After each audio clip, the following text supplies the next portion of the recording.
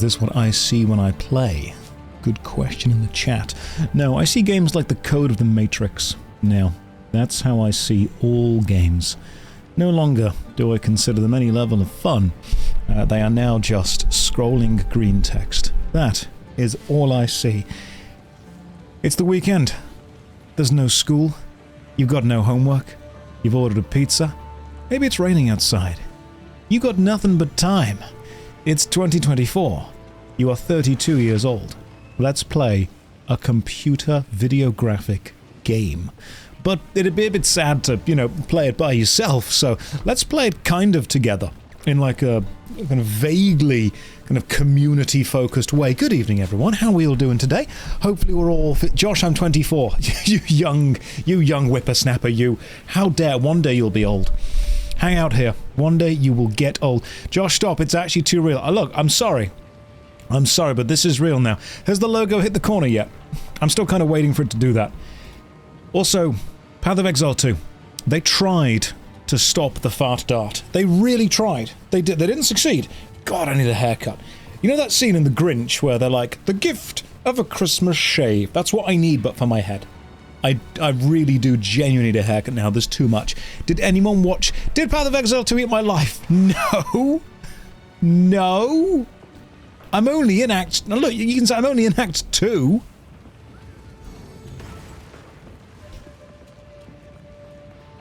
Yeah, I'm only in Act 2. Not even that far in. So, no. Right, where are we going now? Where do we need to go to now? I think we've done the Lost City, search for the buried shrines. Have I... Do I need to recreate the legendary horn thing now?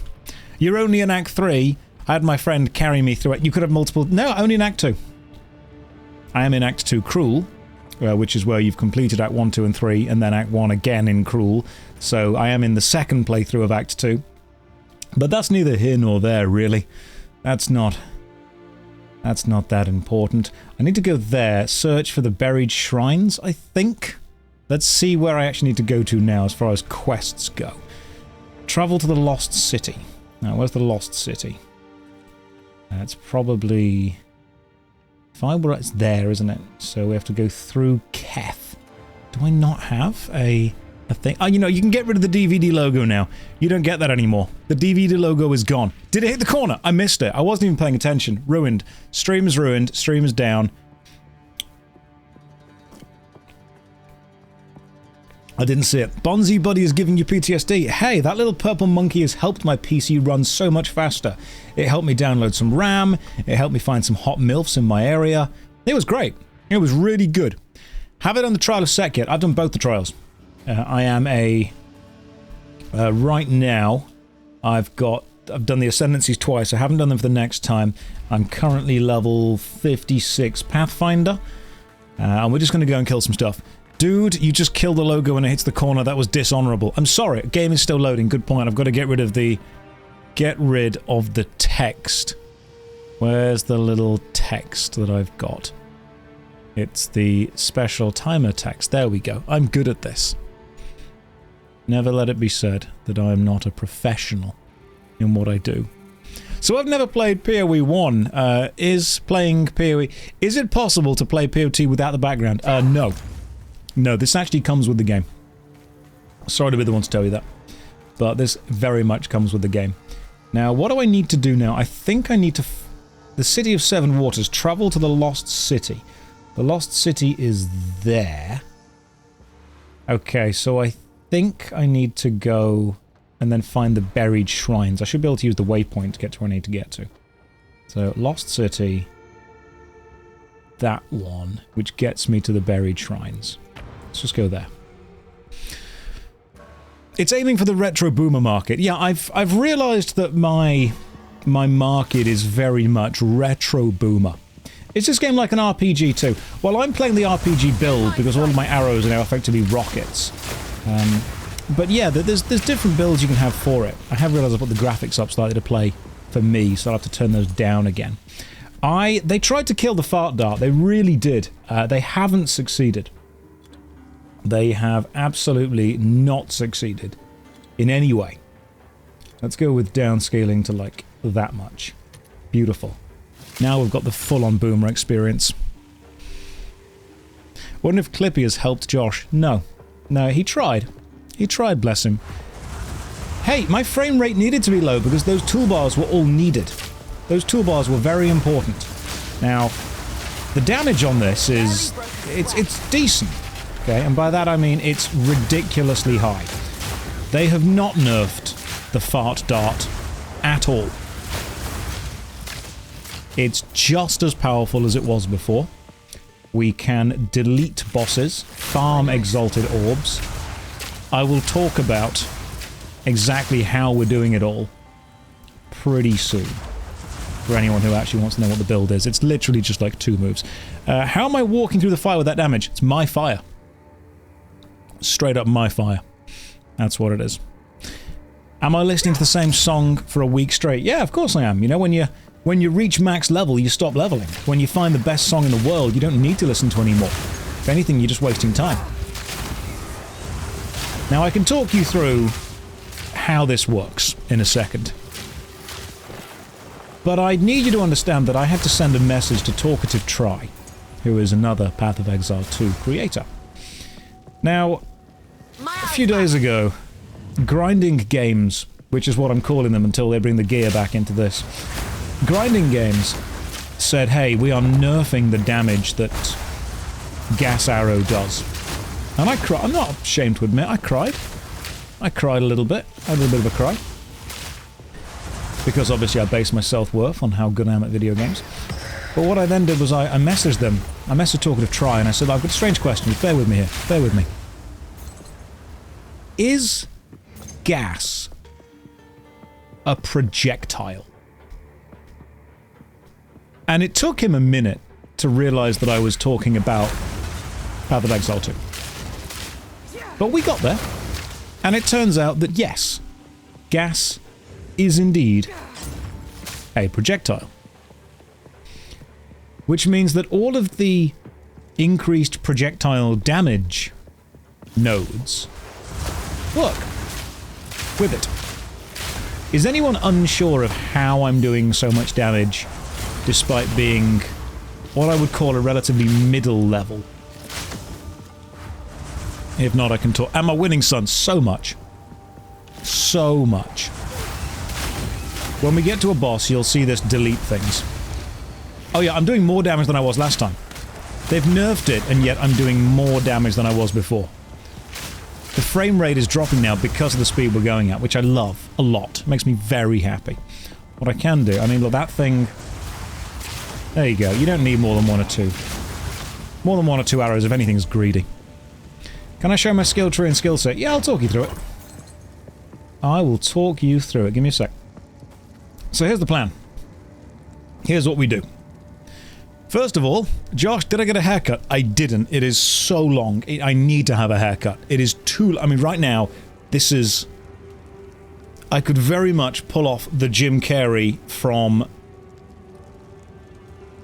the Ace Ventura films. That's what I could do. There's that crazy hair going on. I need a haircut.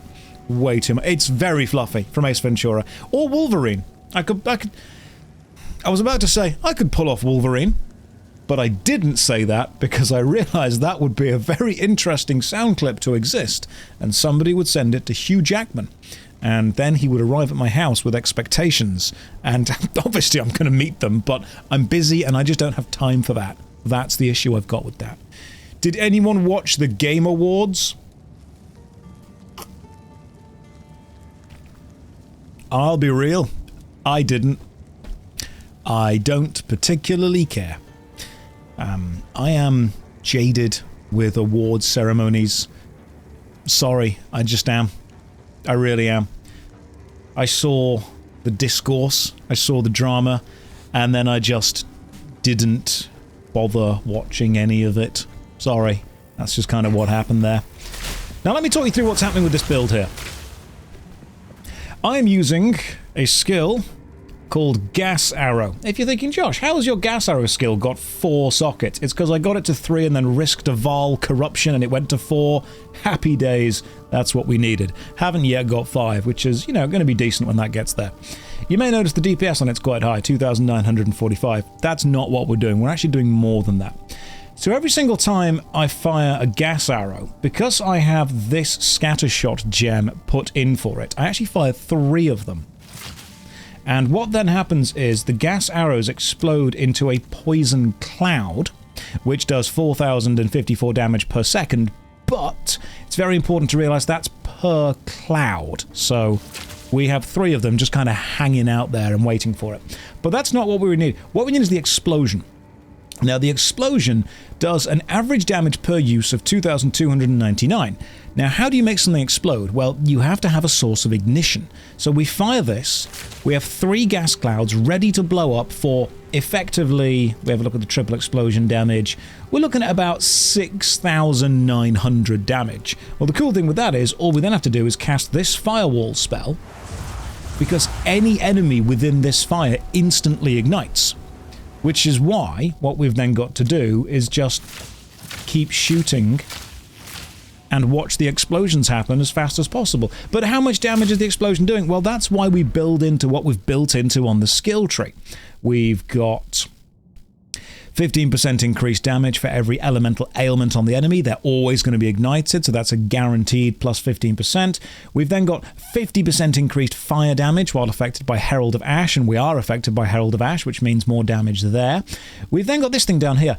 Increases and reductions to projectile speed also apply to damage with bows. So we can make ourselves shoot faster and do more damage. So, for example, if we then go over here and take this thing, 8% reduced attack speed, that's a shame. 40% increased projectile damage, that stacks. Is the fart dart still viable? Let's find out.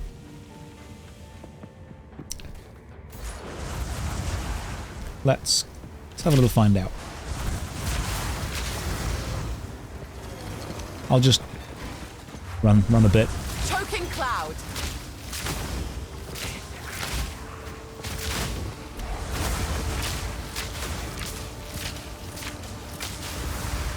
And yeah, seems so. Seems pretty good. In fact, what I've been doing as a bit of a favor is I've just been joining other people's games and then deleting bosses for them.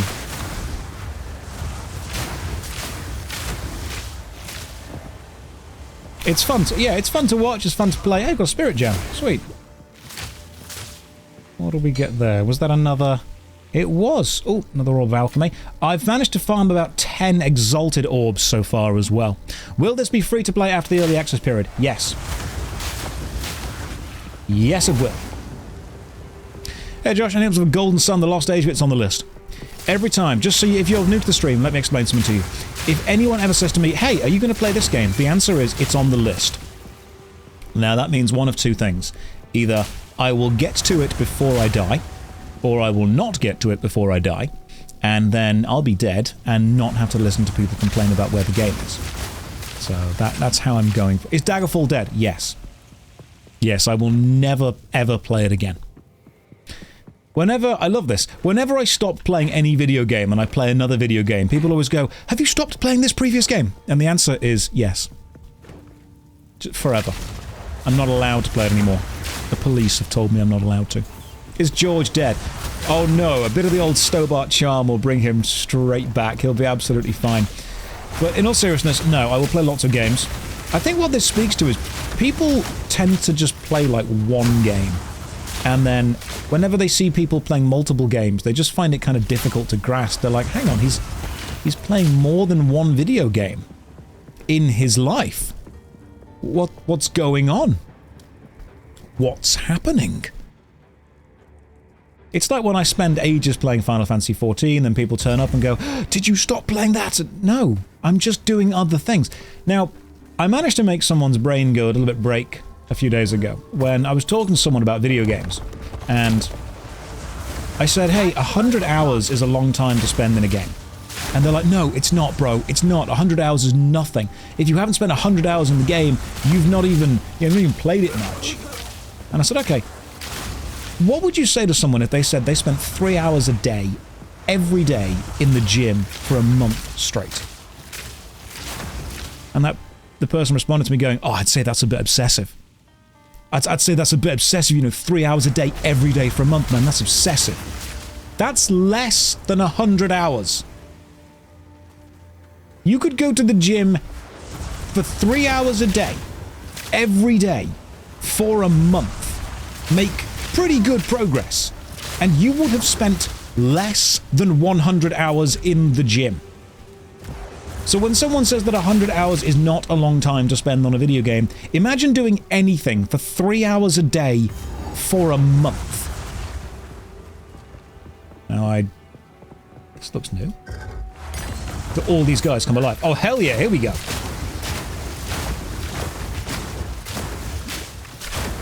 Let's get some explosions going on.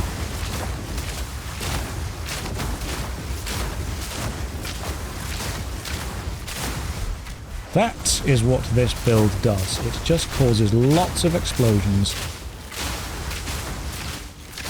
and blows everything up. Now, one person did actually say to me that speccing into the specific thing that I've gone for, the specific specialty, is a bad idea. Let me explain why it's not. It's not for one specific reason. Because I went into, I think it was the Pathfinder, not the Deadeye. This thing here, Explosive Concoction. This grants the skill of Explosive Concoction, and I've got the fire thing. So, when I throw the fire thing at something, it inflicts fire exposure, which gives the enemy minus 20% to that resistance. So what I can then do is I can throw this kind of this thing at them, which reduces the enemy's defense against fire by 20%, and then I just keep shooting at them a lot. Fast. It's kind of the plan here. I mean, respect to the Astrobot and Balatro team for taking the awards. Did you see that Ben Starr did a Balatro advert as well? And he then did a Tabletop Dominion advert, and he's now in Tekken 8. Ben Starr is everywhere. It wouldn't surprise me to discover that I was voiced by Ben Starr. If someone turned around and said, Josh, just so you know, he's been voicing you for the last couple of years, I'd be like, I'd go with it. I'd understand. At this point, he voices... Who is Ben Starr? You're about to find out. He's lovely. I met him in real life. He's a genuinely lovely guy. He's extremely humble with the success he's had. But no, lovely chap. We will be continuing to farm bosses and seeing what I can get. Do I have a plan for this build? Kind of. The only real plan that I have is to pick up bows that fire additional arrows and just slam exalteds in them until we get a bow that fires multiple additional arrows. Because I really want to take this volley gem out of the poison thing. Because the volley gem, yeah, it lets me fire 3 poison arrows, but it also reduces their damage by 40%. So consider that right now we're actually operating... We're not operating at 100% right now. This is not the final build. There are additions to be made to this. And it's going to get even better and bigger by the time we finish it. We've got plans.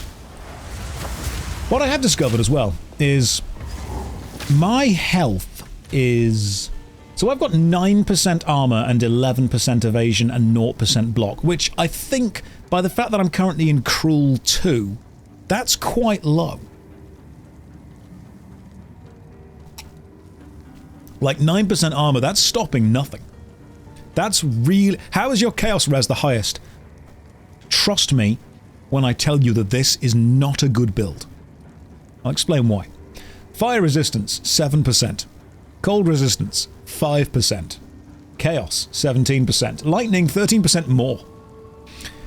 Maximum life, 1000. Total life recovery per second, 28. Okay, we're getting nothing here. But consider this.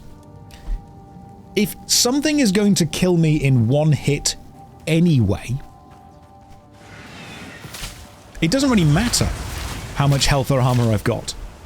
All that matters is the enemy dead before they hit me once?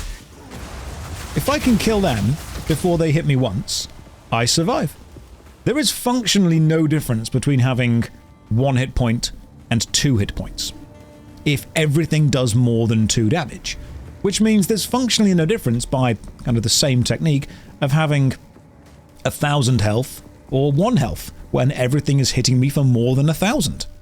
Killing enemies is the best form of evasion. Let's just see how well this works, shall we? All I'm going to do is build up a load of poison and explode it over this guy as fast as possible. My king nears.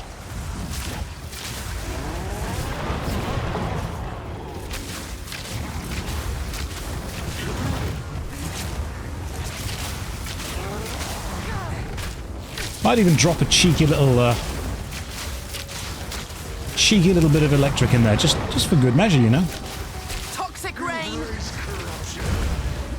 Oh, okay. We've managed to tank 1 hit. That's all we need. Just damage. Just damage will do me fine. This woman certainly. Let's kill the water goddess. Again. Right, you're on fire. Don't ask how we set you on fire, it just happened. What happened to the poison build? I discovered fire. Josh, can we expect a fart dark Gamer Supps flavour? I think if I was going to have a Gamer Supps flavour, it would be whelming flavour, and it would just be vanilla. Peaceful way to go. But her pain. So you're saying you use the Diablo 3 build philosophy, if everything dies? Yeah, if everything dies, I have 100% armor and 100% evasion if the enemies just don't hit me. That's kind of what I'm going for. That's the vibe that I'm bringing to this stream specifically.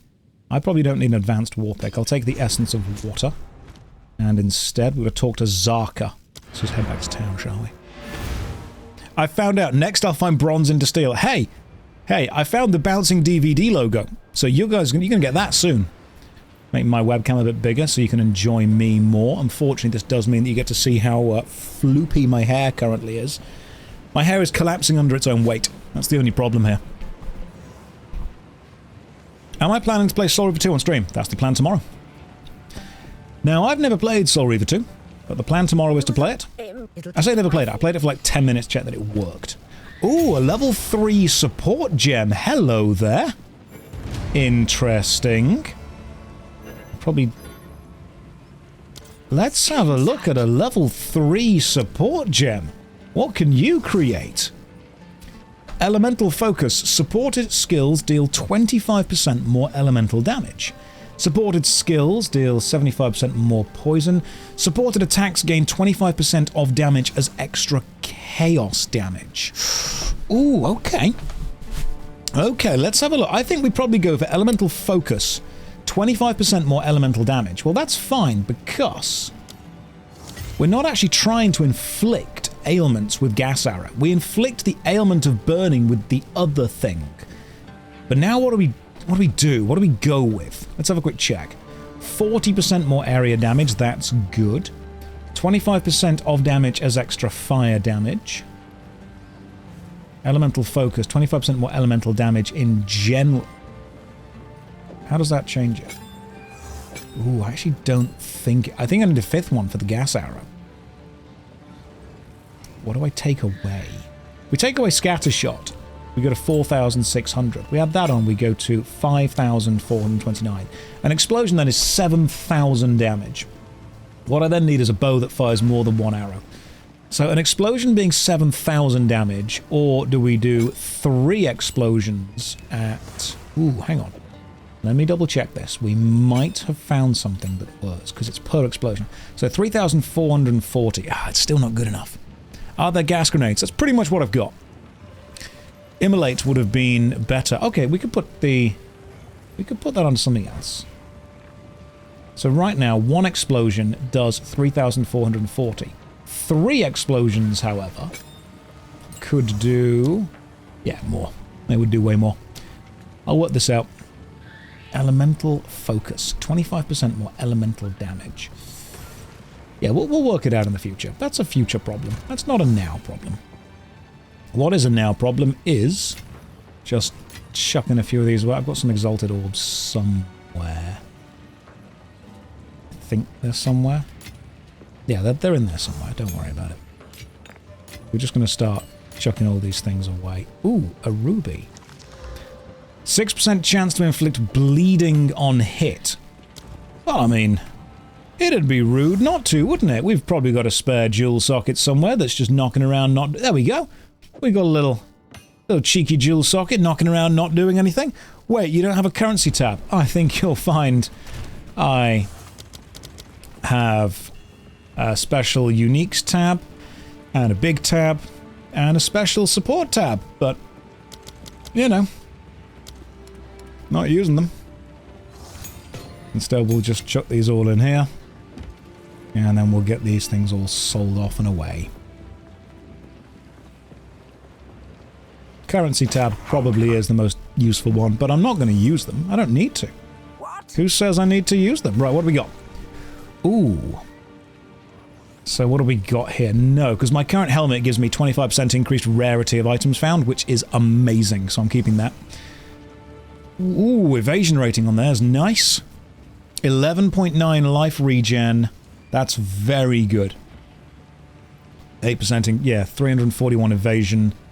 That, to me, that's looking quite a bit nicer. In fact, if we equip that... 18% evasion. We've got it. The build is online. This is perfect. Let's sell some stuff to you. I don't need these things. Bow attacks fire an additional arrow. I do want the dual string bow. The dual string bow is going to be something that I need. I think the dual string bow is going to be the key to making this work.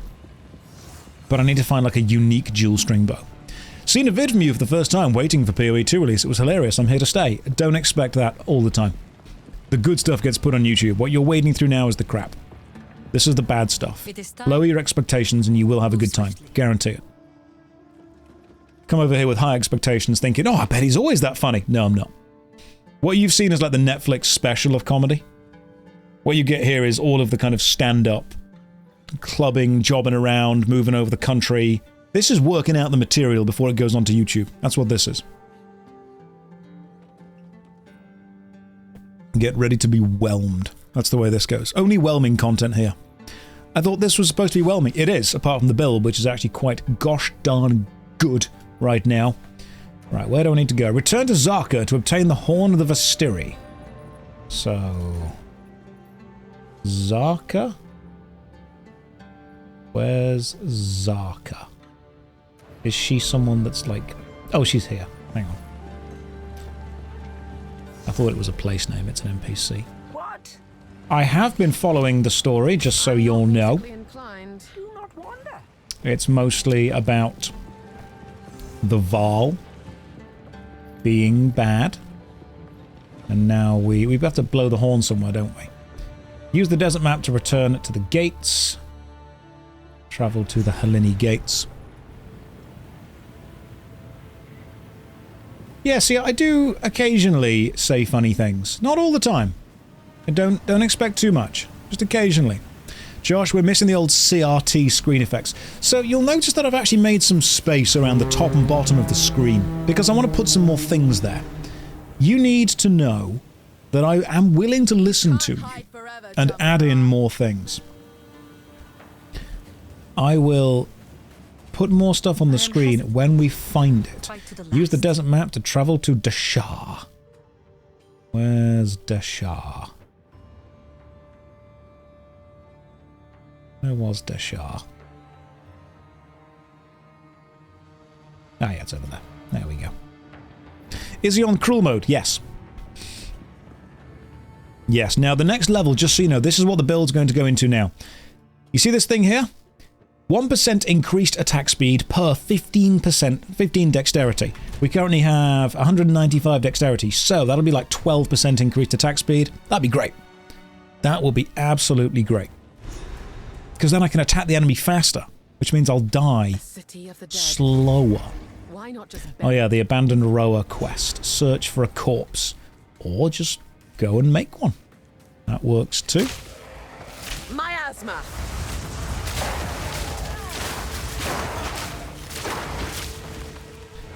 The enemy are either alive or dead. The time they spend between those states depends on how fast I can fire the arrows. Ideally, they spend effectively no time between those states, and die instantly. That's the plan. This build does work. The weakness of this build is I have effectively 0 armor and 0 health. So as long as the enemies stay really far away and die before they get to me, perfect. A ruby charm. I have been joining people's parties back in Act 1, 2 and 3, helping them burn through bosses, just to see where my damage has kind of gone to since then. Yeah, don't need armor or health if you don't get hit. Armor or health, if anything, strictly for cowards. All those warriors that I've seen take hours to kill the enemy? No. No, we don't need that. Just one big explosion. That's all we need. Let's just go and level some life up. Right, so how you guys doing? I have got to a point now where I can kind of play this without paying that much attention. This is the glass cannon. If anything, it's the ass cannon. Because of all the gas. It's the gas cannon. That's what it is. Glass cannons, strictly last year. Gas cannons, very much in this year. All the armor just slows me down. I can't pull the bow back as fast when I'm armored up. I've got to be pulling the bow back faster. I need a dual string bow, and I need it to be like an insanely nice dual string bow. The reason I need a dual string bow is dual string bows naturally fire 2 arrows, which means that I would be able to remove the triple arrow buff from this. And removing the triple arrow buff from this. See, supported skills deal 20% less damage and have 20% less attack and cast speed. So imagine doing 20% more damage and firing 20% faster with another arrow. That would add up. Yeah. Gas with no... It's the glass cannon but with no L. Because this build does not take the L. Beautiful. Absolutely beautiful. Oh, hey, a mod. I have a question. Sorry, I'm kind of a visitor from another community. Jack, it's all on you right now, buddy. I know that you've probably popped into the stream and didn't expect to be completely singled out and, you know, listened to, but Jack, what's up, man? Jack, you can't be joining the stream and then expecting a mod to answer the question. You got me. What's up? How can we help? I've got a cup of tea. I'm listening. Have I heard of hashtag Stop Killing Games? Do you mean run by the amazing Accursed Farms? Ross? Yes, I have. I very much agree with his initiative. I think he's a very smart guy. There must be a way to ignite the arrows without the wall. Yes, there is. There's a helmet in the game. There is a specific, unique helmet that means whenever an enemy comes near to you, they automatically get ignited. I have not found it yet. I am waiting to find it. It is, I think, a special version of a veiled helmet. You have that one. As soon as I have that one, the build comes online. As soon as I've got that, we're all good. What I really need is another dual string bow. Ideally a unique dual string bow. But I'll settle for like a really good rare one. Thank you. Can he stream into you? We need to spread the word to more gamers in Europe. Yeah, I love it. Absolutely, man. I've been a massive fan of Accursed Farms for absolutely years. I love all of his stuff. The Freeman's Mind videos he makes. Honestly, I think his Game Dungeon series is one of the best series on YouTube. The Game Dungeon series is the series that I watch whenever I'm doing research or I'm just kind of painting some Warhammer, I'm zoning out to play some games. If you guys haven't seen Ross's Game Dungeon, he covers some incredible old PC games, and what I think is probably the most impressive thing that he does is actually makes them work on modern systems.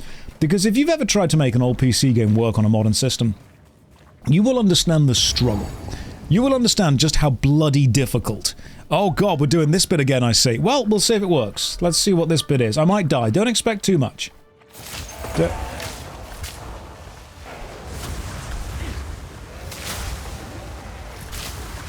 Ooh, they're fast, aren't they?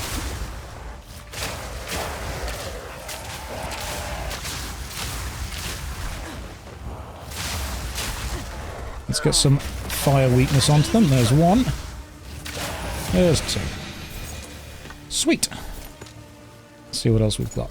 Exalted. And another gin. That was decent. That was fast. Yeah, what's the skill mapped to the right mouse? Gas arrow. Hell yeah. Let's see what we got. Oh, we got the Life Sprig.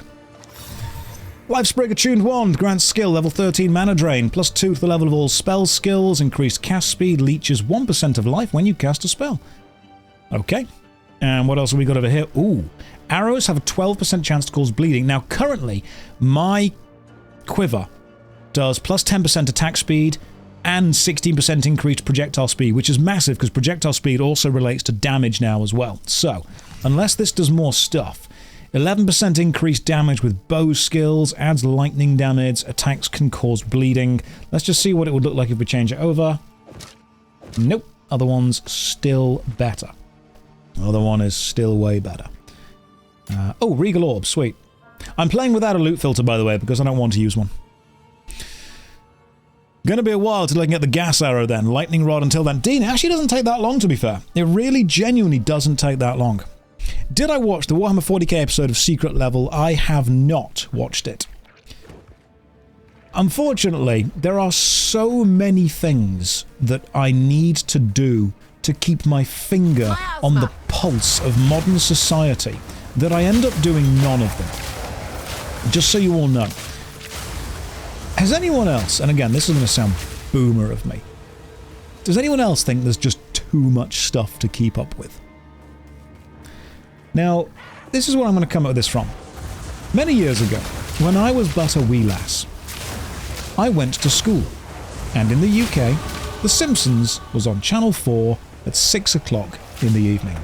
You had The Weakest Link, you had The Simpsons, they were sponsored by Domino's Pizza, which is why those adverts are burnt into my brain. Normally you had The Adventures of Hercules or Xena the Warrior Princess, that kind of stuff. And this formed what we tend to refer to as water cooler shows. Shows which almost everyone watched. The last major water cooler show I would say is either The Boys or Game of Thrones. But since the amount of stuff that we need to keep up with has increased, video games, shows, music, podcasts, YouTube stuff, there's just so much stuff. Our time is spread thin. There is no reasonable way that any reasonable person could be expected to put all of their time into all of that stuff, which is why you tend to find one or two things you like and then stick with them. Unfortunately, because the internet is now more connected than ever, I get more people who are involved in certain subcultures of things contact me and say, hey, have you watched this? And the answer is no, because it's one of 100 things that I need to spend an hour doing, and I don't have 100 hours free a week to do this. I do genuinely believe that the increase in the availability and the quantity of art is in general a good thing, but it does mean that you don't ever get something that everyone in the culture connects to. It sounds strange, but if you have less choice, a larger percentage of people end up making the same choice. And this means that when people get together, a larger percentage of people can simply discuss the events that they're all up to date with. It's one of those things like Coronation Street or EastEnders in the UK. You watch a soap, when you go to work the next day, everyone watches the soap and gets to talk about it. Choking cloud. Does anyone else find it a little bit sad that because we have so much stuff, we've actually lost the everyone knows what's going on kind of vibe? A limitation on choice means that you simply have a larger percentage of people who all make the same choice.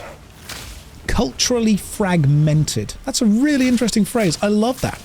Now, I was talking about the psychology of choice a few days ago. There's a really interesting experiment, actually. People on the stream would have heard me talk about this before. There was an experiment with pasta sauce at a supermarket where they gave people two choices of pasta sauce. You know, A or B. And people chose one of the two, and then there was a survey done afterwards going, hey, how happy were you with your choice? And predictably, about 50% of people were happy. So then they added way more pasta sauce into the next possible choice, giving people, you know, far more choice. And they said, hey, how happy are you now? Ironically, the happiness went down. Because human brains work in a weird way.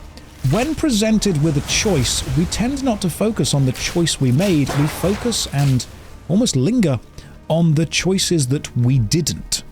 And the more choices that you don't make, the more you linger on that, the more intense that feeling becomes. It's a level of analysis paralysis where when you give someone too much choice, they don't make one. It's not the choosing that makes people happy, it's the fact that they don't need to choose. You can use the same trick with a child. If you say to a child, hey, it's bedtime, do you want to go to bed? They'll go, no, because their choice is, I don't want to do this. But if you say, hey, right, it's bedtime, do you want to go to bed now or in 5 minutes?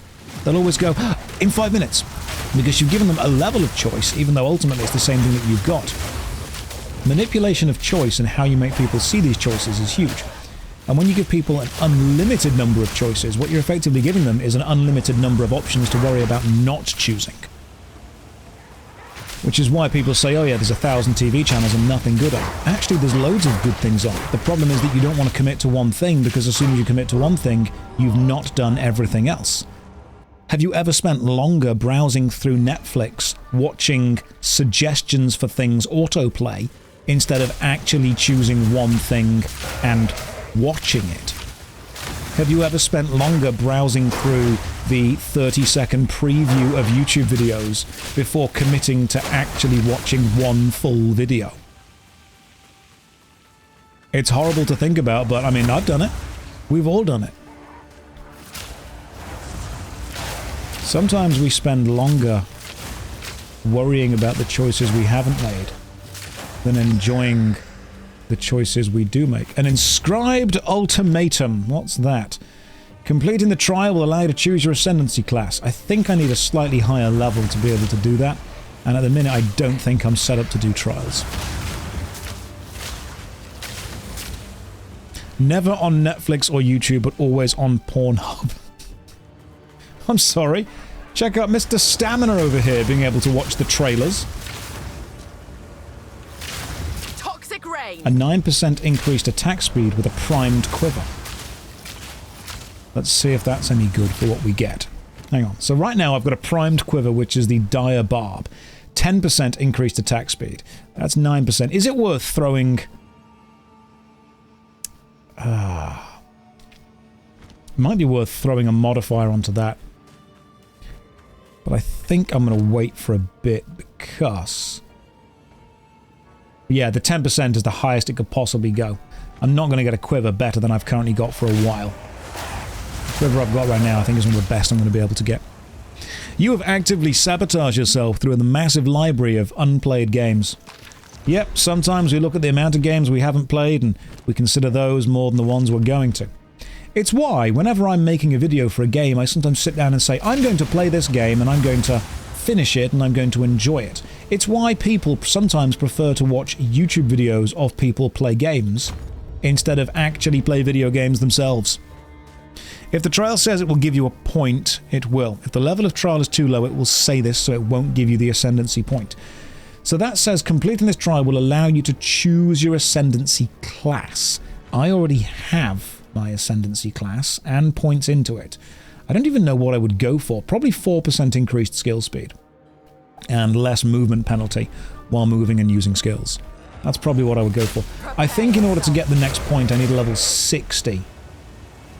Correct me if I'm wrong on this, but I think I do need a level 60 area thing. Ooh, a golden chest. Let's pop inside here, blow some zombies up.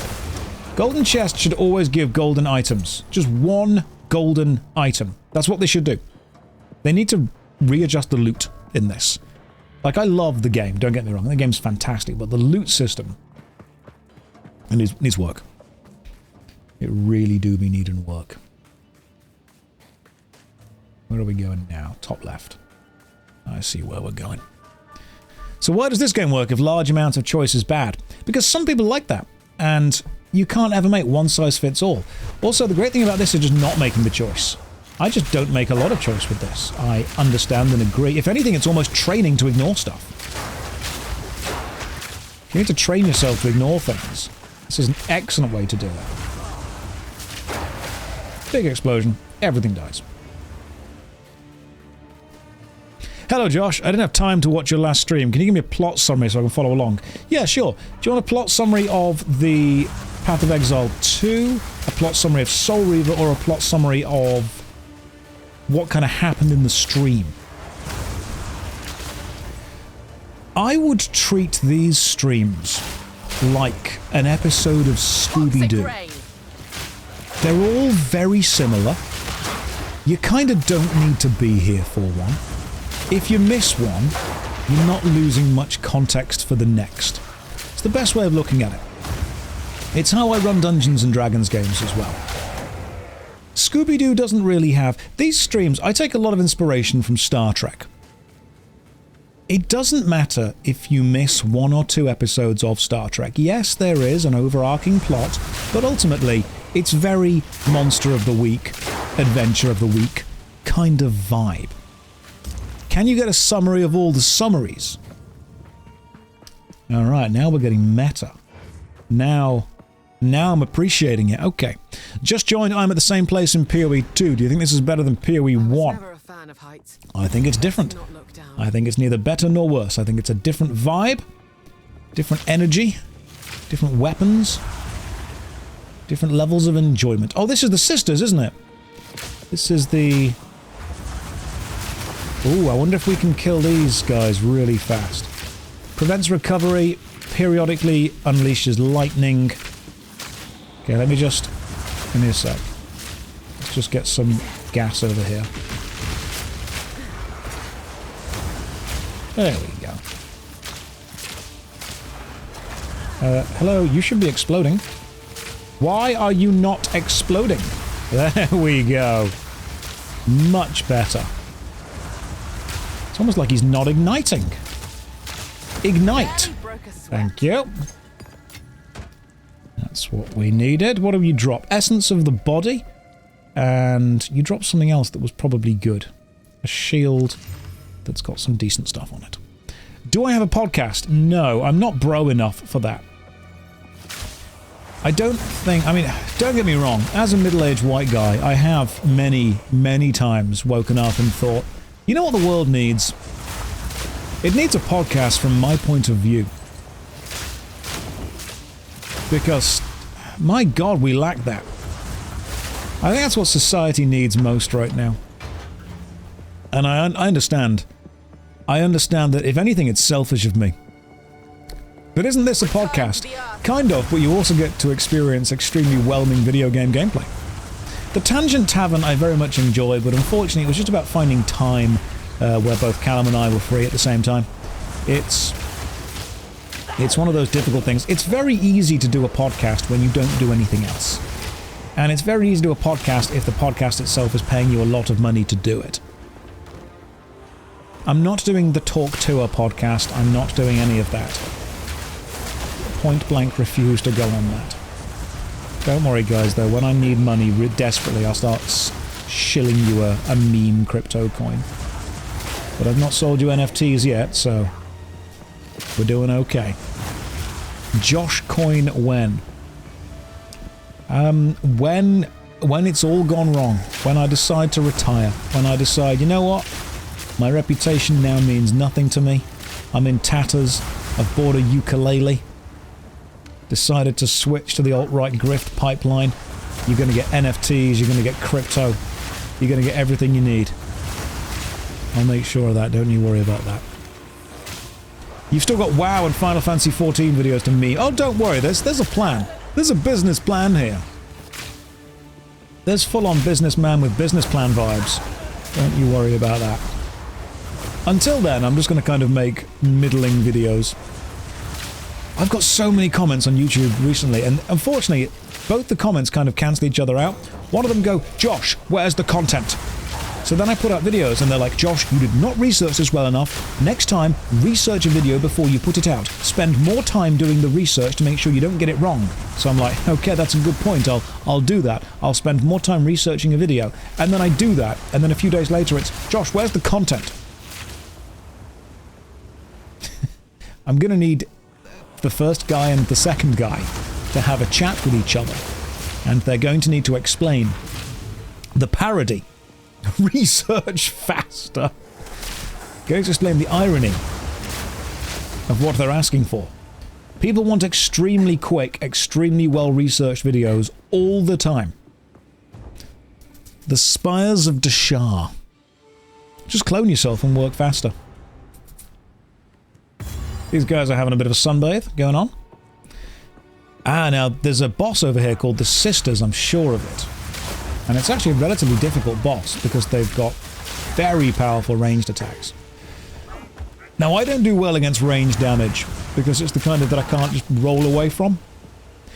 Has anyone joined since I explained how good my armor and evasion is? If you've played Path of Exile 2, where do you expect... This is Cruel Act 2. Where do you expect my armor and evasion to be by now?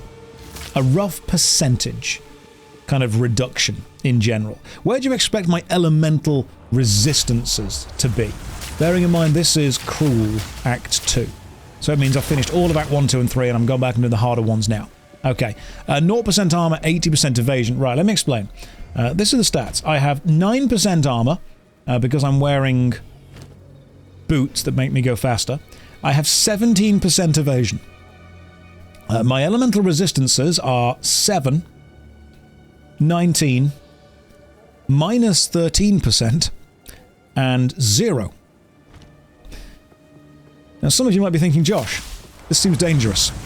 Let me explain. My asthma.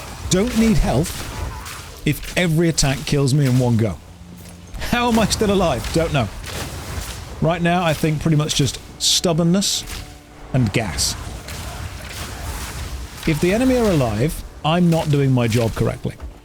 Why the low evasion? Don't need to evade. Just press spacebar. All I need to do is kill the enemy before they kill me. If I can do that, everything's fine. That's it. How many times have I died? Let's not discuss numbers. Ultimately, as long as I succeed in the end, everything's fine. This is true gaming. This is gaming hours, this is. I'm very much enjoying the RPG build, which is just straight up explosion damage. I didn't even see that thing's health bar. Enemies don't need a health bar. Did I watch the Gaming Awards? I did not. I'm a jaded, cynical old man, and I see a lot of award shows as just giving out awards to your friends. So that's just, unfortunately, maybe it's not with gaming as much, but I worked in theatre for a long time, and most of those award shows are literally just massive, huge circle jerks of people that have money. So I'm jaded with that. I'd love to be wrong, don't get me wrong, I'd love to be wrong. My asthma. Unfortunately, I'm just a little bit jaded from my experience within the in the industry. If you enjoyed it though, great. Good. I'm glad that you can. I have found it... There's an old phrase. Everyone wants to enjoy eating a sausage, but nobody wants to know how the sausage is made. Unfortunately, because I've peeked behind the curtain so many times at exactly how all of these systems work, I am just a little bit old and bitter about these things. That's kind of it, really. I enjoy playing video games. I don't necessarily enjoy the pomp and circumstance that surrounds a lot of the award shows and ceremonies. Did Balatro win? Oh no, Astrobot won, didn't it? Astrobot won. I've not played Astrobot, but I played the demo for like the PlayStation 5 thing, and that was cool. I was talking a few days ago about how I really enjoy video games being shorter. Like a focused 8-hour experience, to me, now has more value than a massive 100-hour-long RPG. And I was watching a video from Circle Toons HD, where he literally says exactly the same thing. He says that he's starting to appreciate and enjoy 6 to 8 hour curated high-quality experiences instead of 100-hour collectathons. And as soon as I saw that video, I sent him a message on Twitter being like, dude, spot on, absolutely nailed it, beautiful video. And he responded quite quickly, just saying, you know, thank you very much. He seems like a lovely guy. You are relentless. Right, let's see how fast this boss can go down. Might take a while, might not, don't know. Prepare to die a lot. Get ready to see me die.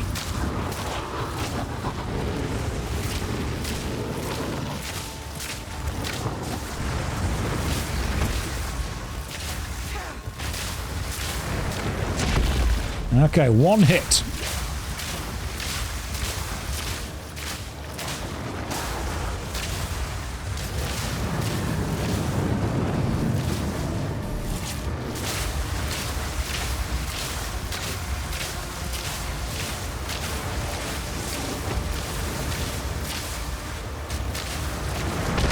Two hits.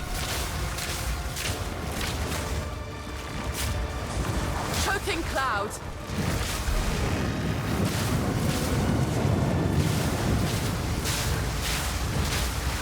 First try. We locked in. We locked in and we focused. It was very nice that he decided to set himself on fire. That did make killing him substantially faster, to be fair. And we got an unset ring, which is cool.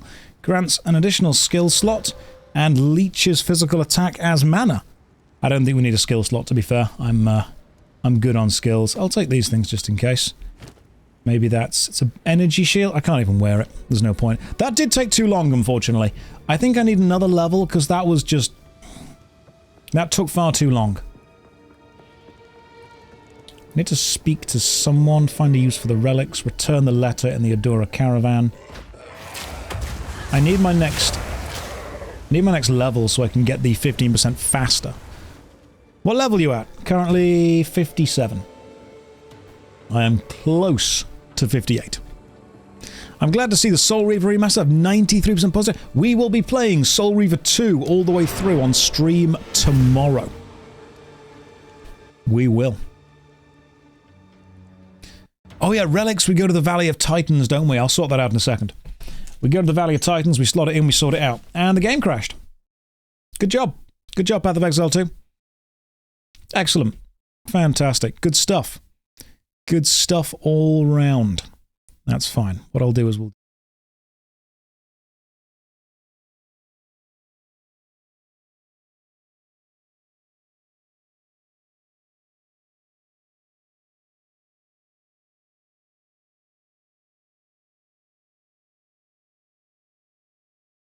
Alright, we're back.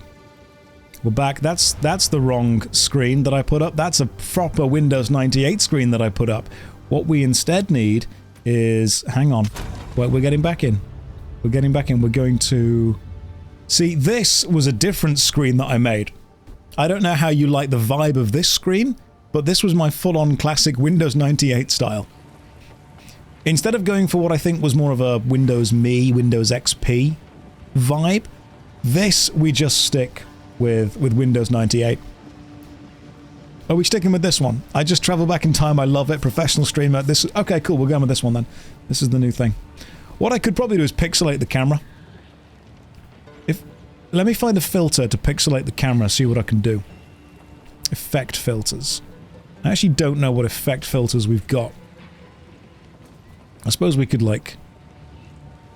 what effect filters do we have? Image masking? No, that wouldn't work. Is this easier on the eye? Alright, we can go with that. Let me add a filter to try and make the camera slightly more... slightly worse. Lovely. That's actually quite... okay, hang on. Alright. Alright, can I 8-bit PoE? Add more chest hair. Just change the camera resolution. Let me go to properties, Elgato face cam. Let's change the resolution of the camera. This is as low as it can go. What I can do is put the FPS down to like 30. Oh, right, now we're gaming. Now this is true gaming hours. Perfect. This is what we need more of.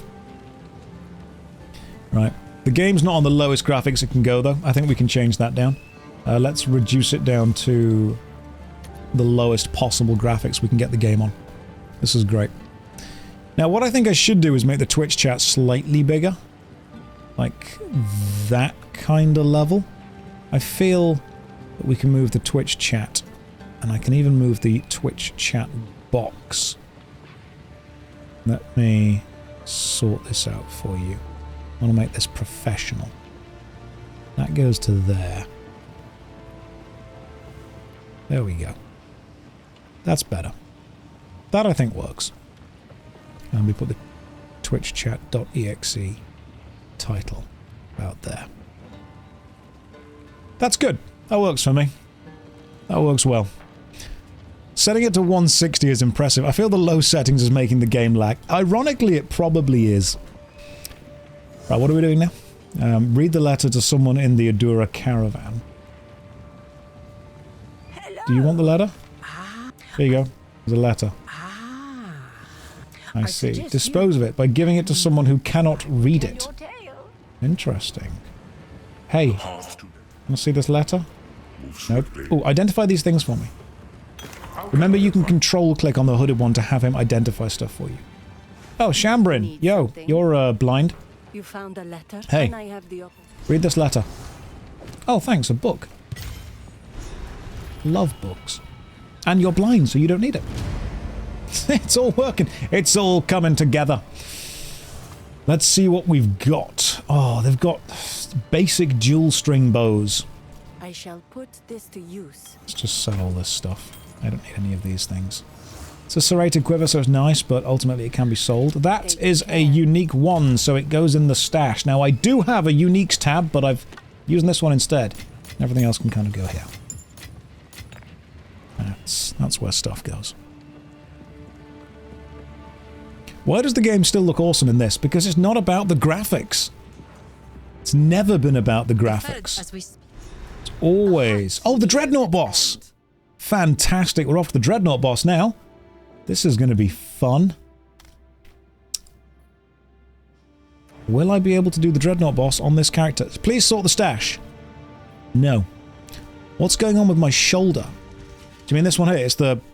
It's the shadow from the microphone. But Josh, please, fine.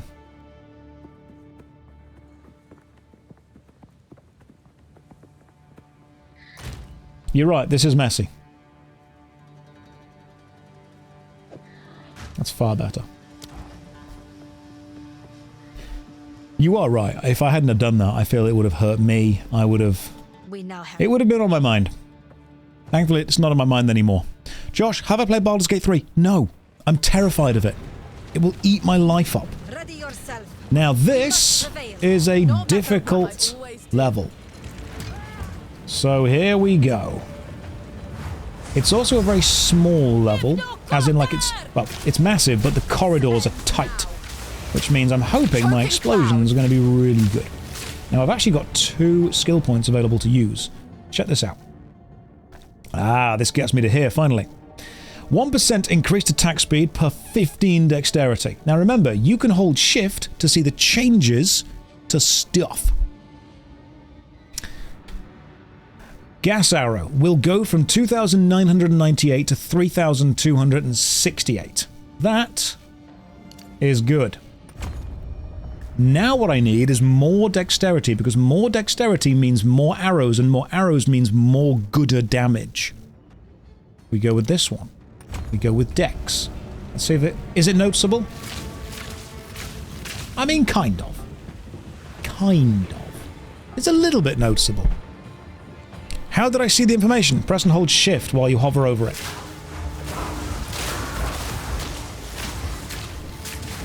It's not as much as I expected. No, it's not as much as I expected either, but what I can tell you is that the gas arrow, the explosions are doing 2,299 damage each, and we're doing 3 of them at a time. So, we're still blowing up all but rare mobs within 1, sometimes 2 shots. And we're just moving through the level, slowly, farching our way. Remember, this is 100%... This is the gas cannon, which is like the glass cannon but with no air. It works. Will it work on the boss? Don't know. We'll find out. I've not watched the secret level thing yet, no. You're watching at 360p for the ultimate experience. People have been chasing graphics, and you know what? We've been doing it wrong. Forget that. Don't chase graphics. Reject modernity. Return to tradition. 360p, 30 frames a second. I'm tempted to start rendering my YouTube videos in 24 frames a second for that true classic cinematic experience. Believe me, if we could do a 4:3 ratio, I would do. Just, I'd play it in a square, if we could. Also, I leveled up. Which is 25 to dexterity, which means my arrows will do more damage. Sweet. Nice, okay, dexterity, dexterity, dexterity. This is very good. We just do more dex. Yeah, this is working. So the JSH anime confirmed. I would... If I had to do an anime, would I voice myself or would I get Ben Starr to do it? That's the question. I feel that Ben could do my voice better than I could do it. If I could find a CRT filter for OBS, I would. If anyone's out there and knows of a CRT TV style filter for the OBS camera overlay, let me know and I'll find it. I'll do it.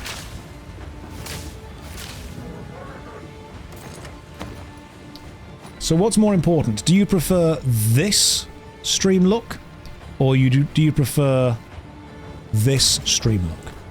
Because this stream look is much busier, but it's much more memey, if you will. This is kind of like silly, jokey, fun, aware of the memes, everyone gets to see what's on the screen for a bit. This is the meme build.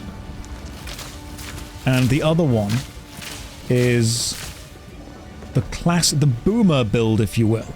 The other one is the classic, the boomer. I like the busy one because of the color being a little gentler on the eyes. Oh, really? So we're going to go with this one. You might be looking at Retro Effects plugin for OBS. It seems to have a CRT. Oh, sweet. I'll have a look at it. Retro Effects. I'll see what we get. I can't guarantee I'll be able to use it, but I will definitely see what we get. Let me just have a quick check on the Twitch activity feed. Beautiful. Now I can see what's going on. Thank you if you just followed, by the way. Welcome. Choking cloud. The classic build reminds you of school. That's kind of what I was going for. That's what I was going for. In the live action, I should be played by Henry Cavill and voiced by Ben Starr.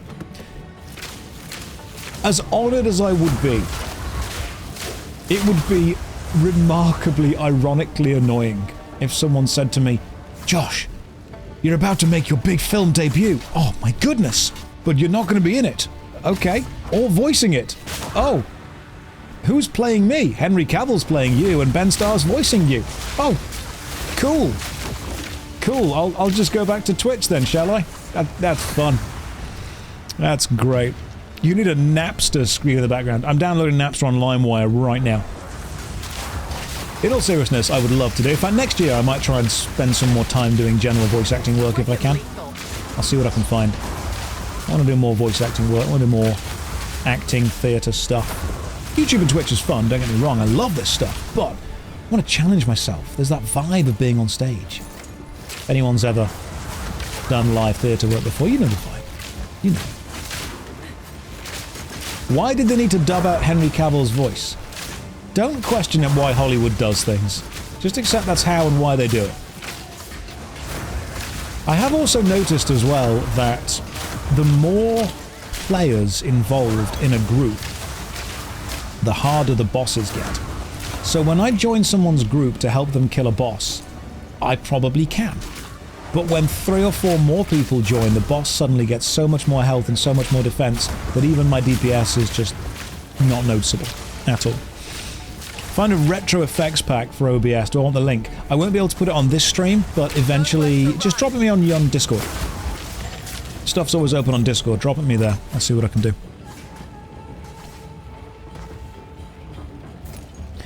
So what's everyone been up to this week? How's the week gone? It's 2 weeks to Christmas. Who feels old? Josh has some sharpening filter on his webcam. Yes, I have. We've made it look like a classic 80s thing. Well, 90s, I suppose, really, isn't it? Windows 98. The reason people dislike this map, by the way, is it's way too big. That was a level 3 support gem as well. I don't know. Oh, another Exalted. Nice. Remember that I'm not using a loot filter, so we need to just be paying attention for Exalteds. The massive 250 MMO review video is being edited as we speak. That's being sorted. Also, what did I get just then? I've got an Exalted utility belt, which is... guessing does nothing. Oh, nice. More armor. Cool. Let's see what this level 3 support gem does, if anything good. You're looking forward to the video? I'm looking forward to the video being done, to be honest. Alright, level 3 support gem. What we got? Ooh, Chaos Infusion. Interesting. Gas Arrow I've already used everything up on, and I don't want to use more on. Flame Wall... I don't know if I can use Flame Wall. +1 to level of supported fire skills? I mean... yes? Ooh, Herald of Ash. Cannibalism. 4% of life recovered on kill while a supported skill is active. That's... yeah. Okay. Cool. So has that gone up or down? I want to check if that's changed anything. Why is Herald of Ash not currently active? Additional reservation, 15 more spirit, which means that we're reserving 30, 50, 70 spirit, and I've got 60. It's a problem. Right, let me just take this down. Do I want 4% of life recovered, or take you out? Oh no. Can I put you... okay, cool, that's the best way to do it. I need more... I need far more spirit. You get +40 spirit. Am I still doing the fart dart? Goddamn right I am. When you reach max level, you stop leveling. When you find the best build, you stop building. This to me looks like the boss, but it can't be. Oh no, it's just a more elite group of mobs. Hang on.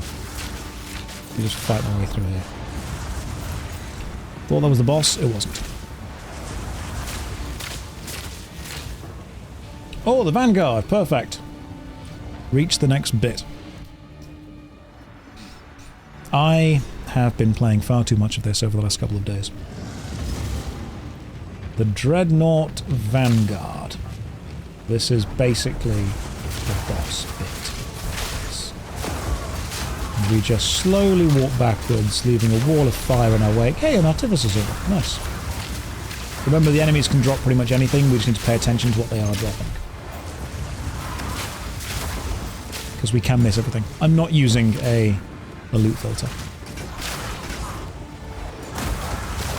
Because we're going for that classic vibe. You've had a lot of success with 40k YouTube and set it on my own. Would I be interested in voicing a script? Yeah, absolutely. Send it across. I can't guarantee that I've got a hell of a lot of free time until after Christmas, but send it across, we'll see what we can do. Always happy to work with stuff. I've done smaller voiceovers for kind of other channels for us, a little favour, a fun thing. People always joke that most YouTubers know each other, and I think what it is most YouTubers just tend to reach out and chat to each other in a kind of very nice, genuine way. Well, we'll make... oh, there we go. There's a gold guy.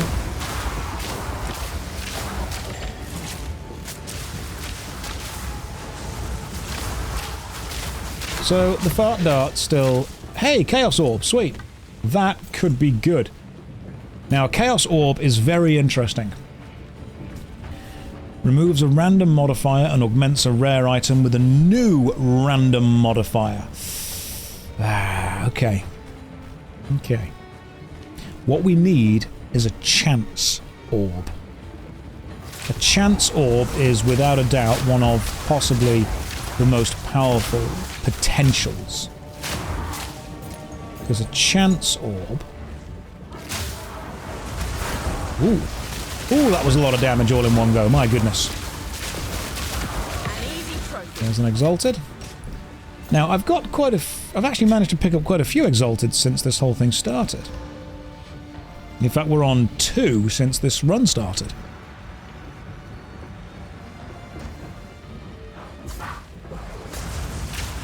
And I think the reason for that is my hat gives 25% increased rarity of items found. Unlike Path of Exile 1, where an Exalted Orb is something to be coveted and is precious and is amazing and should never be used, I've just been slamming them into things. I really have. I've been like, blue quiver? Why not? Let's go for it. Let's get it to gold, slam and Exalted. Pair of boots I'm never going to use? Cool, let's do it. I'm not being precious with these things. I'm really not. I probably should be, because they're really valuable. But I am not being precious with them whatsoever. Stream is chaotic neutral, as always. You wait till we change to this. Now we're in classic mode. I'm going to switch between classic mode and meme mode, and you guys can tell me which one you prefer. Right now we're in classic. Yeah, there are always more Exalteds to be found. Always more Exalteds. I just don't want... If they want to use them for crafting, then they can't be rare. They just can't. Did I put some makeup on? Nope, just switched to a crunchy camera.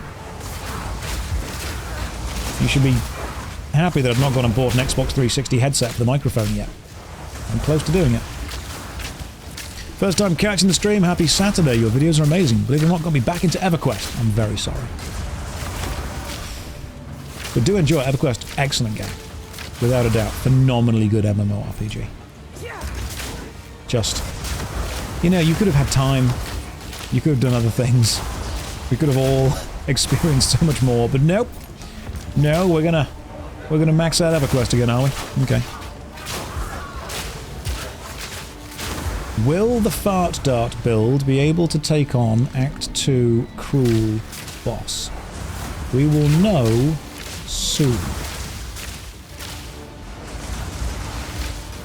When I level up again, I think what I want to go for is just more dexterity.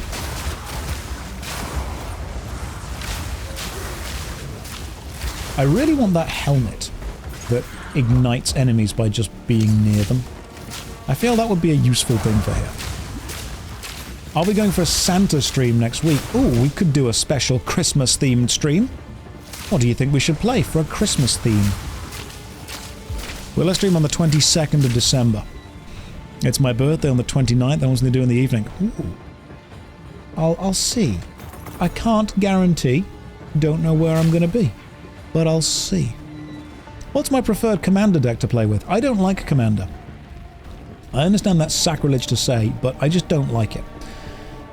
I liked Magic the Gathering Commander when cards were not made for Commander, and instead the community just found ways to make things that shouldn't work together. Now, because everything is effectively made for Commander, everything is designed to work together in a weird way. I think Commander is the absolute worst possible way to learn Magic the Gathering. And every single time a new player says to me, I want to get into Magic, and one of my friends says, oh, you should play Commander, I slap them. And I'm like, no, they shouldn't. Why would you get a new player into a more complicated version of an already complicated game with specific rules and, you know, commander damage and special poison interactions and eminence and all that jazz? Why would you try and make someone learn a complicated game in the most complicated way? Commander was designed as a way to test the judges of the game. How often does that conversation happen in my life? Maybe once or twice every day, kind of thing. You personally can't stand 1v1 anymore. I see Commander is the main game mode. I like 1v1 in Modern or Standard, but the best Magic the Gathering game mode is Draft. It just is. Draft or Constructed, where you open a couple of packs, build something there and then, and play with it. That, I guarantee, if you want to become a better Magic the Gathering player, Draft. Draft or play Constructed. You will learn how to build decks. Limited is king. Drafting is king. So to answer your original question, whichever deck ends the game quicker. If people say, oh, we're going to play Commander for the next 4 hours. Alright, cool. I'm playing Poison Rush. We're all dying in the next 20 minutes. That's it. If someone says, oh, I just like playing Commander because it's fun, we're playing Sen triplets, and I will prove to you it's not. My Commander decks are very much based on the kind of point that I need to prove at any given time. Oh, but Commander's balanced. We're playing Edgar Markov, we're playing Eminence, you're dying on turn 3, it's not balanced at all. Blightsteel Colossus in ninjutsu, that's what's happening.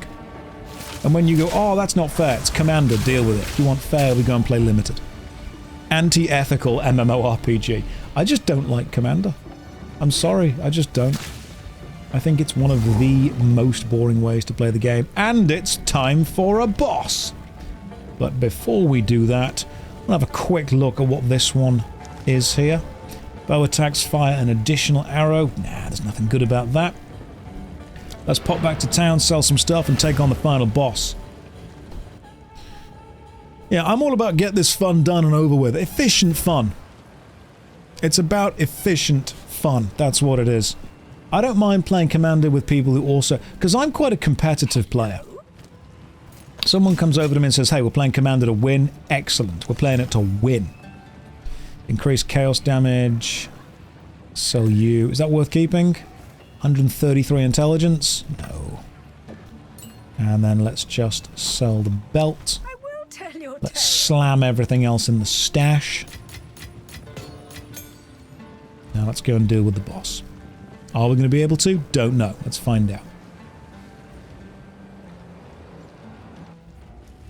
You're playing Group Hog. You want everyone to win. I'm playing Phyrexian Unlife and Solemnity Lock. If you haven't got Destroy Enchantments, then I'm sorry, but the game is going to go on until I win. That's just how it works. That's a good-looking ring just there, the Gale Twirl. Someone linked it in the chat. Okay. You again. I think this is the final boss of Act 2. Do you even know what he is? Correct me if I'm wrong. No matter. You'll Pretty find my sure king that's the far more beast. capable than Count Geonor. And this is the final boss of Act 2. Here we The go. power you were promised. Let's see what we can Put do. an end to this nuisance. Oh, everyone get ready. Good luck. Thank you. Bow before your king. Choking cloud. Submit! You are finished! Right. Good start. Now. It's a good start. Now, what you have to remember is that I've got effectively 1 life.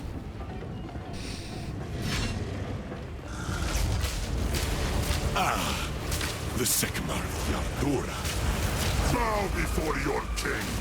The Medicates are not bound to king! Submit! I have 1 life. And as long as I can burn him down before that 1 life ends, we're doing okay.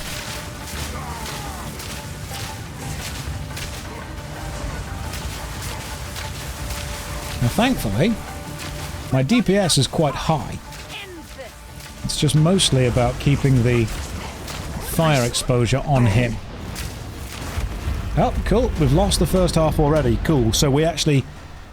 I think I skipped the first bit of the sandstorm then. Impede my enemy. Blood. Our gift to you. Patience. Got to stay far away, occasionally using my double attack to fire 6 arrows instead of 3. We will blot out the sun. I will erase you. Well, we're doing damage. Put it that way. Whoa, we're doing damage and we died. Right. Archer is going to be nerfed and it's my fault. Hey, look, I died. This is fine, see? I died. It's okay. Occasionally I'll die. The Sycamore of Yardura. Bow before your king. What I need to do is keep the fire exposure damage up on him. Of the desert. Oh, hang on. I actually don't think during this bit you can hurt him. You just need to keep shooting enemies that appear around him. Oh, apparently you can. Okay, hang on. Need more time.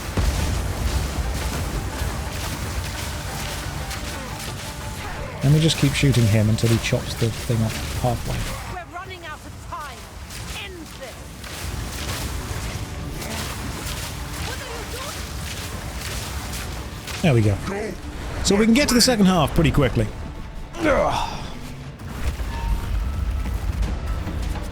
Remember, I'm probably under-leveled for this, to be fair. I've not done quite a few of the extra stuff.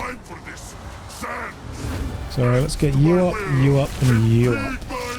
I want to get as much static stuff on you as possible. God damn it. He hits me once, I'm dead. There are other choices we could make. What are my elemental resistances looking like? Oh, I'll show you in a minute. They're pretty high. They're pretty high. Most are in single digits.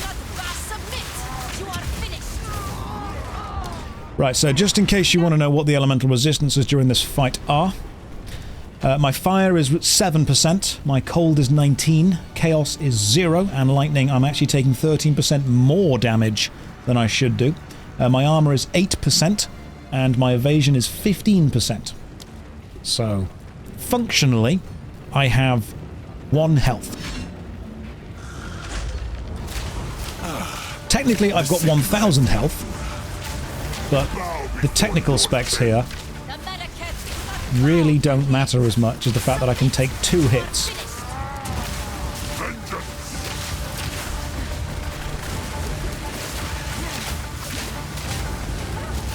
The damage is good. That's pretty much it. Now, the damage is excellent.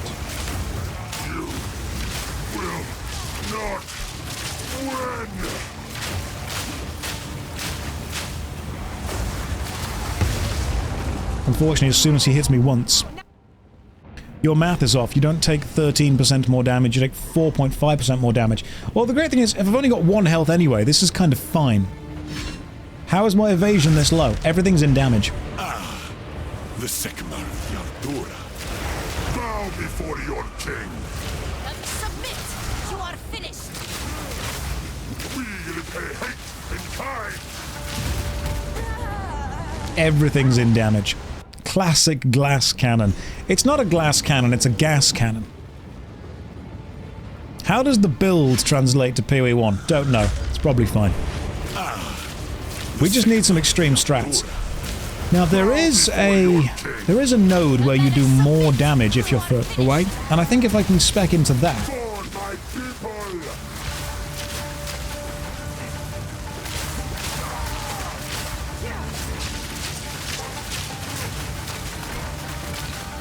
Because getting to the second phase should be possible. We're running out of time. End this. I will hold this oppressor at bay. Okay, cool. Getting to the second phase we can do. The second phase is the... This is the problem here. I don't have time for this. Sand bends to my will. Impede Toxic my rain. enemies. Take our hate. That bit is the problem. Maybe if I stay near him. Maybe that's the thing. We hug him. Let's try a bit of a hug. There is a node where I do more damage if I'm closer. Maybe that's the plan. Maybe it's actually I'm not... Maybe I need to start rolling through enemies more. For my people. Okay. I mean, it kind of works. I actually do more damage if the enemy have stuns. We're running out of time. Well, that kind of worked.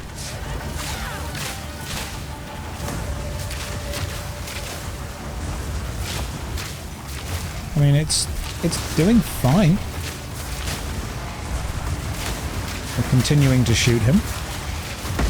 Take both and just stand in the very middle. Come on, do the thing where you cut the thing in half.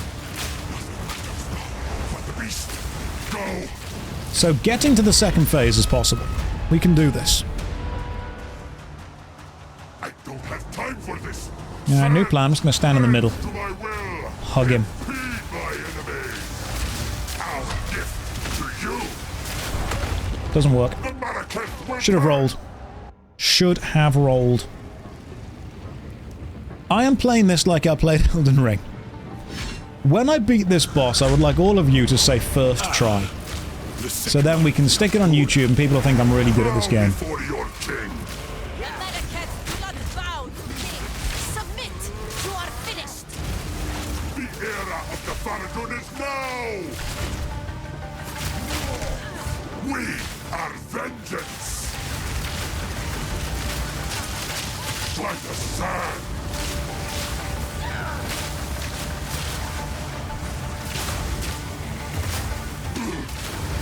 Yep, so that's probably good enough to get into half. Ooh, some damage right there. See, sometimes I don't even know where the damage comes from. I just know that it happens. We're running out of time. End this. My queen! Take the beast! What are you doing? Here we go. Create a public party for this fight. Oh no, no, I've got this. I will do this. Bend to my will! Impede my enemies! Oh, okay, hang on, I can just dodge. I didn't even think about that. Blood! The mannequin! I cannot give up! 10,000 spears!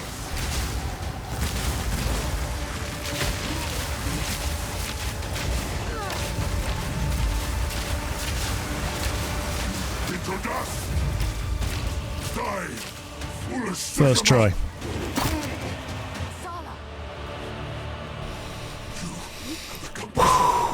It was difficult.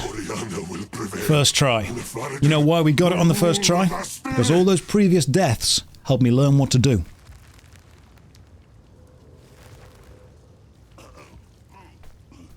Hey, get up. Then you can go and kill him. This is not over. Not yet. Jamara!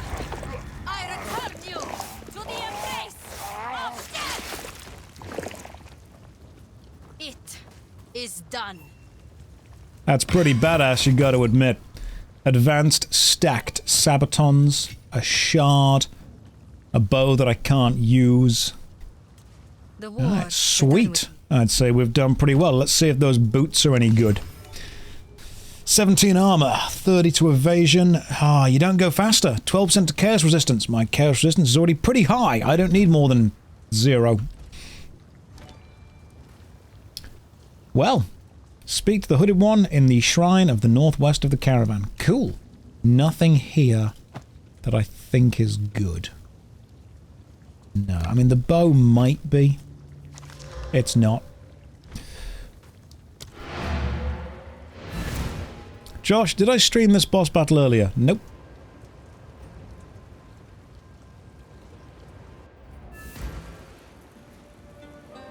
Armor is pure for strats now in PoE 2. No, we're just... Right now. Don't judge my build. Don't use this as an example of a good build. I guarantee it isn't a good build. What does the jewel do?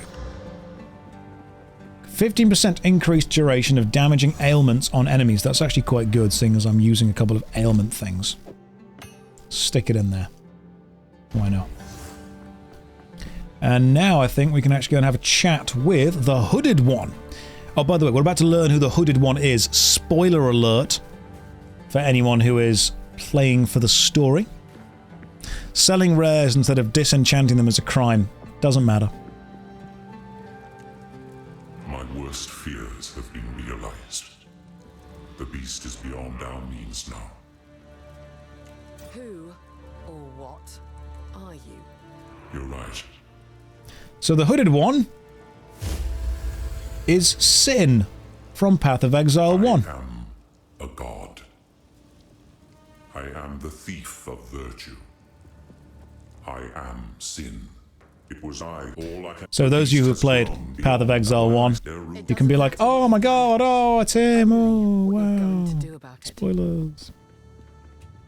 Did you live stream the Game Awards? Nope. Oh, it's the guy. You know the guy from The Thing? It's him. It's the guy from The Thing. And now ask Asala to travel to the marshes. Yes, we can take you. Until then. The beast has grown too powerful. We can no longer contain it through mortal means. There was once an empire that embraced corruption. They studied it, mastered it, and became the greatest civilization the world has ever known. But it led to their destruction. Our allies will continue the pursuit of the beast, but we shall undertake a different search. So the Val they were just cheeky chaps, to be fair. They were cheeky little chaps, and they did a lot of bad stuff with human experimentation, and they worked out how gods worked, and they cut a lot of people in half, and they took some brains, stuffed a couple of gems into people's faces. You know, usual Evil Empire shenanigans. Okay, so enemies are a bit tougher now. I will remind you all that I've got just enough armor to survive this. Why? It was very demure at the time. It was the vibe. Everyone was doing it.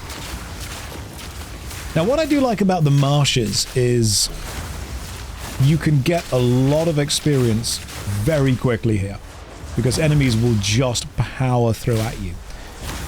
Now, a lesser man would probably put some of those levels into defense, elemental resistances, avoiding things, more life.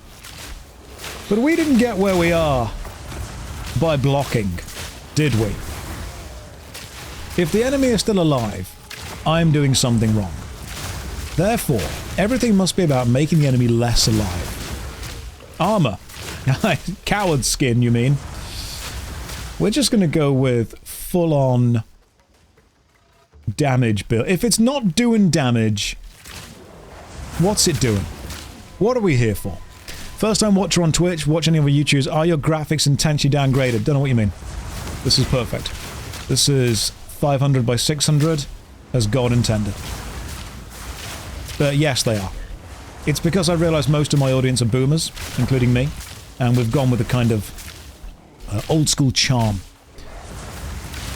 But yes, they are, including my Windows 98 background and my pixelated webcam and the unregistered hypercam. Would you like the other version of the stream? There are two versions.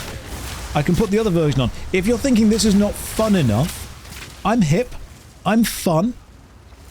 Here's the other version. This version's got way more fun stuff. This version's crazy random. Katie to Penguin of Doom holds up Spork.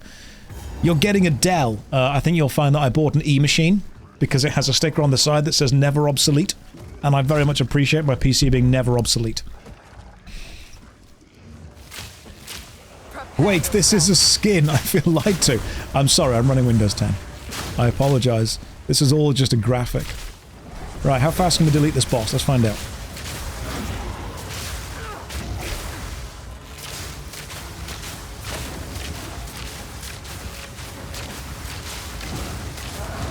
That's pretty quick. What do we got? Got some... Oh, an advanced dual string bow. Love it. Maybe it's even better. Activate Windows. No, you can't make me. I'll activate Windows when I also buy WinRAR.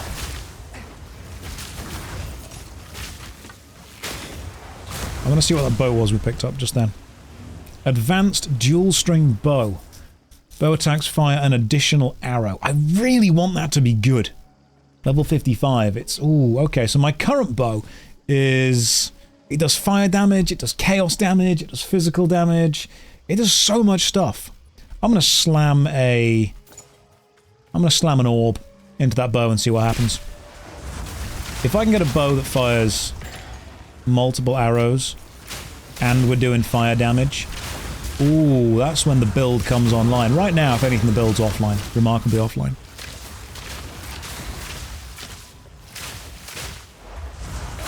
Hold up, we leveled up. I'm going to put some points into damage. Nyancat isn't late 90s. I'm going to have to admit something to all of you then. The meme of this stream doesn't actually specifically cover a certain time period. It's mostly just what I remember. Right, let's stick a point in. What do we got? Where are we going? Do we want more damage? 10% increased projectile damage. That sounds like a good deal to me. 15% increased projectile damage. That could be nice. Right, let's have a look. Dex. Right, we're going some good dexterity. 10% dexterity, 4% increased movement speed. Yeah, that sounds good. But we've got to go to you first, then to you. Do these do anything good? No. No, they're all defensive. Let's pop over to here with some more dex. Then next time we'll go up to there. Movement speed, more dex. This is great. The skill tree is just as complicated. More so. There are 1,500 nodes on this tree. And my build is honestly perfect. You actually can't get better than this build. Part of me wants to be humble and be like, oh no, no, there are better builds. There aren't. They're straight up on. This is perfect. Objectively, you've only got like 2 health. But beyond that, just don't get hit. What's on the bottom left behind you? That is... So, there's lots of memes going on this stream right now. Lots of subcultures that I'm trying to represent. What's behind me is a police phone box with a sigil on it. And you can tell me where that is from. Some of you will recognize the mash of subcultures that is. Some of you, like me, existed on Tumblr, and you may have understood the power of the Super Hulock.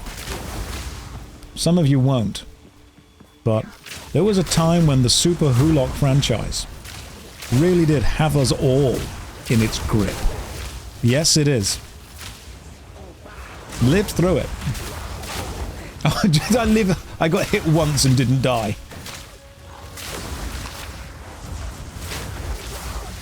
There is someone linking a unique bow in the chat, asking if they should varlet.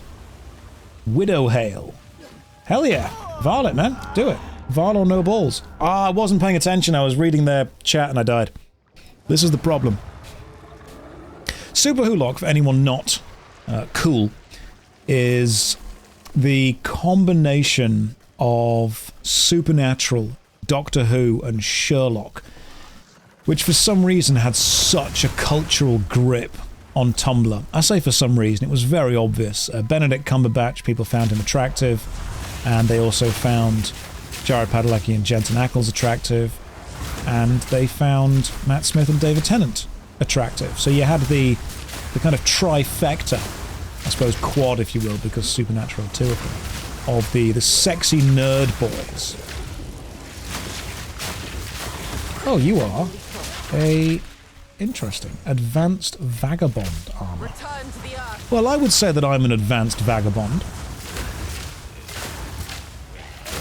You know what's cool you can do with this? You can actually return to earlier builds, to earlier versions like Act 1 and Act 2, and you can go and join people's games when they say, hey, come and help me out with this boss, and they don't expect you to just run in and absolutely delete the boss, but you can do that. Did I have a... There we go. I want to try and use an orb on that bow and see if it's any good. We love Benjamin Cucumber. We do. We love Bundle Front Cumberbatch. He's so famous that you can say any combination of words that roughly sound like his name and people will know who he is.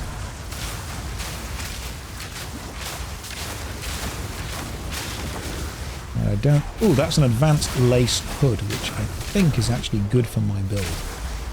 See, this is what I mean when I say there's an absolute ton of experience to be gained in this area. Look at the amount of enemies we've got right now. Don't die. Just don't die, because there's... If you die, by the way, you lose all the loot on the ground. That's one of the biggest problems people have got with this. If you die, you lose the loot. Some people have posted pictures on Reddit of exalted orbs, uniques, so much cool stuff, all just lost. And it hurts. It does hurt. Yeah, Battlefield Overwatch. He was my favourite actor in Star Wars Khan's Back. That was, I think, one of my favourite Star Wars films. Star Wars 2, Guess Who's Khaning to Dinner. It was a good film. Right, still doesn't have 25% increased rarity of items found. We're going with that one. Go see a Star War. They were good films. They spoke about the human condition. Star Trek with Captain Kirk and Captain Picard. They were some of my favourite. Anyone else a Star Trek fan in the chat? Got any more Star Trek fans? So say we all. A little Star Trek humour for you there. You have to be quite deep into the source to understand the jokes that I make sometimes, so don't feel bad. Stay light, stay alive. Now there's an advanced dual string bow there that I want. Because I think that is going to be the key. 29 to 54. It's actually exactly the same as that one. So I could potentially do both of them. Josh, my favourite promoter, can we hear a Gamer Subs spiel, please? You can hear better than that. I might go and get myself some Gamer Subs right now. Have a little sip. A little cheeky sip. On stream. I know. A YouTuber actually using the product that they say they use. It's rare, but it does happen. I'm just going to get myself a little cheeky sip. Oh, hang on. There's a campfire. Prepare yourself. I remember this dude. He does crazy high damage. However, so do I.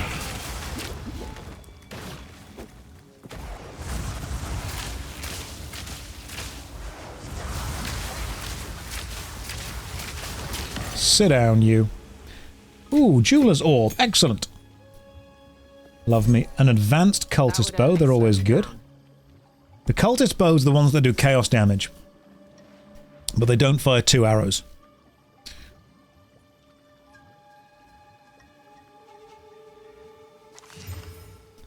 I don't think I need any of these things. These greaves any good? They don't make you run faster. The only reason to change boots, ever, is to run faster.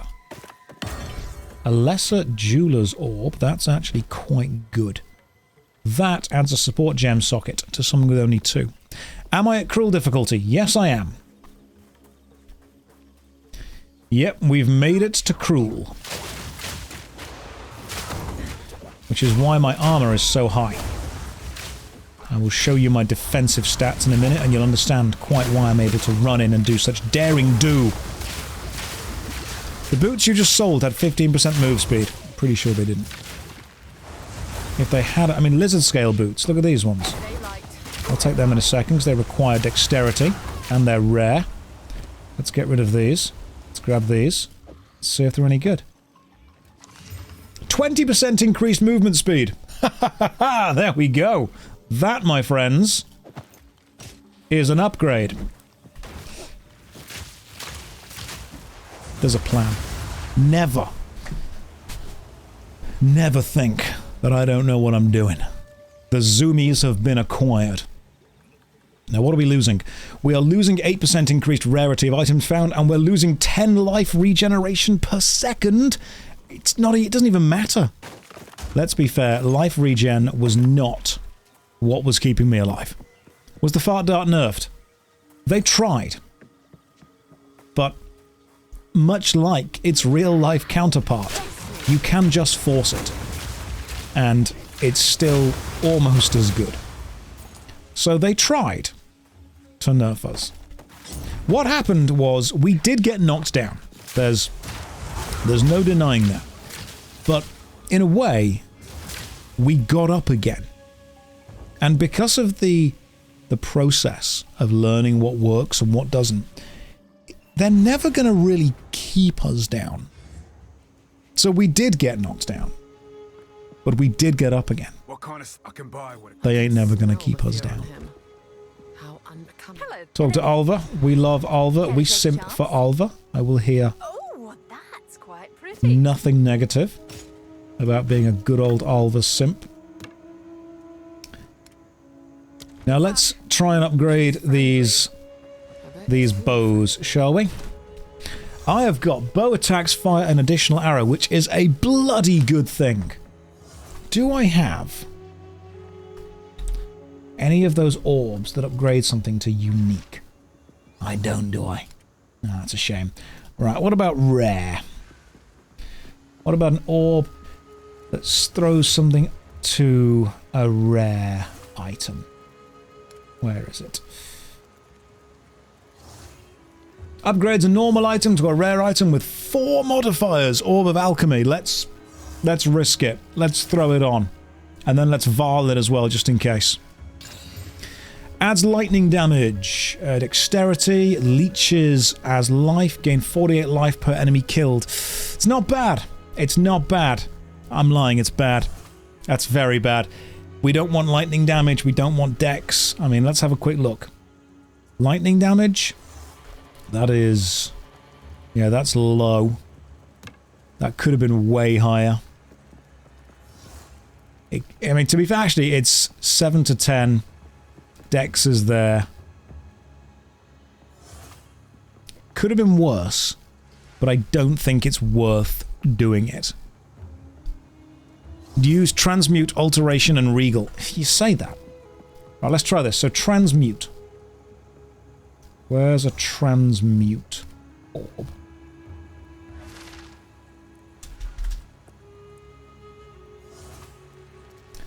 Upgrades a normal item to a magic item with 1 modifier. That one just there. Grants 5 life per enemy hit. Is it good? Do we need it? And then you said after transmute we do... was it regal? Alteration and regal. An alteration orb. Augments a rare item with a new random modifier. Where are the alteration orbs? Do I even have any? I don't think I do. No alts in Pier 2, you want augment. Gotcha. Thank you. Augment. Augments a magic item with a random modifier. It's cold damage. And then after that we do something else, don't we? Do we want to go to rare? We do regal. This is taking so much time. Upgrades a magic... do we... that's not worth doing it. 6 to 8 cold damage when I've currently got 41 to 67 fire damage, 36 to 59 chaos damage, accuracy. Look at my current bow. This is the issue. +2 to the level of all projectile skills. That is really helping out. The fact that we're actually working on what effectively is a level 14 gas arrow. It's everything we already need. It's everything we need. I mean, the affix isn't the highest it could possibly be. But I think right now what we've got is decent. And what I'm going to do then is, obviously, I was going to sell these 2 bows that we made. And then I will use my stash. Let's use the 3rd tab. Why not? I'm feeling cheeky. Let's use... oh, hang on. Do we have an uncut skill gem that I can use? Ooh, I could level up Gas Arrow to level 14. I think we should do that. Because what then happens is Gas Arrow goes to level 16. Which means the DPS now, the explosions are doing 2,535 each. We're firing 4 of them. We're firing 7,500 damage per shot. This is beautiful. This is beautiful. Right, what are we doing now? Travel to the Chimeral Wetlands. If I were a Chimeral Wetland, where would I be? What's a good place to research Path of Exile 2 stuff? No one knows. Genuinely. Nobody really knows. The jungle ruins... I'm assuming we have to go through the jungle ruins to get to the Chimeral Wetlands. Let's have a chat with the hooded one while we're here. Some we must hope. Do whatever it takes. I don't think I need to refund any passives yet. What's the maximum level in the game?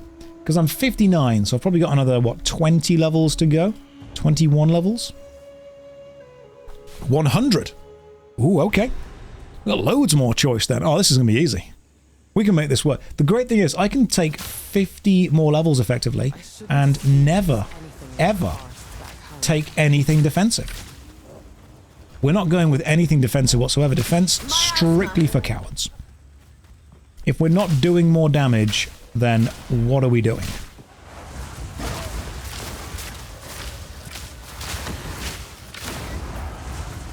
Let's just throw some damage out there. Yeah, we're good with the cultist's bow. This is fine. Should I corrupt it? I don't think it's worth risking the corruption of the cultist's bow. Right now, it's so good. The paper... It's the gas cannon. The gas cannon. It's like glass, but there's no L. Because this build doesn't take the L.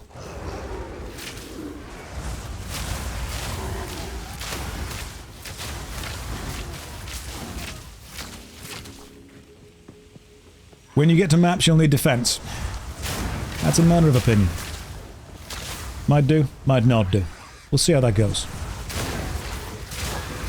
Because, from what people have told me, people are dying on maps even with max defense. So, I mean, if you can die with max defense, I can very easily die with no defense. If anything, at that point, we're on the same kind of level. If anything, it's... This must be poor Survey's son. It's quite impressive that you're able to die with max defense. Love on the desktop, thank you. We've got a different one if you want. We can go classic. Do you guys prefer the classic Windows 98? Ooh, increased charm charges, reduced flask charges. I think we probably go with the old, that one. What else you got on you? Ooh, nice. Thorn damage. Thorn damage builds are very much hurt by the honors system, aren't they? You want the meme one? Alright, we'll change it around. You know what? I do have something to show you, though. I do have something very impressive. I've added something to the meme one that I'm going to use now, actually. I'm going to use it now. While I go and get myself... Hang on, did we just roll out of bounds just then? No, the blue thing up there. Because they have changed the way the player works at the minute. And when you roll, you go to effectively a player size of 0. So there's a couple of locations in the game now where you can straight up just clip out of bounds. The way they did this was people were saying that they wanted to be able to roll through mobs. So they changed it so when the player rolls, the player size is changed from 1 to 0. Choking cloud. Which means there's a couple of gaps in the game that they never expected a player to be able to get through, that they can just now roll through. Right, let me show you what I'm going to do. I'm going to go and grab myself a little cup of gamer subs. I'm going to put 2 things on the screen for you. Are you ready? First thing I'm going to do is the timer. I'm going to give myself 5 minutes. That's all I'm going to give myself. No longer. But you want more than this. So here you go. You ready? Here it is.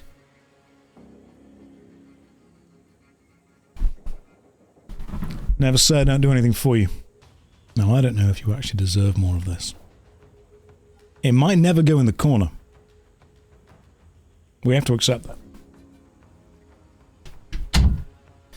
It might literally never, ever go in the corner. Not if I turn it off. It's close. It's close every time. You know what? I'll keep playing. You guys just watch the DVD. Hang on. Oh, no. This is a top tier. This is okay. This is what you want. It's close. There's an excellent song by Jazz Emu about the DVD logo going in the corner. It's an excellent song.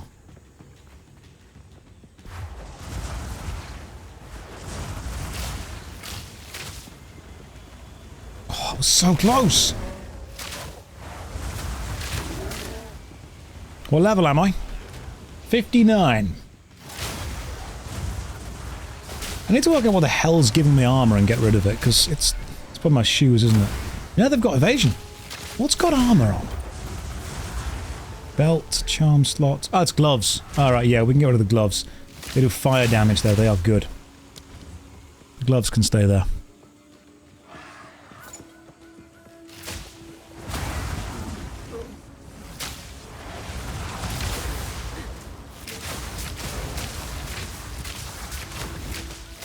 How close are we? Oh, was this the one? No, way too far. Way too far. This will get you killed. I can't see it. It's an overlay that only you can see. I mean, I can see the stream. I can see what you see, but in general, I'm ignoring it. Hey, that's a waystone. That's my first ever waystone drop. I've never had a waystone drop before. I'm glad you were all here for it.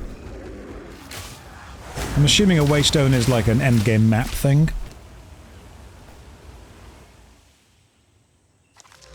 41% increased magic monsters. Players are cursed with temporal chains. Can be used in a map device. Cool. We'll see what that's all about in the future then, shall we? I have seen so many pictures online of people who are already at crazy high endgame stuff.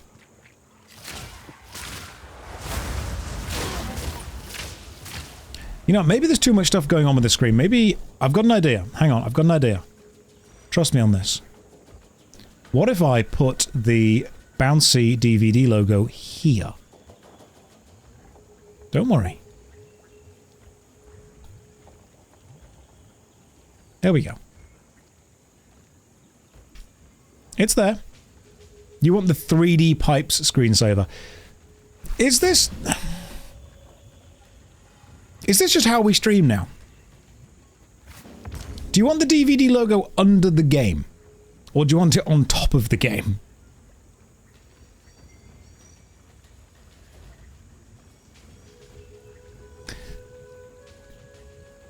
You want... Some say under, some say on top. What if I were to do... this? Let me work out where I can put the logo. Inside the game only.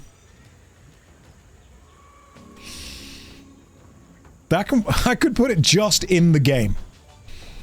Entirely within the game. That's it. Behind. Let's see what would happen if I put the logo there. Just occasionally, every now and again, you just get like a little hint of where it is.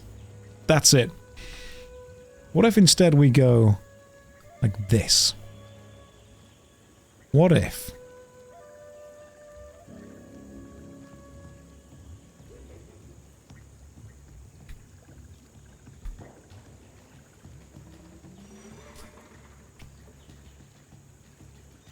Perfect. This is like Subway Surfers, but for the boomer generation.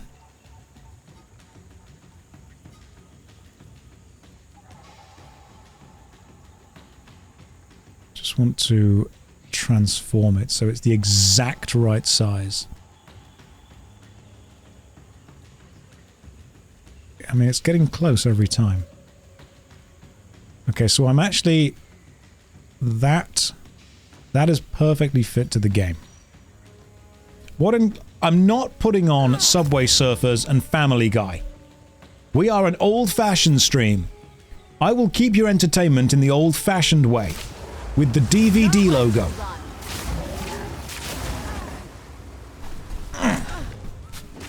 Make 5 very... I take my hands off the keyboard for literally 2 seconds and I die. This build has no defense at all.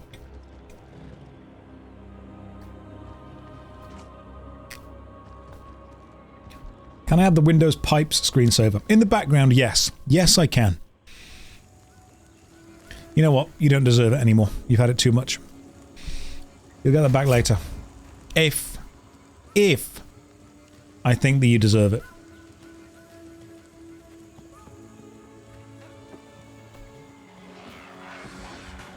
But whether you do or not, that's up to me.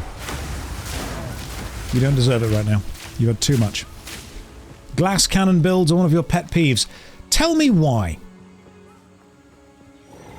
Ain't nothing but a heartbreak. Tell me why. Ain't nothing but a mistake. Why don't you... Go on, tell me why. Why do you not like glass cannons? What's wrong with the glassiest of cannon builds? Who needs defense when the enemy are dead? Coming from the JoshStrifeSays channel to this was more brain rot than I'm used to. It's gonna get worse. Right now you're on, if anything, the more sensible of the two possible screens. There are two versions of this stream. The other one is this one. Oh yeah, see? Toxic rain. This one is, if anything, the much more meanier one. This one, however, only for the most refined palates. Your sushi is here. You're ready for maximum whelm. It's horrible. Please keep it. It's exactly what I intend to do. It's the vibes I'm bringing. There is a boss in this jungle somewhere, and I intend to kill it. I intend to find it and kill it. Because I think killing it gets you skill point. There are a couple of bosses that get you skill points, don't they? Need to find which ones they are. There might be some back in Act 1 Cruel that I've not done yet. Oop. It's a lot of damage all in one go. I need the Always Enflame helmet. Once I get that, the build is online. They show on the map, do they? Yes, they do. I will double check the Act 1, 2 and 3 map when I go back and look it up. Let's have a quick check. Oh nice, all damage ignites. Lovely. So the map here shows... Ah yes, the Mighty Silver Fist. But you can see the little plus symbol next to the skull? That plus symbol means you get a permanent buff from killing this. So kill the Mighty Silver Fist, get a permanent buff. That's what I'm going to go for. I like how that shadow on my neck looks like I've just kind of replaced my head. It's because we've got more light coming from that bit just there. Yeah. Can we actually change the resolution? No. Ross is raiding with a party of 99. Ladies and gentlemen from Ross's stream, welcome. I hope you enjoy the Windows 98 vibe we've got going on today.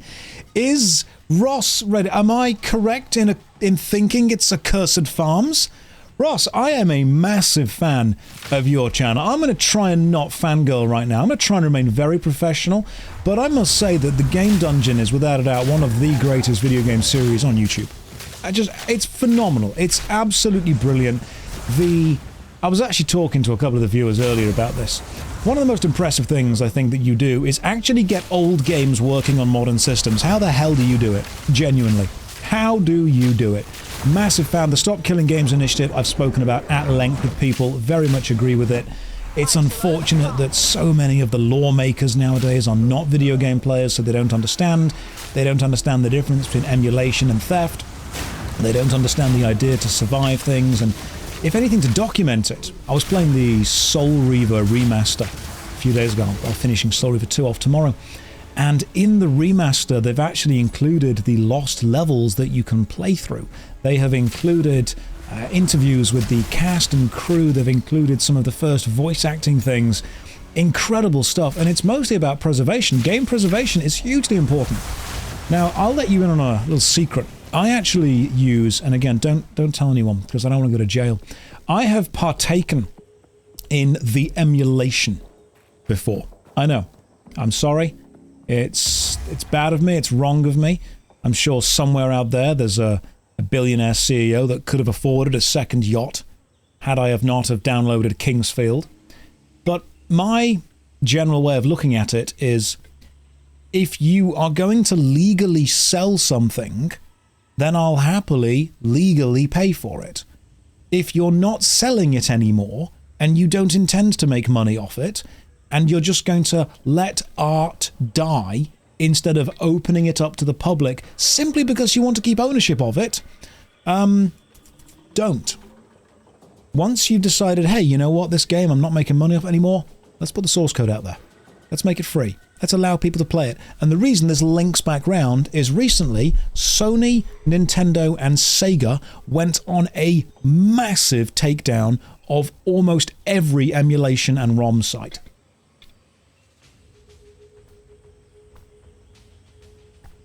Can't do it anymore. All the old Legend of Zelda, Ocarina of Time, N64 ROMs, can't download them anymore.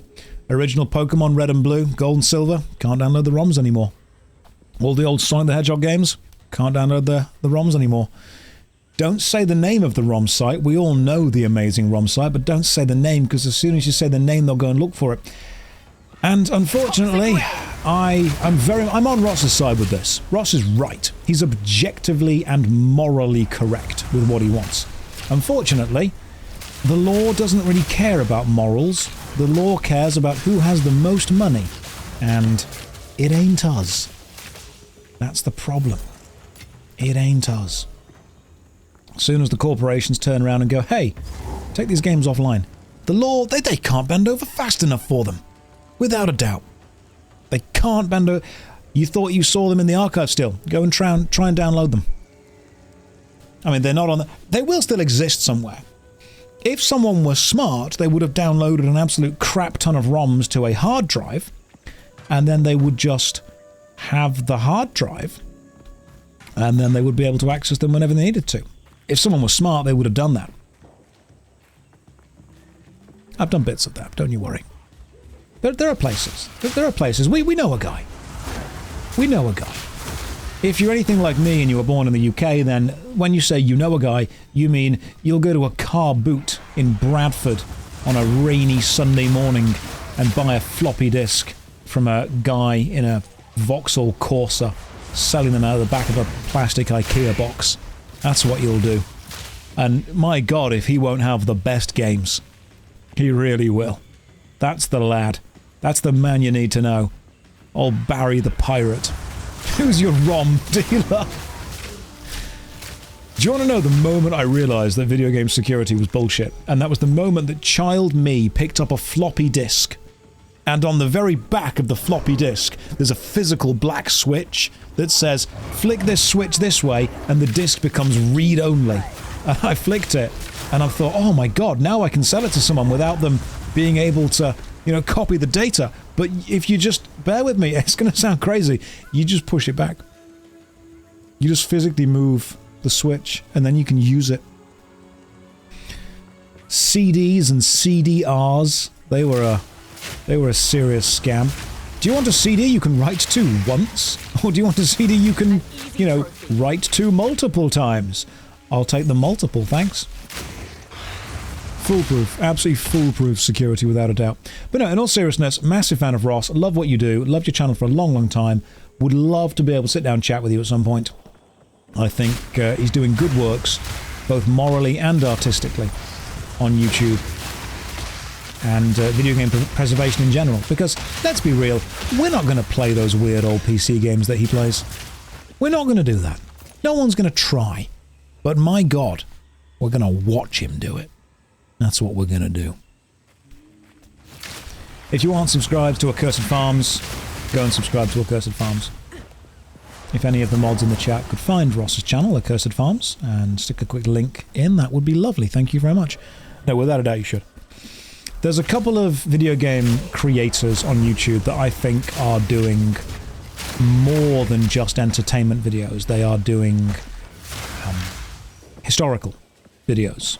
They are doing almost the job of a digital museum. Ross is one of them. In fact, Ross is the example that I use when I talk to people about doing it. Advanced rope cuffs. I didn't realise Path of Exile 2 was that kind of game. But okay, the safe word is apples, let's do this. Have I killed the giant gorilla? I think I have. I think I have. Double check. I've not. The mighty Silver Fist lives still. He's still there. See what we can find. There's a couple of bosses on a couple of maps that give permanent static buffs if you kill them. That is an uncut level 3 support gem, and that's what I need. Come here, uncut level 3 support gem. Get in my inventory. So this is my kind of night planned, by the way. I'm going to play this. How do we rate PoE 2? I mean, obviously it's early access still, but pretty damn good. There are flaws. It's not a perfect game. There are flaws. But in general, I'd say it's pretty darn fun. Miasma. I've had fun playing it. How does this compare to Diablo 4? I prefer this because of the build variety, the boss variety, the boss graphics, the general extreme dark nature of the Vaal. When you look at a boss from Diablo 4 and a boss from this, they are a world apart in terms of design. As in, Path of Exile 2 bosses are extravagant, dramatic, big, without a doubt. I think the kind of difference is, while I understand that Diablo, of course, is the father of, well, it's an extremely influential game within the genre, Path of Exile 2 does for the ARPG what Elden Ring did for the kind of massive open world. It wasn't the first, it won't be the last, but my god, the quality it brings and the way it raises the bar from what I expect. Favorite game dungeon episode?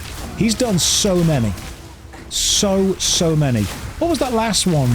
And it started off with a cutscene of the boy going, I don't know, I'm just a kid, and then running off. Ross's Game Dungeon is my kind of comfort channel in the background if I need to do something and zone out for a long time, because I've seen all of them at least twice, without a doubt. So, people often joke that they put me on in the background. Ross is my version of that, without a doubt. It's a weird one. I mean, the stuff that... the fact that he finds all these weird games. I had a really old PC game a friend lent me many years ago. It's a French game, I believe, called Nocturne. And it reminded me of a moment in gaming. I was talking about this yesterday, but I think you guys understand this. Do you remember a period of time in films, books, TV shows, and gaming when stuff was way more weird and way more experimental? And it wasn't a sequel, it wasn't a connected world, it wasn't a prequel, it wasn't a multiverse, it was just, hey, this is a video game that has absolutely no connection to anything else that currently exists, you should buy it. You would walk into a gaming shop, or a video game store, or an electronics boutique, if you will, and you would pick a game off the shelf, and it would be from a relatively unknown developer, with absolutely no prestige, and you would buy it and you would play it and it would be weird and wonderful. And those games that were weird and wonderful enough became full games forever. They made the developer's name. I feel that we're losing that kind of vibe. When Ross reviews a game, he finds games that have that vibe. And that to me is beautiful. It's the vibe of, this exists, but we don't know why. So yes, Nocturne was that game for me for a long time. No mana. Sit down, Silver Fist. It's a shame to kill such a creature. But you left me with little The choice. ultimate life flask, you say?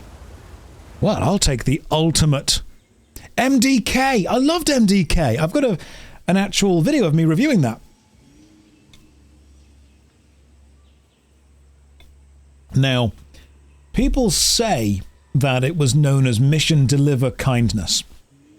But actually, that was a backronym, if you will, where it is added after the fact. MDK was based on the film Demolition Man, and Demolition Man, if you've seen it, has a bit where they accuse Simon Phoenix of the crime Murder, Death, Kill. That's where it came from. Incredible Crisis, I remember that as well. That was like the Japanese one with all the mini-games, wasn't it? And there was a level I remember you were on a stretcher from an ambulance dodging traffic left and right. And then wasn't there a level in Incredible Crisis where you were on a Ferris wheel and you had to press buttons in the correct order to make sure your date went well? Games like Parasite Eve, games like Extermination, games like Infestation. Yeah, without a doubt. Those weird ones. I love that vibe of old games that didn't need a sequel. And they didn't necessarily need a franchise. They were just weird. Did I have the board game? I did not have the board game. Oh my god, okay. It was a simpler time. It was a simpler time when sequel baits were not needed because people just put out weird stuff. And, I mean, weird stuff still exists, it's just rarer. It doesn't get funded as much. I would say the last really weird stuff that I saw was the film Everything Everywhere All at Once, which was a phenomenally good film. Without a doubt. Pandemonium! The game Pandemonium with Nicky and Fargus. Hell yeah, I remember Pandemonium. Pandemonium 2 was a trip. It really was. Pandemonium 2 was crazy. The boxed game of MDK, no. That would have been cool. Used to go to Game and get imported PS3 games. So I sometimes walk around CEX in the UK and I look at all the weird stuff they've got secondhand and I see games that no one's bought, no one's played. Heavenly Blade was one that I kept seeing people trading. And I remember the cover of the game, it was a very attractive lady standing with a sword kind of over her shoulder. Is this a new webcam? Nope, it's the old webcam with a filter to make it look bad.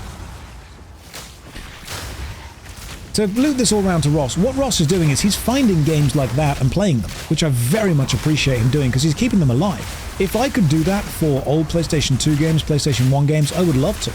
The problem is that the only way to do it for PS2 games is emulation, or PS1 emulation, and that's getting much harder. You can do it for PC games, but my god, making old PC games work on modern systems is a trial. Which is why I'm hoping to be able to do some more work with GOG, or Good Old Games, because of their preservation idea. Cool, Advanced Cultist Bow. Their game preservation plan, if you will, where they discuss making old games playable on modern systems, even if support for the game ends, they will still be able to download and play, which is a very good thing as far as game preservation goes. Did I watch the Game Awards? I did not. We spoke about this earlier, but anyone who's new to the stream, I am jaded, I am old, I am cynical, and to me, those kind of award shows are very much just everyone who is rich and famous in the industry blowing smoke up each other's asses and giving awards out to their best friends and charging ridiculous, extortionate sums of money to play an advert for a game that may or may not release in the future, and inviting lots of people who are remarkably rich and famous. So, no, I'm kind of anti that. And I understand that a lot of people find enjoyment in them. You're not wrong for enjoying whatever you watch. Unfortunately, because I've spent so long behind the curtain, if you will, within the creation element of the industry, I am very jaded by it. It was the best show to date, and yes, you do sound jaded, bit off-putting. That's fine, Big Hack. You can be put off by that, no problem at all. Unfortunately, what happened is I've seen so many awards shows and I've seen so many industry shows and I've spoken to so many people who have worked in or around the gaming industry in general that my experience of it is I love the experience of playing games. I don't necessarily love the experience that people have to go through to create them or the experience that the executives have when the developers don't. If that makes sense. I mean, you can be off-put by that, that's absolutely fine. I don't want to sit and say, yeah, I love award shows, all that pomp and circumstance, all the lovely phenomenology of the big entertainment shows, the glitz, the glam, the champagne, all that jazz. I've been involved in stuff like that before. I'm sure Sven did give a lovely speech. I've met Sven, he is a beautiful guy. He's lovely, he's passionate, he cares. I am not saying that everyone involved in them is an awful person. That's not true at all. There are lots of very good people involved in systems that I don't necessarily agree with. I'm not against any of the human beings involved in it, apart from a few of them. I'm against these systemic issues that exist within the gaming industry that are exacerbated by the extreme amounts of money that games are continuing to strive for, which in some ways is stifling creativity. I don't have anything against the people in it or you guys enjoying it. I am against the systemic problems within the industry. That make more sense? I'm a grumpy git, pretty much. Pretty much. Sorry, I just am. It's the same reason that I don't like watching in-game cinematics as trailers for games. I've seen so many of them that they aren't representative of gameplay. I can't get excited by seeing an in-game cinematic anymore. I mean, I liked the cinematic for Path of Exile 2, but ultimately, until you're showing me gameplay, I don't care. There's only so long you can exist in or around an industry before you start to see, to coin a phrase, how the sausage is made, if that makes sense. Everyone wants to enjoy a nice bit of food, but nobody wants to see how the sausage is made. What do I think about the future of the gaming industry? I think that people who are extremely passionate about making games are going to go into it and then get burnt out by an incredibly demanding, tedious system that forces them to click boxes and fill criteria of sequels and high graphics and crafting and gathering systems that don't necessarily aid the game that they're in. I think that games are being made by people who are remarkably passionate and talented, and that passion and that talent is being hemmed in by a very defined corporate vision of what a game needs to be. If you tell someone that you need to make the next Assassin's Creed game, there are specific things that corporate will demand be in it. It needs to be a collectathon. There needs to be high points to look around. There needs to be loads of systems. There needs to be this. If you give a load of creative people complete creative freedom and say, hey, make whatever you like, then ultimately it can also go bad in the opposite way. There can not be enough vision and drive. I think that you need to give creative people challenges, and you need to give them a framework to work within, because limitation breeds creativity. And you need to then say, hey, be as creative as you want within these confines, but also then need to chop down what isn't needed at the end of the day. It's why I enjoyed replaying through Soul Reaver. Soul Reaver does not have a gathering and crafting system. It doesn't need one. It isn't better for having it. It isn't worse for not having it. I think the gaming industry will chase ever-increasing profits, and eventually the CEOs, who, let's make a point of this, don't play the games, will suddenly realise, hang on, our game isn't making as much money as Grand Theft Auto made. Therefore changes must be made and people must be fired. I'm getting to a point now in my life where I value an 8 to 10 hour experience more than an 80 to 100 hour experience. Limitation breeds creativity. And as any industry advances, the demands of those who run the industry and who want more and more profit and more money will always supersede the demands of those who actually create stuff. Now, I'm not saying that, doom and gloom. I think that actually there's a great deal of hope within this. There's a great deal of hope within the idea that creative people are making creative things. The next time someone comes to me and says, hey, we're going to use AI to make this game. No, please don't.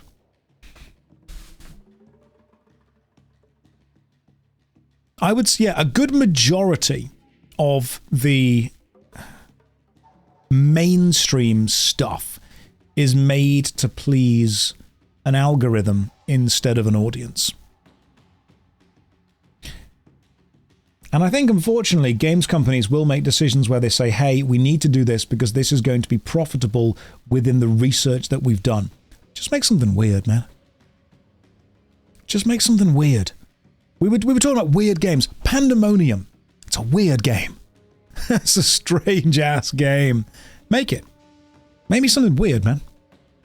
Make something weird. See if it works. But people will buy, unfortunately, and again, you're not wrong for liking any game that you like. If you like a game, great. You are right for liking this game. But what we really need to understand is that Path of Exile 2, as popular as it is, isn't touching FIFA Ultimate Team. When people in the CEO level talk about profit within the gaming industry, when they don't play games, they're talking about Call of Duty and FIFA. Because when I was out in town recently, I was talking to a couple of people, and almost everyone I talk to isn't as into video games as I am, as you are, as any other collective video game is. Because even though video games are the most popular hobby in the world, you still have to understand that it is still a hobby to people. It's kind of a side aspect of their life. But almost everyone that I speak to, especially if they're a guy, they say, oh yeah, I just buy FIFA. You know, I just buy the yearly FIFA release. I buy Call of Duty. I play it for a couple of weeks with my friends, and we can never touch it again. We play it on console. That's kind of it, really. That's where the money is, guys. That's where the money is. So sometimes when these big CEOs are making decisions for video games, they're not even making them thinking about people that are going to play the games the most. Let's go with increased movement speed. Nice. They're thinking about people that are going to be the casuals.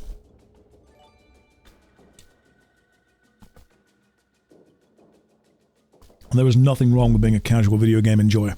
Nothing wrong at all with enjoying FIFA.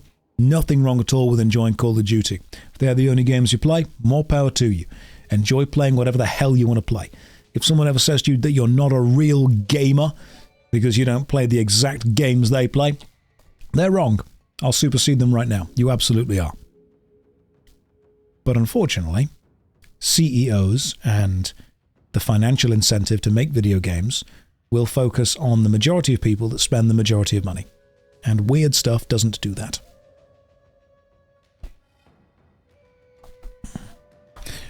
Now, what build are we going for? I need more dexterity, because dexterity translates to damage. Ah, hang on. Ooh, death from afar. Projectiles deal 12% increased damage with hits against enemies further than 6 meters away. How would that change? Projectiles deal 12% increased damage with hits against enemies within 2 meters. So, are we staying far away or are we going up close? What are we doing here? I think maybe we go with more dexterity. 3% increased movement speed. Nice, that could be good. Let's see what else we've got over here. I don't think I've got any fire stuff going on. What's that? 30% increased evasion rating. Nope, evasion is for cowards. Plus 8 to dexterity. I kind of want to move over here because we've got way more dex. I mean, look at this. 15% increased projectile damage. That's massive. That is pretty damn big. We could go to there. Yeah. Ooh, it's nice. Okay, maybe we start moving this way. Effectively, we're going into the mercenary skill tree. That's the mercenary starting point. I am very much playing this like a mercenary. I am realizing this. 20% increased projectile damage and 15% reduced projectile speed. We don't want to reduce the projectile speed. That's not going to be good for what we're doing.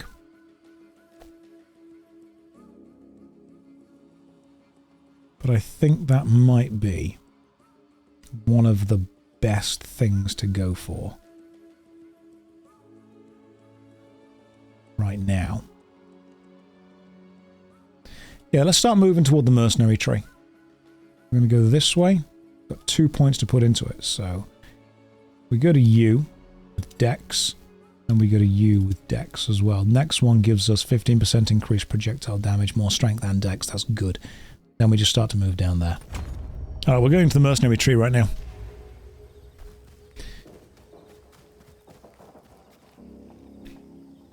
What would benefit from reduced projectile speed? Need to bring out the checkpoint teleport ASAP. They do. They really do. I mean, I'm on Act 3 right now. And it's painful. I'm not gonna lie, it's painful. This is a skill forest. But what's also important to realize is that this is just my opinion on stuff, and my opinion can and has been wrong. There will be people that say, hey, I actually enjoy that. Okay.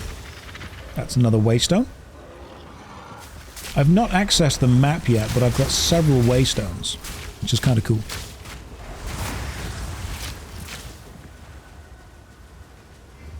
But I'm the streamer. I'm never... That's true, actually, yes. Because I have a microphone and an audience, I am objectively correct in all of my opinions. So listen to me. Gaming industry. Bring back real-time strategy games. Bring back Command and Conquer, you cowards. Bring back Supreme Commander. And don't bring back Command and Conquer in the way that you did CNC 4, where you had like a base that moved around. No, I'm talking classic, old school, building buildings, building power plants, sending out an ore truck, gathering it, making troops, left click, drag a box, send them to attack. That's what I want. I want CNC, I want Red Alert 4. Make another Roller Coaster Tycoon game, but make it like the first two.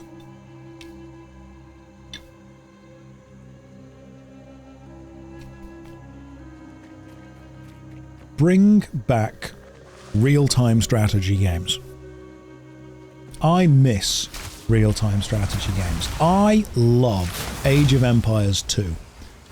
I actually don't mind Age of Empires 4, to be fair. Not a big fan of 3. Bring back Command and Conquer. Hell, at this point I'll settle for another Renegade game, which was that first-person shooter based in the CNC universe. We do, however, see, there was actually an interesting YouTube video I was watching a couple of days ago. There are entire genres that we have lost because they're just not as popular. Point-and-click games. They're not dead, but they're not popular anymore. Real-time strategy games, they're not dead, but they're not popular. And when we ask, hey, why do certain genres fall out of favor? There's a couple of reasons. One, the hardware that we have just doesn't really suit them anymore. Console gaming and mobile gaming is much more popular, and real-time strategy games work best with a mouse and keyboard, so PC gaming is just, even though it's not dead, it's nowhere near as popular as mobile games. You wouldn't get a Command and Conquer game to work on mobile, even though they tried and it was terrible. The other one is monetization. How would you monetize a real-time strategy game without just selling power? Oh, hang on, that's a rare enemy. Let me just take some time to fire some more missiles into you. An unset ring again. Have I thought about streaming the Gothic games? I actually tried to play Gothic 1, and it's really difficult to play on a modern system. It plays, but the challenge is in recording the gameplay. Because I play and record my games on the same computer. What I might do in the new year, as a little bit of a treat to you and to me, is get a streaming computer, which is where you play the game on one PC, and then you use a video capture card to effectively capture the visuals from that PC on another one, which means you can put the full processing power of one PC into just playing the game, and then the full processing power of the next PC into just recording the visuals. Ah, here's the boss.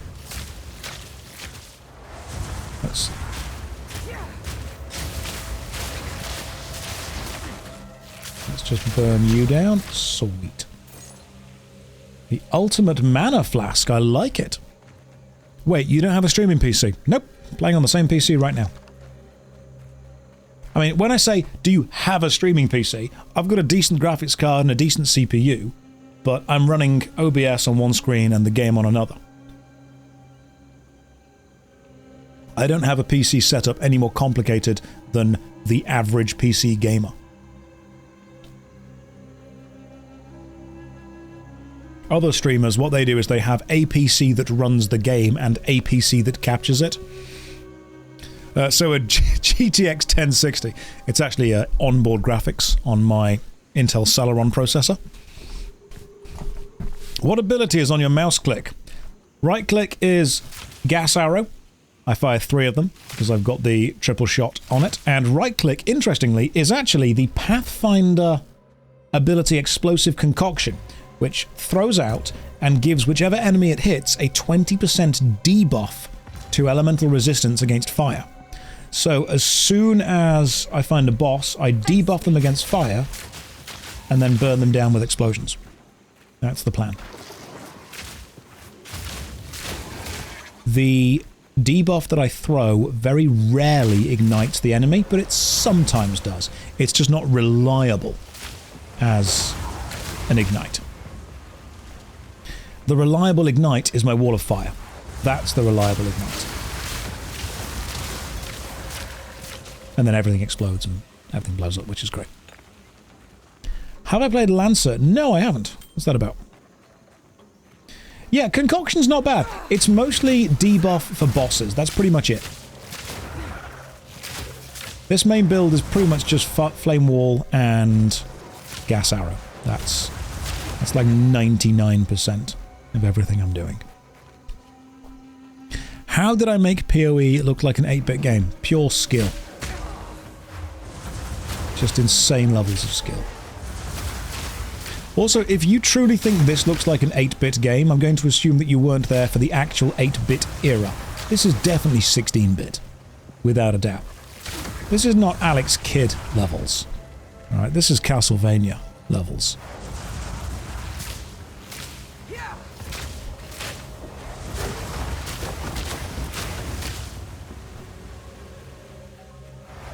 This is 32-bit.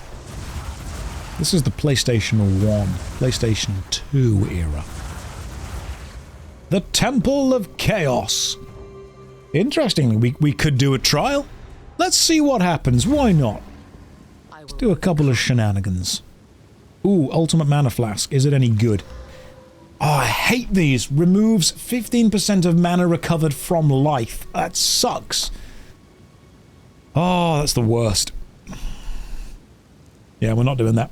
That's not happening. What else we got? Nothing else good. Right, let's do this, then do the trial. I don't think the trial will give me anything good, but we can try. Doesn't matter. Everything one-shots you anyway. That's true, but I don't want to one-shot myself. Alright, I want the enemy to kill me. I'm not out here committing toaster bathtub. The enemy can work for their kill. Ah, yes, let me ask you about stuff. You need to progress 9 levels to ascend. I'm not doing it for the ascension, I'm doing it for the fun. No sewer slide for me. Right, let's just sell all this stuff that I don't need. Oh, hang on, 22% increased chaos damage. I'm pretty sure poison counts as chaos damage. That could be useful in the future. We'll keep that just in case. But everything else... silver charm. Right, time to use the old stash. We're on the 3rd tab, aren't we, by now? In we go. Ooh, do I need to take out the ultimatum stash? Where was the... that was it. Inscribed ultimatum. Area level 41, area level 56. Yeah, we'll try a 41 inscribed ultimatum. Let's see what happens with it. Might work, it might not. Let's stick this in here. Yo. A descendant of the Magi? Time to do a trial. If you wish to So many tabs, and you don't own the single most useful of them all. I think you'll find that all of the tabs are useful. You wish your PoE 2 looked this good. Just download Windows 98, man. You can make it work. I believe in you. Let's not make a habit out of losing. Right, what do we want? Globules of blood manifest nearby. Nope. Monsters cannot be slowed or stunned. That's great. Bosses deal more damage and take less damage. Let's go with monsters can't be slowed or stunned. I'm not trying to slow them or stun them. I'm trying to kill them. If they're still alive, then I'm doing my job wrong. My budget is limited. Should I buy Baldur's Gate 3 or Early Access PoE 2? That's a good question. Both of those are good answers. Can we just fire a load of things down there? Kind of preemptively. Yeah, we can. Excellent. That works. Now, I actually prefer this trial over the other one, believe it or not. Because this one is pretty much just kill lots of enemies, which is what I can do. And the other one has that stupid honor mechanic, doesn't it? Which I hate. Because the honor mechanic punishes me for getting hit. And part of my entire thing is I get hit a lot.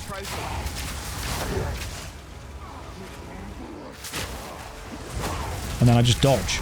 Get my health back. I know that I joke about having no health, but I can normally take one hit, and then I just drink a potion, which gives me almost all of my health back in one go. Which is great. I'm not a big fan of Sanctum because it also punishes players who use thorns. The whole, reflected damage mechanic. They put the damage mechanic in there and then punish you for using it, which is a real shame. Because there are thorns builds that are really cool.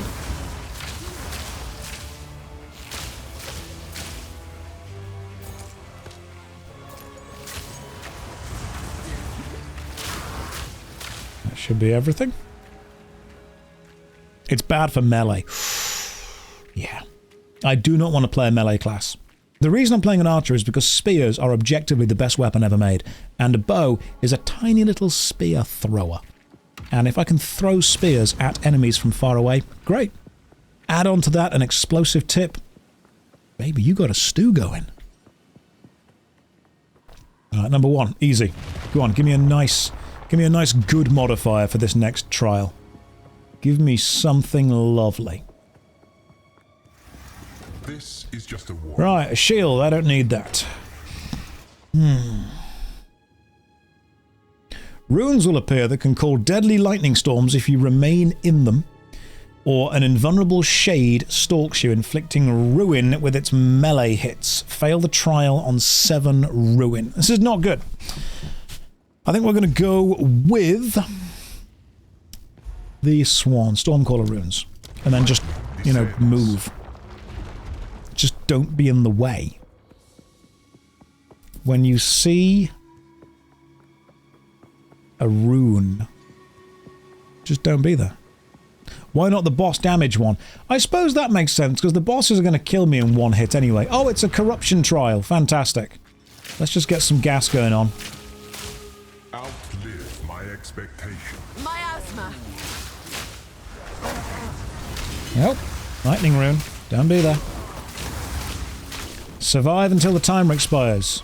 Easy peasy.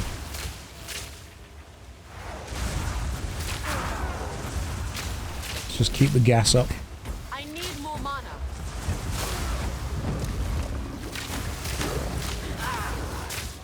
long as the gas stays on, we're okay.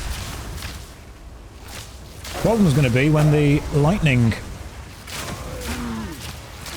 maxes out the arena. Because I'm running out of arena.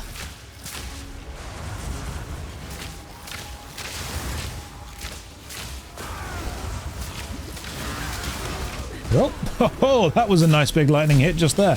Right, so I can tank one of the lightning hits. I know that now. 30 seconds left. This is fine. As long as the enemies don't hit me, we'll be okay.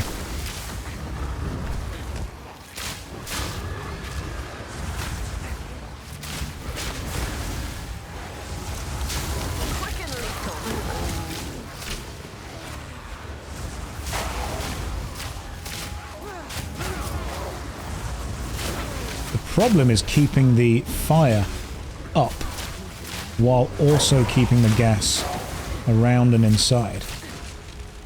Hey, there we go. That'll do. What we got? Anything good? No. I'm going to survive one more. Path of Exile is the game with the massive skill tree where you start over if you pick wrong things, right? Nope, not at all. You can use gold to respec. In Path of Exile 1, you can use Orbs of Regret to respec. There are ways to respec in both games. It's easier to respec in Path of Exile 2. Fart Dart build still working? Yes, it is. And why do I shine like the sun on your screen? I can't help being a star. I'm sorry. We are only Ooh, a martyr crown. Now, what do we got? Large runes will appear that call lightnings. Okay, so more runes. Turrets. 50% less area of effect and projectile speed. That's not great. So we're probably going to go with large lightning runes. Let's see if this works. A star with a neck. Yeah, I've got this. This is a... That's weird. It's like... I've got more lights I could put on. I could just... Hang on, I've got an idea. What I'm going to do is this. I'm going to put another light on over here and see what happens. Beautiful. That's kind... It's the thing from the shirt. I'm getting light there, which is super annoying. Alright, just every light in the house. All the lights are on all the time now. Let's do this. I think this is the boss. This is the problem. Definitive Edition neck. Don't forget about the seam neck cover. Right, what you doing? You giving me a boss? Cheeky little chap? Not a boss. Here we go. Oh, it's escorting the statue. It's a freaking escort quest in my action RPG game. You've got to stay near the statue, which is difficult because of the giant runes that explode if you stay near them. Which means it's entirely possible to unfortunately kind of soft-lock yourself into having to stand near a giant lightning rune just to make the statue move. God, it's in the middle of the rune! Statue, just go in the air! Oh, I hate this so much. Yes. Okay, we got it over. Got the oh, another one. The runes, the red marks on the floor, combined with the statue needing to be escorted by standing near it. It's the payload. That's what this is. Kill everything first, then come back for the statue. I can kill as I go. That's the kind of strength of this build, really.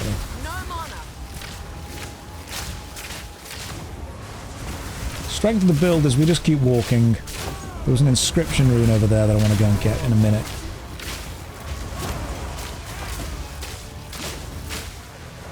Let's just keep our flames up. I'm sure there was an item back there I want to go and get.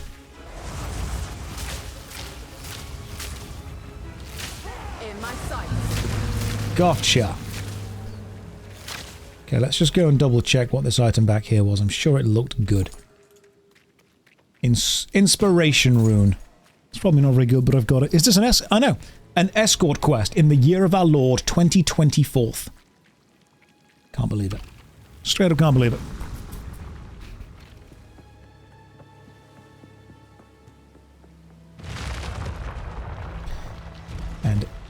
Is this the boss? It might be. Am I tired or are you cell-shaded? Little of column A. Little of column B. This is just the beginning. Soul Core of Topotante. Attacks with this weapon penetrate 15% elemental resistances. That would be useful, because most of my damage is coming from the fire explosions. So that might be a good thing to put on. Why is the sharpness option on my face really high? Because it couldn't go any higher.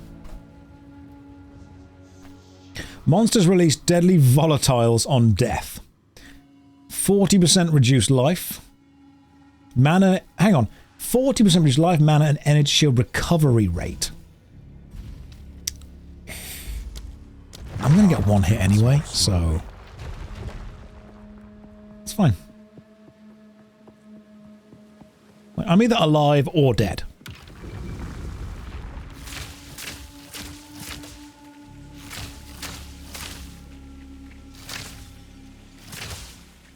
Where's the enemy?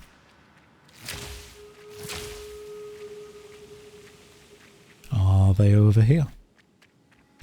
This is the boss. Oh. Thought that was... Ah, there we go.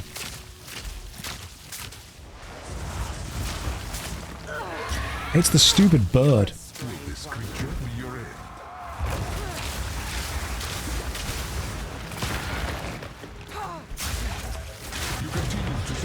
Another success.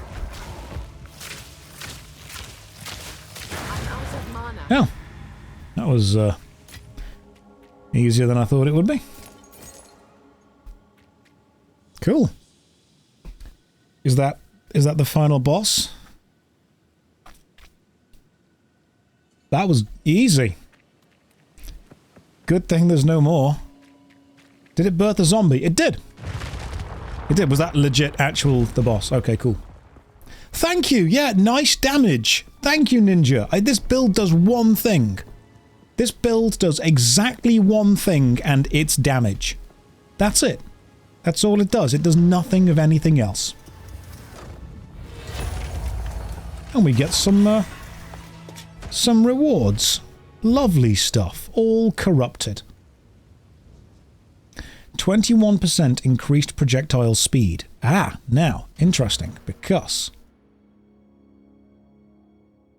Increases and reductions to projectile speed also apply to damage with bows, so that could actually be a 21% increase in damage, just straight up damage. But that one there is actually giving me a 26% increased projectile speed. Now the green stone I cannot use on my Corpse Rain Cultist bow because I've got fire damage and fire damage. I'll need a jeweler's gem that allows me to put this on there. And I don't think I get... No, I don't. I don't get an ascendancy point because this is not a high enough level to ascend from. But it's a good thing that I know that I can do that now. Watching streamers and thinking, wow, I'm still in Act 1. Hey, that's okay. Remember, this is my job to do this. I get more hours to play. That's all it is. I'm no better or worse, I just get more hours to play. That's basically it. Let's head back to the ziggurat. Sell some stuff. Now, if I was smart, I would do the special... What is it? Salvage bench? The disassembling of all of these? Salvage bench. This one. Now, what happens? Ooh, an Artificer's Shard. Another Artificer's Shard. Why don't I chuck these in the stash? And then sell things that I can't. Alright, cool. Enter the time portal in town and... Hang on. That can't be the quest that I've currently got, enter the time portal, because I'm in... cruel difficulty currently. Also, my screen does this annoying flicker thing.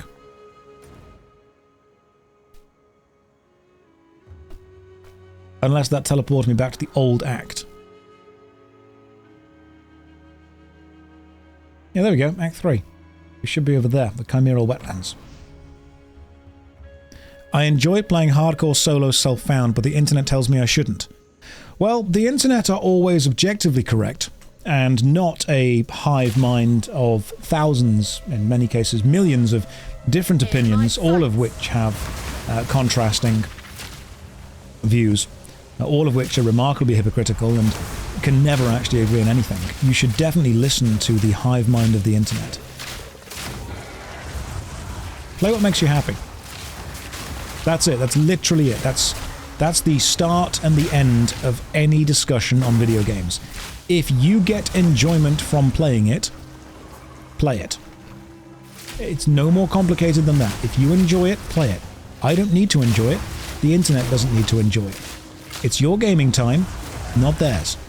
Play what makes you happy. And when someone comes around and tells you why you shouldn't play that game, ignore them and play what makes you happy.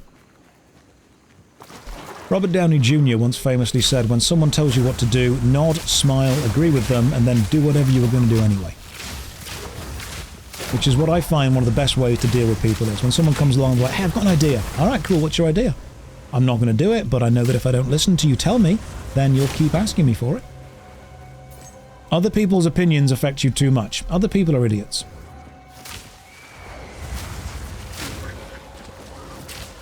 Think about how dumb the average person is, and then realize then that half of them are dumber than that. Other people don't need to have any sway on what you do or don't do. I know it's difficult because obviously we value other people's opinions, but while it's also good to get feedback, try not to take criticism from someone that you wouldn't go to for advice. Because people are amazing at spotting problems and terrible at offering solutions.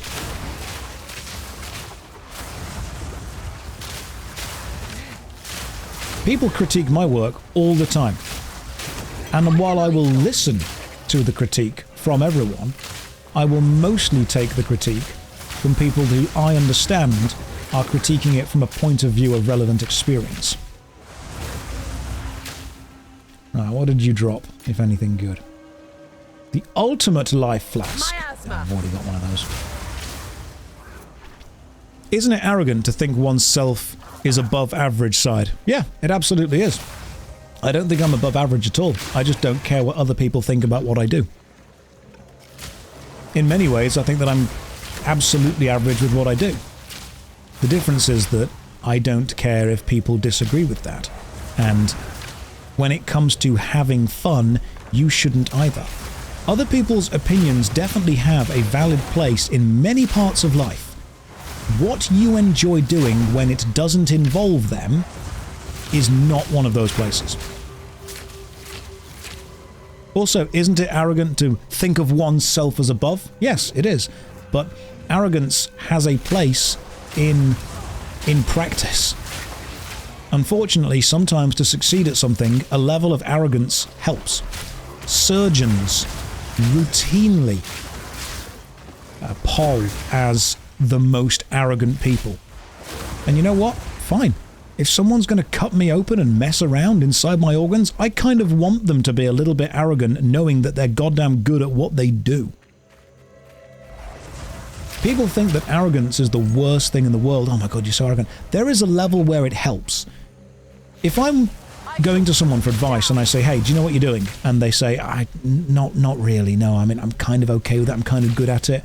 And I say to someone else, hey, do you know what you're doing? And they go, yes, I'm incredibly good, I know exactly what I'm doing, trust me. I'm going to go with them. I'm going to go with them because there is a level of arrogance that comes with being good at what you do. It doesn't prove that you're good at what you do, but there is a level of arrogance that can be earned. Confidence is not arrogance, that's very true. Confidence in what you do, not arrogant. But do you believe that arrogant people don't succeed? Consider auditioning for a film. Imagine you walk into the audition room and Brad Pitt is on the other side of you. Leo DiCaprio. Tom Hardy. You know how arrogant you've got to be to think you can outact those guys? Doesn't mean you're not going to go in and outact those guys. Just means that a little bit of arrogance helps. In almost any job that involves a level of creation or a level of critique from the public, arrogance in a way can be a shield.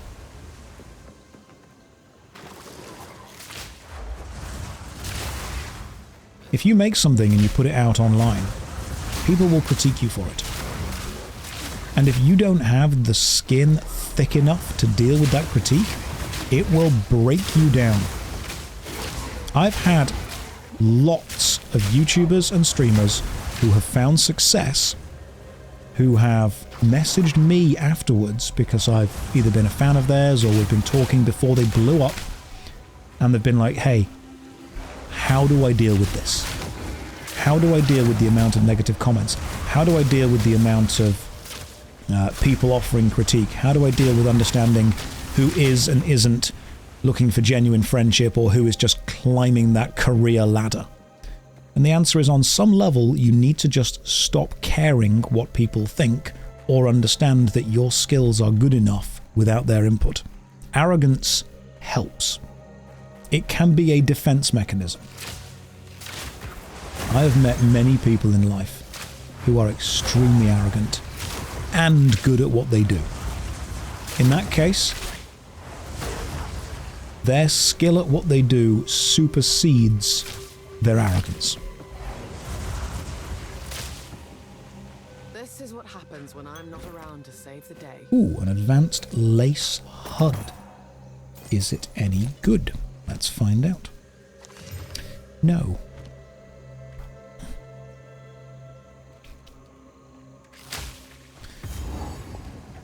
But that's just my opinion, and I could be wrong. I could be entirely wrong. What do you guys think?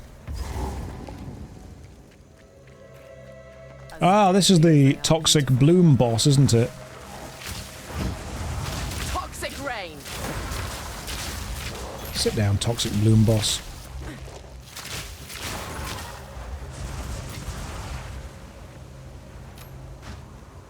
That was nice and easy.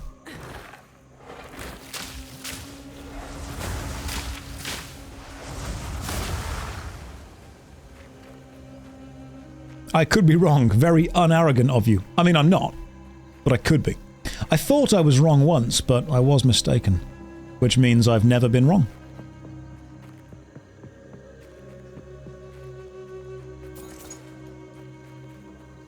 The Farcher build is still working, by the way. Still very much online. We're searching for the ancient Machinarium.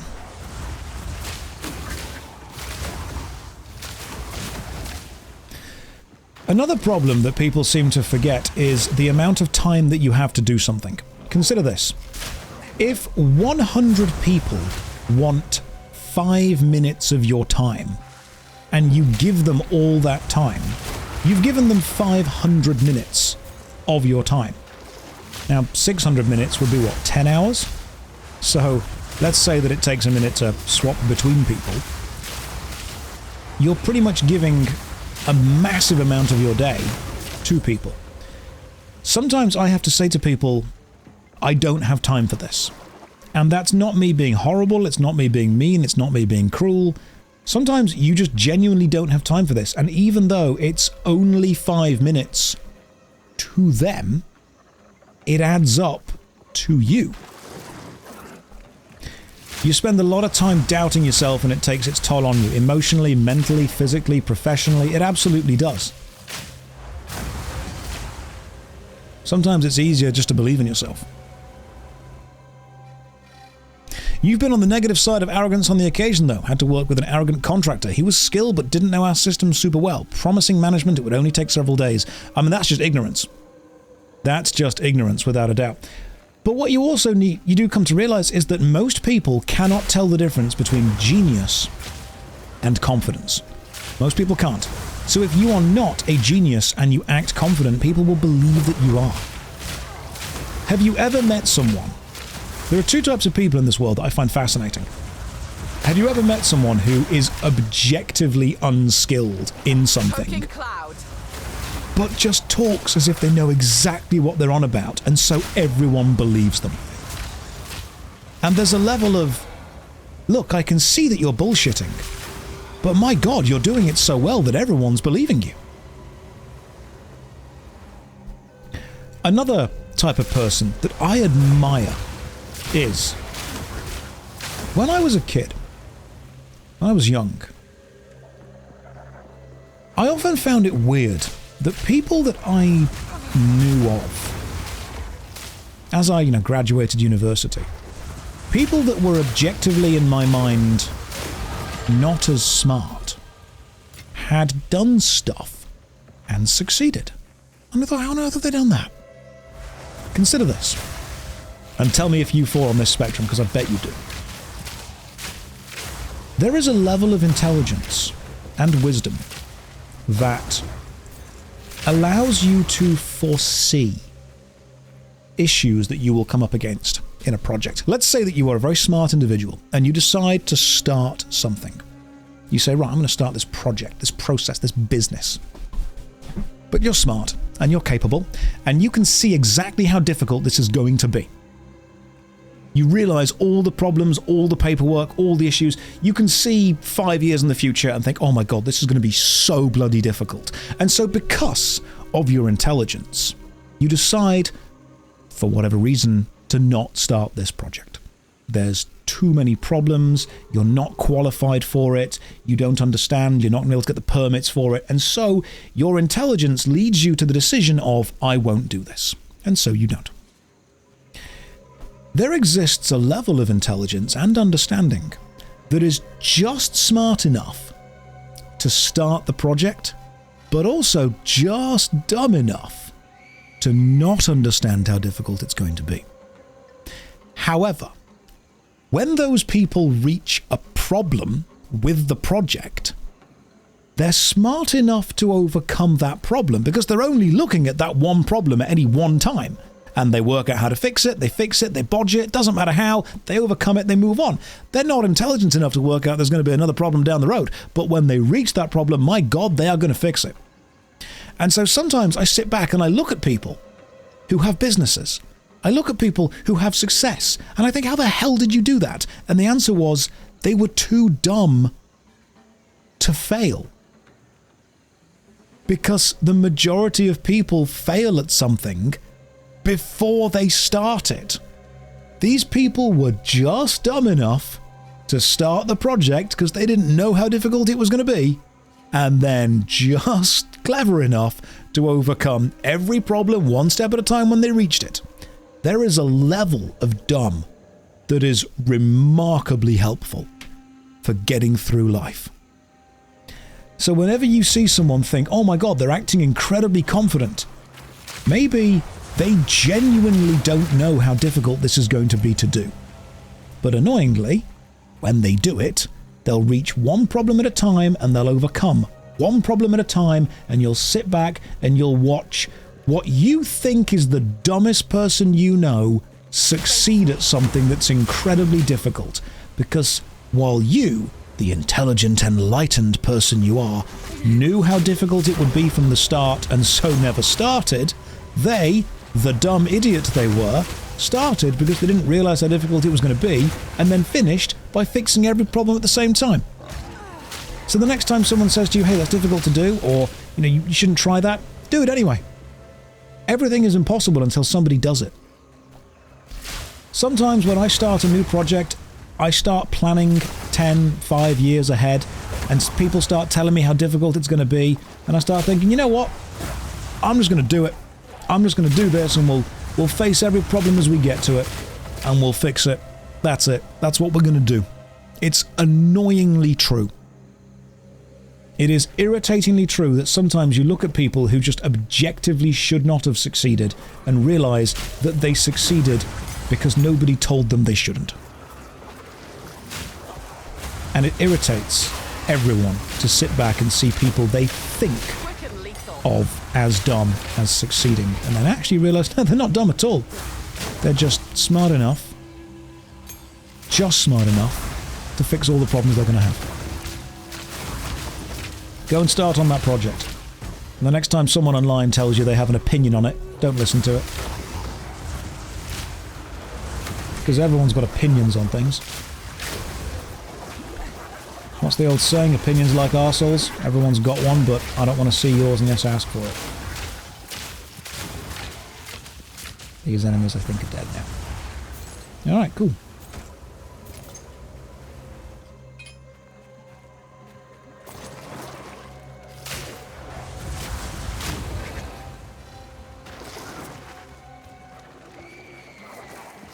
Not knowing it was impossible, he went there and fumbled through it. Yeah, that's genuinely what it is. Sometimes you just do something because nobody tells you it can't be done.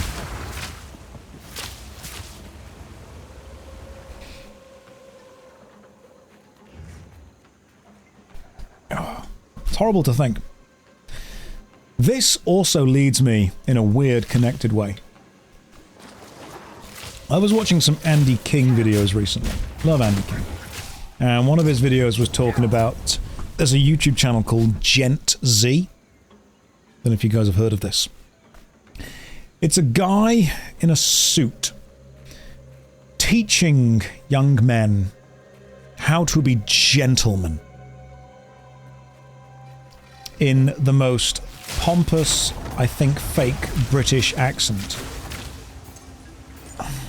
And it's like, gentlemen, if you wish to text her, you can. And if you accidentally make a mistake during your text, you can send a follow-up text with an asterisk and a correction of the mistake. And it's okay to end with an emoji if you wish to. Now, I get what the guy's trying to do, and I get that he's getting views for doing it. But this leads me to a strange conversation I had with someone a couple of years ago, actually. Have any of you ever met a guy... There's more to this sentence. It's not just that, there's more. It gets complicated. You've probably just... No. No, we haven't. Have you ever met a guy who possibly wears a fedora? Maybe they think that the gentle ladyfolk don't appreciate their gentlemanly charm. Maybe they maybe they think that chivalry should return. Sadly, yes. Am I starting to paint a picture of the kind of guy that we're talking about now? Maybe he's studied the blade. Maybe he gave thou a tippeth of the fedora, my lady. And maybe he said the immortal lines to me. People just don't value intelligence anymore. Guy said that to me a couple of years ago. People just don't value intelligence anymore. So I said, oh, expand on this. What do you mean? Like, oh, well, you know, I've been reading all of these philosophers, you know, not going to the gym and working on my stupid Neanderthal muscles. I've been reading the intelligentsia. I'm wearing a suit. All the people should respect this. And I'm like, okay, let me explain. Intelligence is not just knowing facts. It's understanding social cues. It's understanding social graces. Intelligence is not wearing a suit. Intelligence is understanding when you should wear a suit and when you shouldn't wear a suit. Knowing how to dress and where it's appropriate to dress. I've had guys say to me before, it's classy to wear a fedora. Depends. The flowchart of should you wear a fedora is very simple. First question is, are you Frank Sinatra? Yes, fedora. No, don't fedora. That's the flowchart. If you're ever in doubt, refer back to the flowchart, follow it, it works. There is a continued bit underneath no, and it says, are you Indiana Jones? Yes. Fedora. No. Once again, don't Fedora. Intelligence is in knowing how to wear a suit. Wisdom is knowing when. So what I think happens with these guys, and we all know the kind of guy we're talking about, is they are cosplaying a caricature of a guy that they think people will be attracted to. But you can tell that it's performative. You can tell that it's fake. Wearing a suit in a situation that doesn't call for one, wearing a hat in a situation that doesn't call for one, bringing up the intelligent novels and books that you have read in a situation that doesn't call for it is actually, ironically, not showing intelligence. It's showing a lack of understanding of the social cues of the situation that you're in. Can you say caricature again? Yes, I can. So many people, especially young guys, do this thing where they cosplay as what they think a young man should be, and then get annoyed that people are not reacting in the way that they used to react many years ago. And I have to explain to people that there's a level of intelligence that comes from understanding that you cannot just wear a suit and have it work. It needs to be a suit within a context.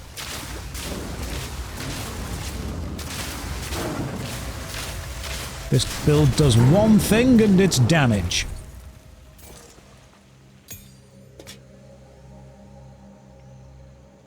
Cool. Are we on the Farcher timeline yet? Build's working fine. Build's working absolutely fine. We're going to go over here. We're pushing into... Oh, let's have a quick check. This will take arrow to 3,824. Nice. Projectile damage. Increase. Yes. And then just projectile damage. That's all I'm doing. Just projectile damage. Are you poisoning, son? We're actually exploding, Dad. That's what we're doing. Let me show you. And this, again, I had to message Talkative Try a few days ago when they kind of nerfed this build, and I messaged him with what I think is one of the greatest Twitter messages I've ever sent, and it was just, is gas a projectile? And I had to ask him for this, specifically because gas arrow does the projectile damage from the arrow. But then the arrow becomes a poison cloud, and then the poison cloud explodes. And I wanted to know what value this number scales from. And the answer is projectile damage. So, yeah, gas is a projectile. Here's the plan. Fire a gas arrow. Cast a flame wall. That's kind of it. That's the plan. If anything, gas is just lots of very small projectiles. This is a find. A bow ruin that There's been a clip circulating on Twitter. Young couple dressing in the 50s. Oh, sweet. Okay, cool. If they want to do that, that's absolutely fine. If they want to do it, it's fine. Confidence is, of course, a level of intelligence.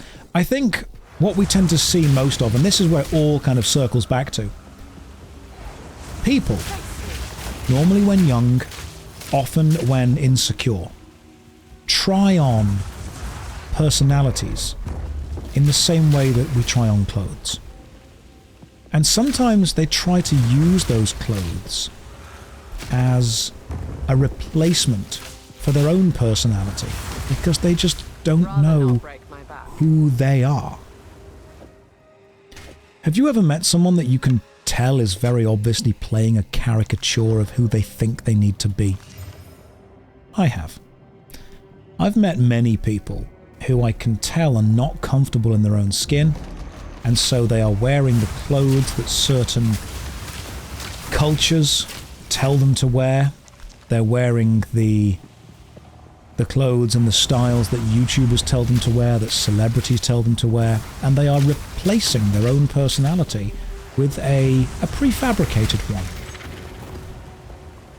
And that's what it is. That's what it is, man. That's all it is. People are not confident enough in who they actually are, that what they do is try on personalities. And they try on clothes. Ooh, cold damage. Nice. That could be good. That is actually a little bit better. So cold and chaos. Doesn't do any physical. Chaos is higher. Cold's nice. If we can get fire damage on this bow, that could be a good one.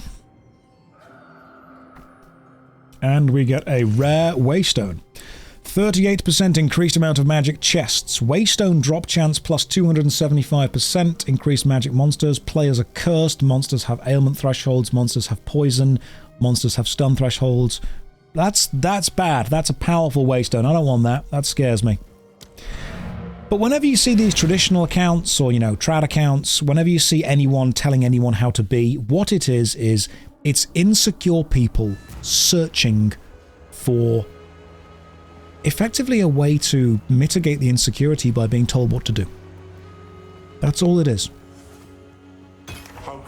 Is Path of Exile 2 hard to understand if you've never played PoE 1? There are aspects of the game that I still don't understand, and I don't need to understand them.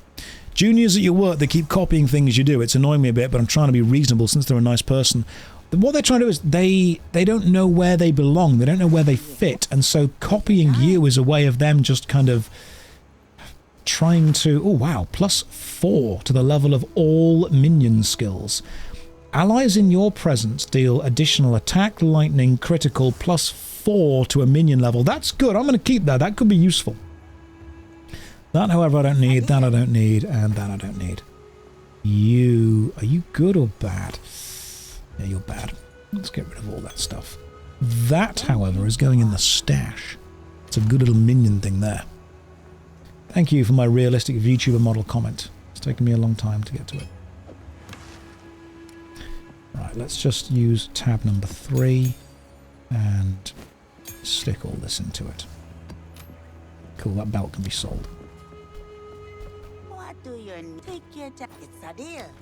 Confidence often comes from understanding that we don't know who we are for a long time.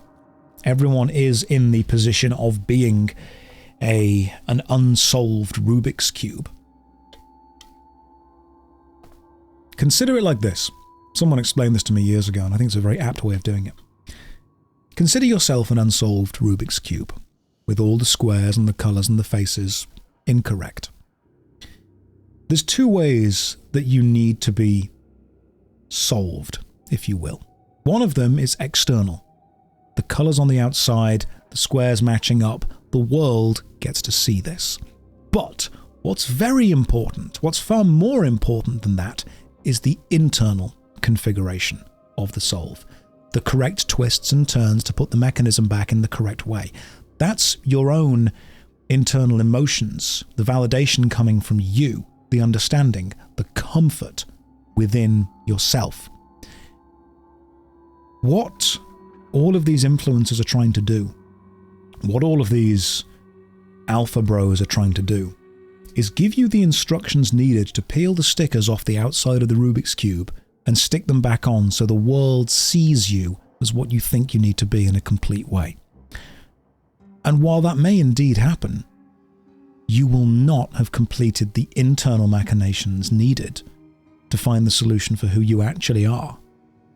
You will appear to the world as a complete person, but you will still be, to yourself, incomplete. You will still be in that messed up configuration. And it's okay, because it takes time to work out how you need to do that. It takes time to work out how you fix that. But the process of trying to find that combination, the process of trying to fix that Rubik's Cube, that is the process of learning who you are. That is the process of becoming you. If you just peel the stickers off the outside and re-stick them, you will look complete. But you won't have gone through the process needed to understand why you're complete, or be able to help somebody else become complete. Sometimes you never solve the cube. That's okay as well. Part of the process of going through it is becoming comfortable with that. So the next time someone tells you exactly how you should be, how you should dress, what music you should listen to, what games you should play, what you should eat, how you should live, All they're trying to do is peel off the stickers from the outside of the Rubik's Cube and stick them back on in a way that they think is more appealing. It doesn't affect the internal mechanism at all, and the internal mechanism is where you get your own validation, it's where you get your own comfort and your own confidence, and it's where you learn who you are. It's where you become confident enough to talk to other people about stuff. And you can tell. Have any of you ever met someone who exudes superficial confidence, but when you got to know them, you realized they were actually an incredibly insecure, really scared person? There are so many people like that, and I guarantee almost every influencer telling you what to do is that kind of person. What I will tell you to do is try stuff, fail, learn from why you failed, try more stuff. Every time I meet someone who's super loud, super bold, super brash, super confident, I know that I'm looking at the external shell of someone who is very scared. And every time I meet someone who is actually quite quiet, quite reserved, quite chilled, quite comfortable in themselves, I know that I'm talking to someone who's very confident, who's very comfortable in who they are. It took me a long, long time to reach a level of comfort within myself. But going through that process helped a great deal. It will help you as well. Let's take a 5-minute break. Pop to the bathroom, grab a drink, walk around. And you know what you've earned? You know what you've earned as a treat? Here you go. You've earned the DVD logo for a bit. Now don't all thank me at once. We'll put the timer back on. You have 5 minutes. I'll see you, lovely people, in 5 minutes' time. I feel after that remarkably emotional rant that we need like a couple of dick jokes. Because it got real. It got real for a second, didn't it, guys? It got real. We were talking about, you know, who you are, talking about people, talking about places, talking about confidence, talking about just becoming a man in a way. What is a man? There are two answers to this. The first answer is thank you, Cap, a miserable little pile of secrets. The second is, as a young guy, what is the process that you must go through to become a man? So, let's think about it.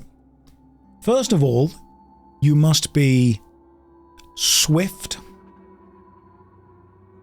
as the, I want to say, coursing river? Possibly with all the force or strength, if you will, of a great typhoon.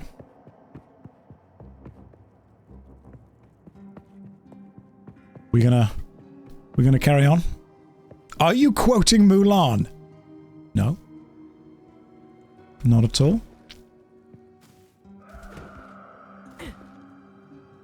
Being able to lunge. Yes, a woman needs to betray you. I'm sorry, that's just the most dramatic way. You must be betrayed, my child. Yeah, are you a man? I don't know, how can you tell? Have you been betrayed? I don't know. Probably, I'm not sure. What level of betrayal are we talking about here? Okay, no more DVD logo. You don't get any more. Sad but true.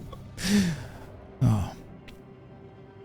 Maybe we must become betrayed before we can truly find ourselves. That's what it is. Give it back, please. No. No, you don't deserve more DVD logo. You will get gameplay, and you will deal with that. We're going to get to the Val boss, and you'll get to see this absolutely badass-looking enemy. That's what we're going to get.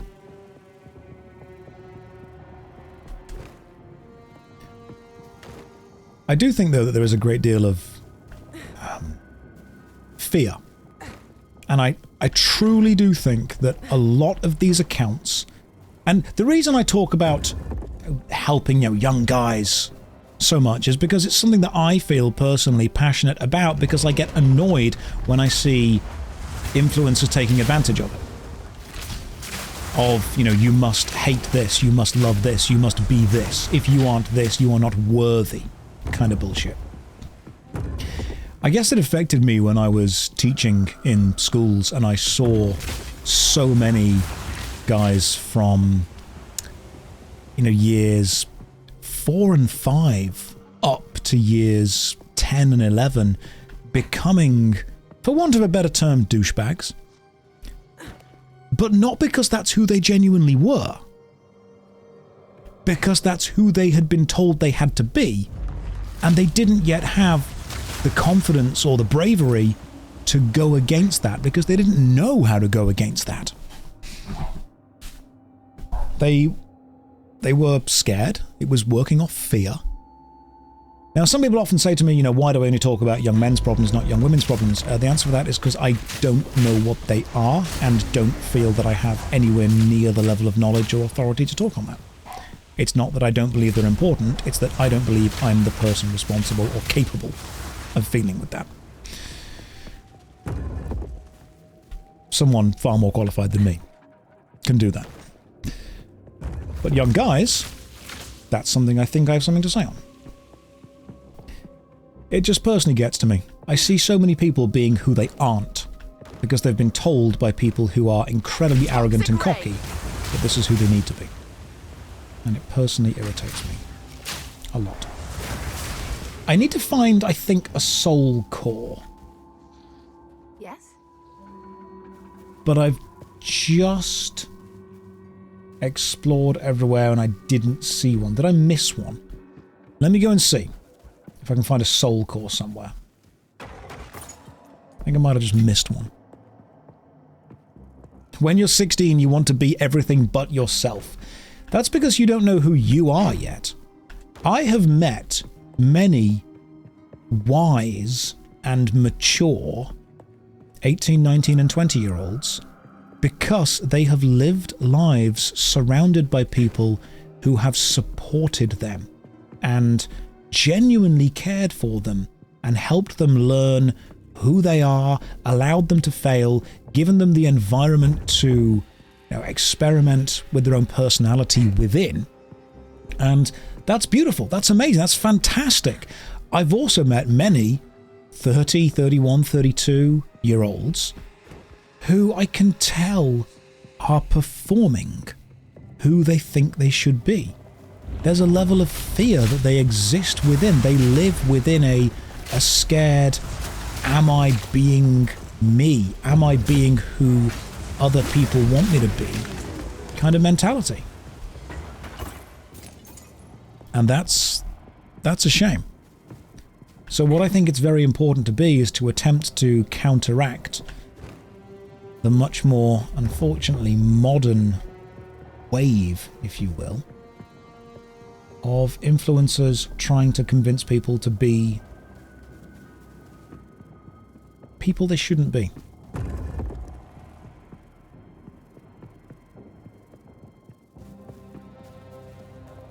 How many of you have met someone and after only a couple of minutes to a couple of hours, you realize that actually you haven't met them? You've just met a character that they were playing for a bit. Just because someone gets older does not mean they're mature. Where is the soul core? There is meant to be a soul core here. I genuinely don't think it's here. You've never met JoshStrifeHayes. You've met JoshStrifeHayes. You've never met me. That's a difference. But something that I do tell people is that I am not necessarily playing a character on this stream. I'm playing what I would refer to as a hyper-real version of me. I'm talking slightly faster, I'm enunciating slightly more, but all of my opinions and all of my general words are still exactly what I do think and feel. But the question is, can you know a performer from their performance? Where is the thing? I require a small soul core and I don't have one. There isn't one.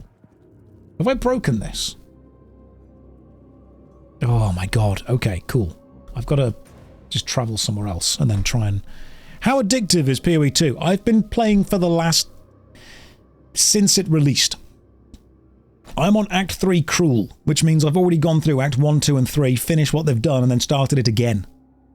Dying should fix it. Let's travel to... I've not killed Root Dredge, so let's just go and kill Root Dredge and then travel back. It is actually bugged, genuinely. Okay, cool. Sorry to get so real on you on Saturday. It's nearly Christmas. It's 2 weeks until Christmas. It's 2 damn weeks until Christmas. We cannot be getting this real. We're not allowed to have it happen. Did my other cheer message, let me double check. I'm sorry, if you expect me to do my job, well, I don't at all. Let me go back and see which message was and was not cheered. Your discussion on intelligence and confidence was inspiring. Thank you very much. You're welcome. Would you recommend this as soon as someone had bounced off Grim Dawn? I'd say play both. Play both, and play games until you stop having fun, and then stop and go and play something else. Best way to do it. If you hold control... Yes, I might need to reset the instance. That's my plan now. That's my plan now. Oh, just a quick check. How's the war on Christmas going for anyone else? There's always one of those things. It always happens. There was a war on Christmas. Just thought I'd check in, see how you guys are doing with that. It's a thing that happened in the UK a couple of months ago. Can't say Merry Christmas now. Yes, you can. You've literally always been able to say that. Nobody has ever been against that. It's another news cycle, fear-inducing thing to scare you. Nobody is taking away these things from you. You can still do them. It's fine. I would like to roundly say that Christmas has won. Christmas has won the war on Christmas, as we all knew it was going to. Anyone that voted against Christmas at this point, you were honestly on the losing team. The war on Christmas. It's so strange, isn't it?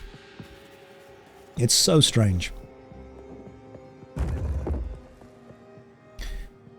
And we get to have one of, I would say, the most privileged conversations that I get to have when I was teaching. There is a level of teaching. I'm going to share a story with you now. An important story to me. A story that means a lot to me and that I will still use the technique within if I need to. While I see that teaching is one of the most noble things I've done in my life and I very much enjoyed it, there is a level of understanding that you don't overstep the boundary of becoming a parent. There are levels of things that parents need to teach children and get to teach children in their own way. Unfortunately, there are certain conversations that parents refuse to have with kids, or there are questions that a child will ask you that you need to have an answer for. And one of the most interesting ones that I faced every year while teaching was the classic, is Santa real? This is a find. Because there is a very annoying age of child who take a great deal of delight. Normally it's about 9 to 10 years old. Sometimes you get lucky and it'll last until 12 or 13 years old. But they take a great deal of delight in telling every kid who will listen that Santa isn't real. They love it. It's almost a game at that point. It's when the year 5s or the year 6s go and chat to the year 1s and the year 2s and they say, oh my god, I can't believe that. Isn't real. Isn't real. And so I get a lot of the younger kids asking me, or I did, Mr. Hayes, is Santa real? Sometimes you get the older kids asking as well. And the answer that I give to the younger kids is yes, but not in the way that you think right now.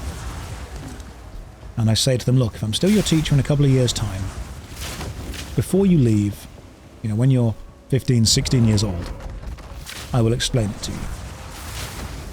And sometimes the classes stay the same and I get to actually do that. And it's one of the, I wouldn't say enjoy, but it's one of the conversations that I used to value. And what I would do is I would sit down with kids who were about 15 to, oh no, you know, some was the 13 to like 16 years old. This is the age when I think they've kind of figured it out, but the magic is almost saddening to them. It was a lie. And I say, right, let me have a discussion. The idea of an individual flying around the entire world and delivering presents at night is, of course, objectively impossible. But when you were a kid, magic stuff used to happen a lot.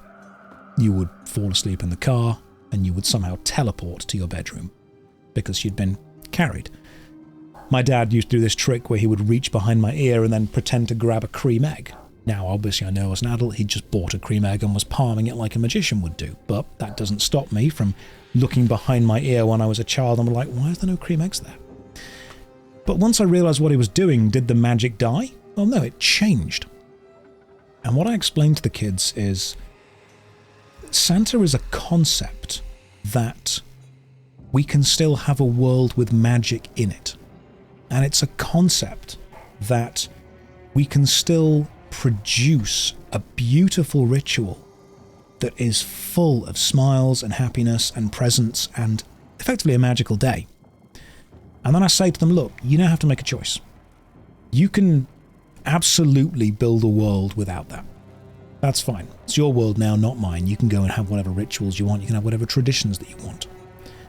But what I decided to do, instead of killing that tradition, was become Santa. I can buy presents for people. I can wrap them up. I can leave them in a tree, and I can say that I didn't do that. So that magic for the next couple of years comes from me. So I explain to all the kids who are old enough to already know that they actually get to decide whether Santa is or isn't real for the next generation. And some of them say, oh, I'm going to ruin it for everyone. And then a couple of years later they realise, no, they're not. They're going to carry on the magic just as we have. Which is why Santa becomes you, becomes me, becomes everyone that carries on Christmas traditions in any way. And that is a brilliant bit of modern magic that we get to keep doing.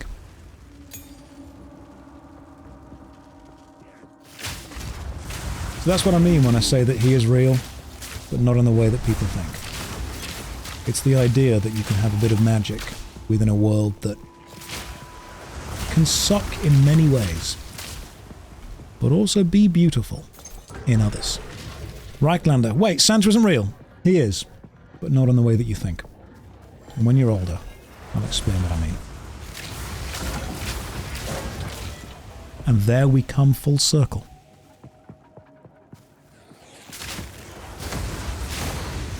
Now let's get back to the fart dart build. See? The duality of man. We can go from talking about beautiful ideas of magical modernism to firing angry gas at ghosts. That's what we do. That's the roller coaster that this stream brings you on. Insert fart joke here. I'm sorry. Clearly I wasn't joking enough about it. Let's get back to blowing up the Val, shall we? It's the gas cannon build. Ass ghosts are my favourite modern magic. Well, maybe if you ask Santa nicely.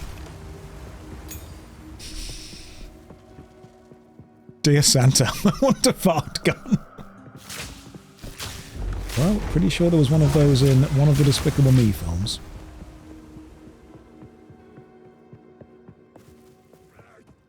But that was one of the conversations I used to always have around Christmas. The old, is Santa real? And the answer is yes. Provided you want to be them. Why does the game look like it's from 2010? Because I made it look like it's from the greatest era.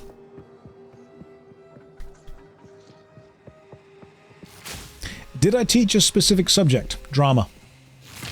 Drama and acting. I produced the thespians of the future. Or just sometimes allowed kids to be silly.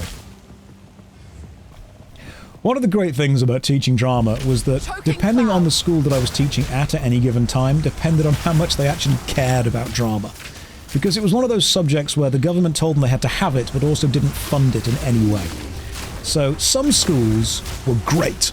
Some schools were fully on there with the curriculum, and they were like, okay, cool, we're going to teach them this, teach them this, teach them this, we've got a theatre show, we've got this, we've got that, we've got so much support. And I was like, brilliant, this is fantastic. Other schools were just like, yeah, so you're going to teach drama, and we don't test them on this or study them on this at all, so effectively what you do for the next hour is, as long as we give you 30 children, and then you give back 30 children, we don't really care. And that was when I could go, okay, so I get to allow them to explore emotions through drama, which is great. Because to me, the most important part of drama in schools is not teaching kids how to act. It's giving them a safe space in order to process emotions that they do not understand. It's allowing them to play an angry character and asking them why that character is angry and how they can overcome that anger. And in doing so, hopefully taking some of the lessons into their own life. That was it. That was genuinely it. That's pretty much all it is. It's a process mechanism. It's the idea that you can see what a student is struggling to deal with and saying, okay, why don't we create a character who deals with this? And that way you take away the almost embarrassed nature of, oh no, I'm not struggling with this, I'm not struggling at all. Okay, not saying you are, but is the character struggling? It's emotional LARP, live action roleplay of dealing with it. And it's vital. It really is vital to do that. You have no idea how beneficial it is for a child to have a place that they can emotionally play in safety.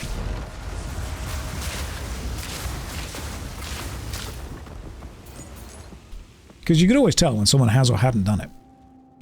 I hope people don't ask you this in the real world. What were my GCSEs and A-level choices? GCSEs, I didn't have a choice, I just did lots. A-levels, I think I went with drama, history, English, maths, science, and PE. I went to a school where you were able to do 6 if you asked, so I asked. Because I thought, oh, that's going to be useful for the future. No, not at all. It's literally a process of just opening the next door to the next level of education. That's pretty much it. Now, to me, one of the reasons that I tend to do drama... No, I did not go to Eton.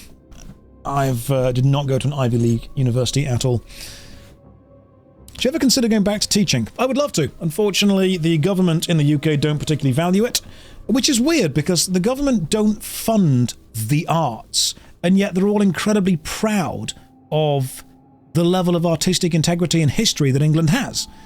The government will say, oh no, there's no money for the arts. There's no money for the arts at all. Now let's all go to the opera. Now let's all go and watch a Shakespearean play. Now let's go and talk about how our beautiful young actors have made it in Hollywood. I'm like, yeah, it's convenient that you're benefiting from the stuff that you're not funding. No government wants to fund arts. Yet every single government wants to benefit from it.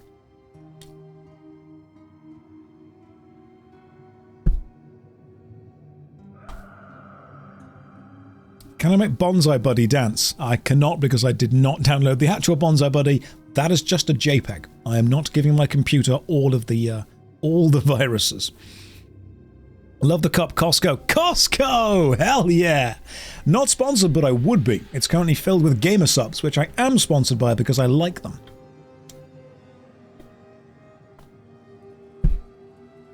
Josh, you said you wanted to be an actor. That's true. When you saw Bond, but was there a conscious moment that you really understood this? I think it went as well, genuinely. So my parents were not rich. We were never I would say we were never poor, but we were definitely not super wealthy. So we had a VHS and a couple of videos that I would watch on repeat. GoldenEye and Tomorrow Never Dies, which is why Pierce Brosnan is objectively the best James Bond. In fact, that line of, you forgot the first rule of mass media, give the people what they want, before he throws in the Tomorrow Never Dies guy into this massive newspaper printing machine on a secret submarine, is incredible, without a doubt.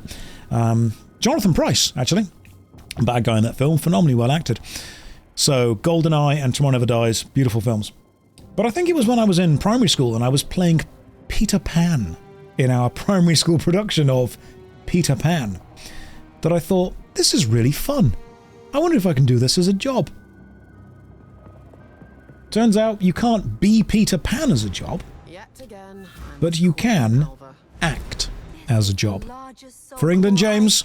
No. For me. With this, we could power the mechanism in the waterways.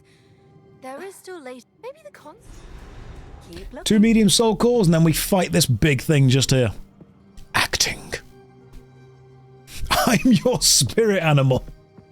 Well, you're about to see your spirit animal fire a lot of fart darts at things. This will be a good test of the build, actually, if I can take on this boss. Am I still acting? I don't have enough time to do it. YouTube and Twitch take up pretty much all of my time, which I'm very pleased about, because you get to have one of the coolest jobs in the world. But it does mean that there are a couple of things that I do miss, mostly being on stage. I would love to return to stage, I would love to return to voice acting. However, YouTube and Twitch demand a lot of my time. I've not put out a video on the main channel in about 2 months because I'm working on a massive video, and the problem is working on bigger videos is a risky thing to do.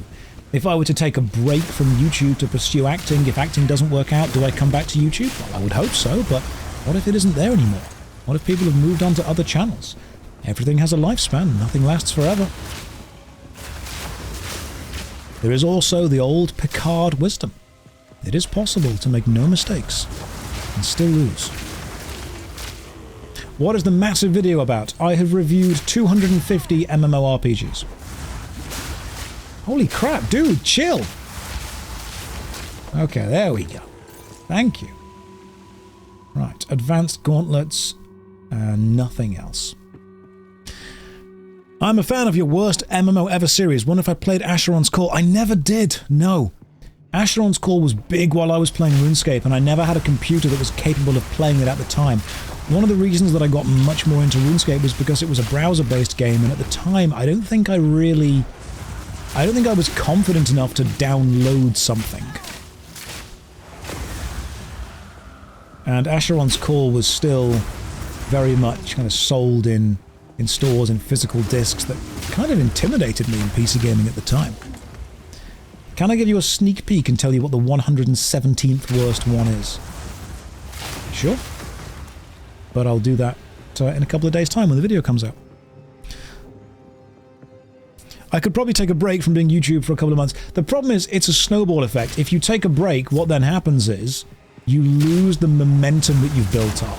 And when you try and return, YouTube isn't confident in promoting your channel. So what I'm doing is I'm trying to find that balance. I'm also trying to find the balance to go to the gym more, seeing as I bought a home gym and want to actually use it. The problem is that I get focused on working so much and my brain says, hey, you should be making content out of this right now. Are there old school RuneScape and RuneScape 3 worst MMO ever videos? Not yet. Maybe one day, but not yet. I hope you can all see that the build is working remarkably well. So I need a medium soul core to access this generator. Am I supposed to be so grainy? That's just how I look in real life. It's just how I am. It's a divine orb, I'll take that. Thank you, Mr. Divine Orb.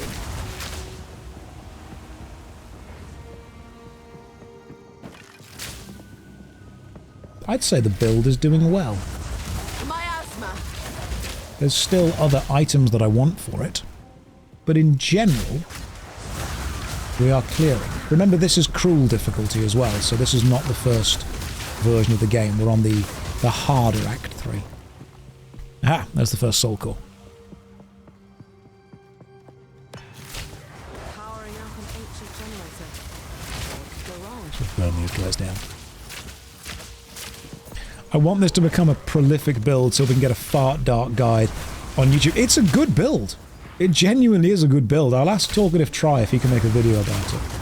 I'll help him out with it. There is one problem with this build, and that is my defense. So for anyone who's not seen the behind the scenes of this build, let me just show you the defense. I have 6% armor and 22% evasion. Fire is 22%, cold is 9%, chaos is no, and lightning I actually take 23% more damage from it. I also have a total of just over 1,000 health, which means I basically get one hit by any boss attack. The old Wolf of Ogma, his big sword swing, that's a one-hit kill on me, immediately. Defense is for the weak. I don't need defense. What I need is more offense. Enemies can only kill me if they're alive, so if I just, you know, change that. If I end their subscription to life, then everything's fine. That's how it works.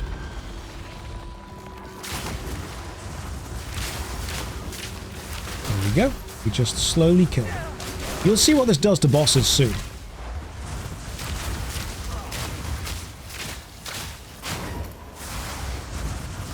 On-death effects would like a word. Oh, they kill me immediately. If there's an on-death effect, I'm done. I don't even try to survive. No mana.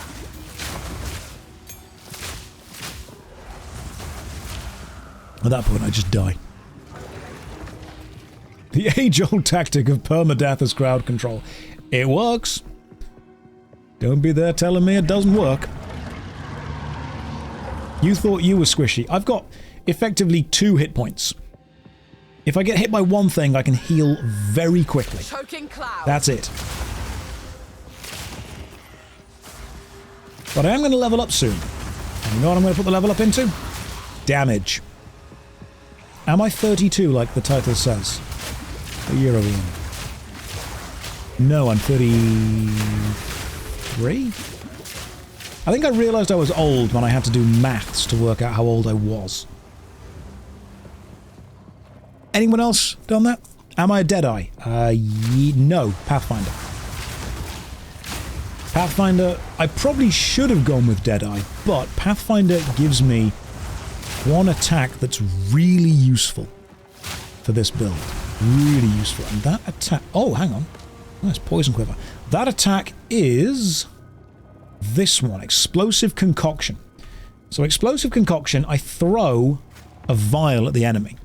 If that vial hits them, they suffer a 20% reduction in their fire resistance. So effectively, I'm increasing my damage by 20% against them for the next 4 seconds, which is very good. Very, very good. I'm Pathfinder, yeah. I am now level 62. Where are we putting the point? We could go to increased projectile damage. Yep, that's probably what we want. 10% increased area of effect. 10% increased cooldown recovery. Area of effect could be good. I think I want projectile damage, which would just be like here. Yeah, that would take my poison arrow per second, effectively adding another 80 damage on. Yeah, sweet. Okay. Let's just do that. Some more damage. Just going straight for damage. My gas arrow has 57% fire penetration. What is mine? I actually don't know what mine is. Where can you see it? Can you see fire penetration somewhere? I mean, main hand cold resistance penetration, 5%. I'm assuming I need some more general fire penetration with this.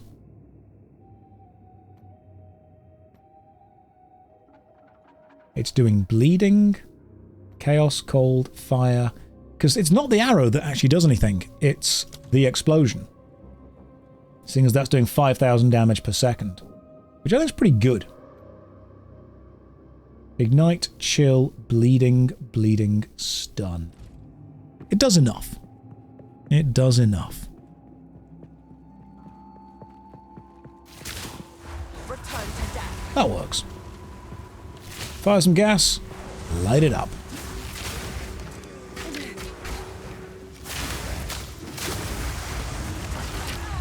Ooh, oh, nearly died there. Oh, got a little bit cheeky. We got a little bit silly. Almost too silly at this point. Oh, hello, Mr. Freeze Me.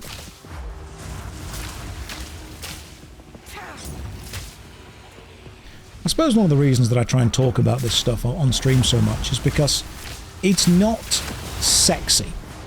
It's not cool. And because of that, the people that it actually affects don't care.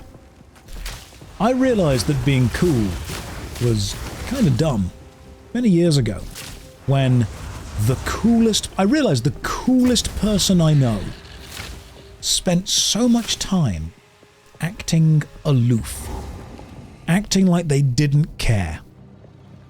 And to them, being cool was not showing emotion, never enjoying anything, never having fun, never being silly, never laughing. And now I realize that the wisest of men value a little absurdity, a little whimsy, every now and again. Have you ever, as a kid, thought someone was cool, and then realized as an adult they're actually just really boring?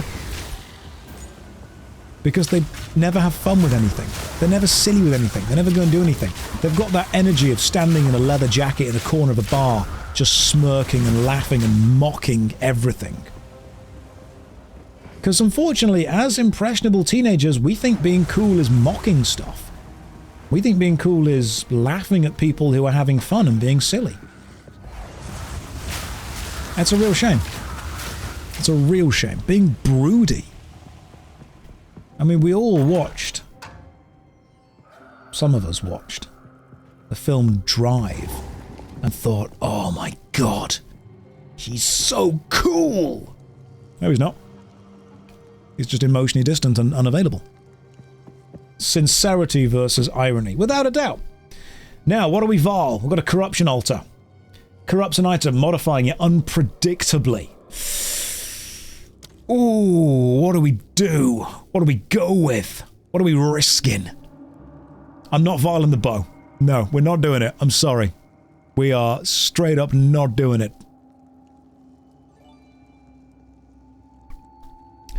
I could vol the boots. They've got 20% increased movement speed. The quiver is so good though. Increased attack speed, increased dexterity, increased projectile. That's good.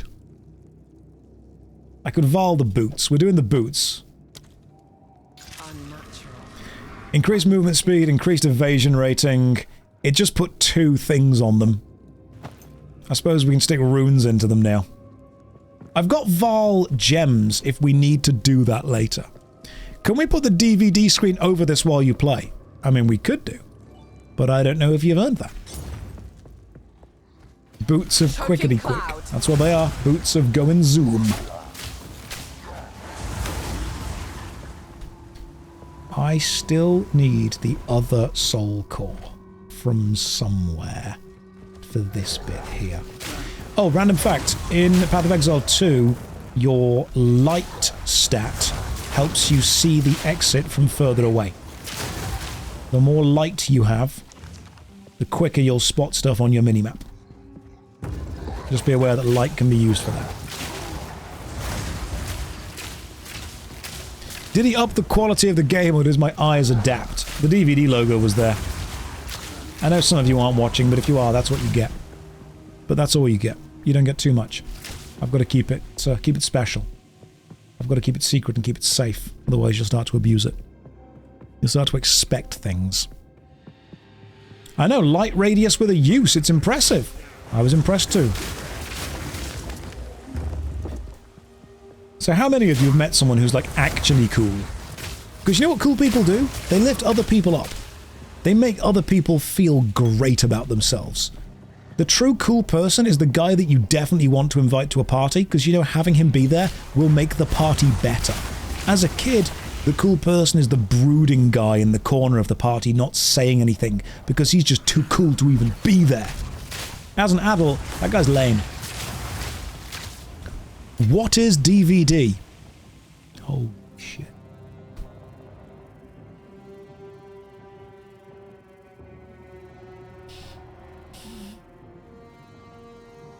It's not your fault. Alright, I don't hate you. It's not your fault.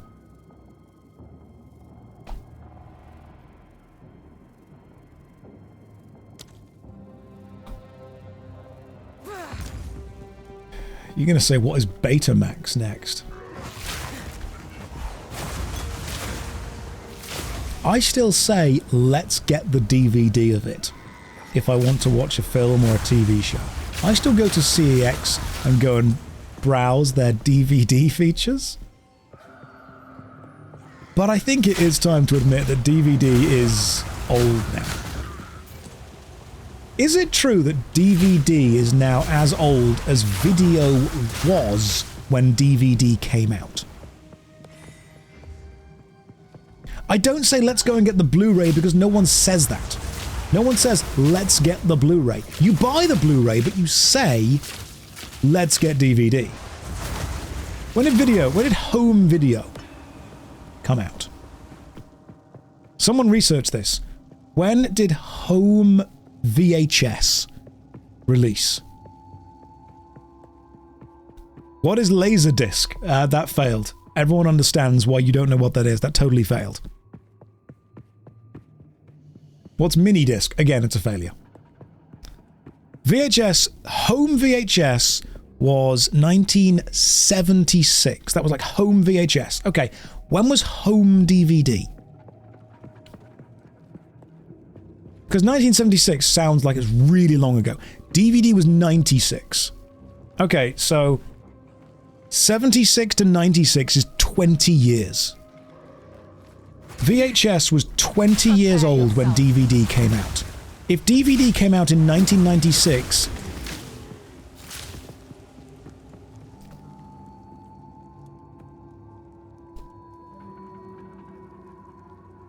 How long ago was 1996?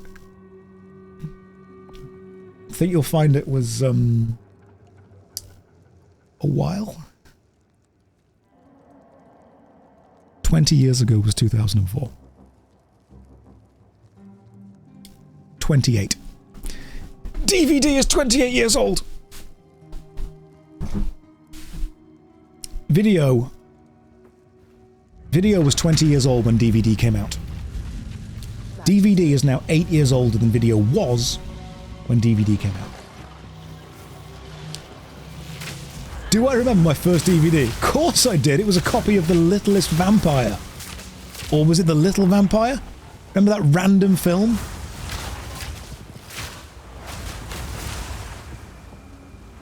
I swear to God, I was the only person. And it was a special. It was a special DVD because it wasn't plastic. It was one of those cardboard cases that had that little plastic lip that you kind of had to open up, like a little bit of resistance and pop to it. The Matrix had the same thing.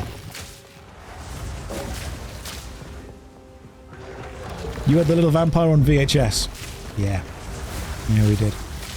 And then I bought a film on DVD called Thunderpants, which had Rupert Grint in it. Did anybody else watch Thunderpants? It was about a young guy who invented a pair of trousers that were powered by farts. If I ever meet Rupert Grint, that's the DVD I need him to sign. Right, let's take the large soul core out. Okay, boss time. Can we beat this boss? Let's find out.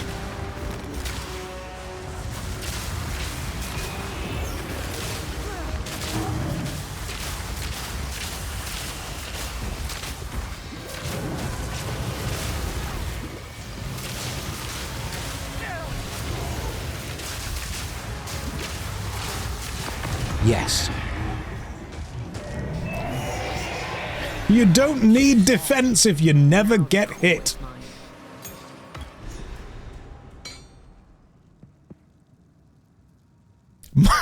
He was firing lightning He was firing lightning attacks. Unfortunately for him, my lightning resistance is only minus 23%.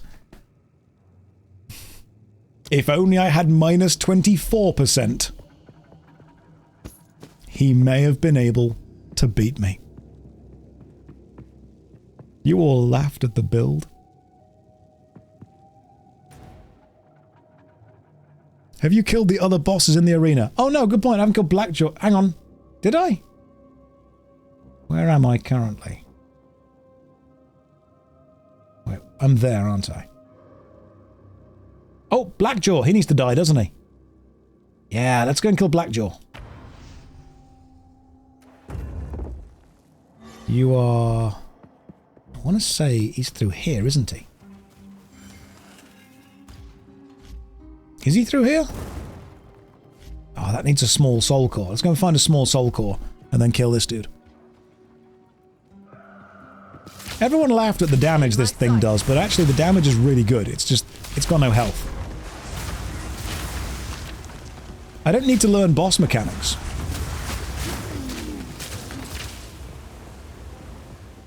Because they're never alive long enough to do the mechanics. Another soul core. Are there more doors? You're gonna sit in bed all day and brood like the cool kids.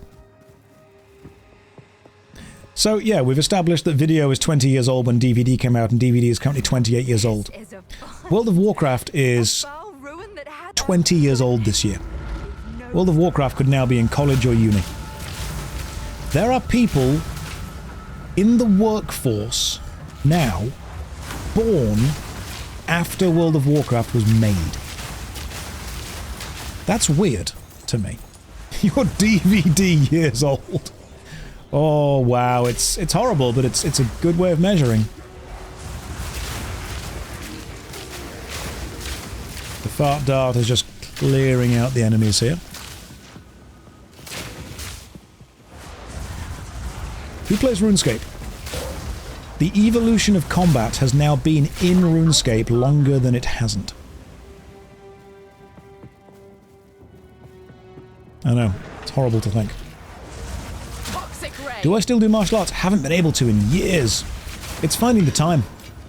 It's finding the time and dealing with the guilt of doing something that isn't work. Everyone's like, oh my god, being self-employed must be great. You can work whenever you want. I'm like, no, kind of.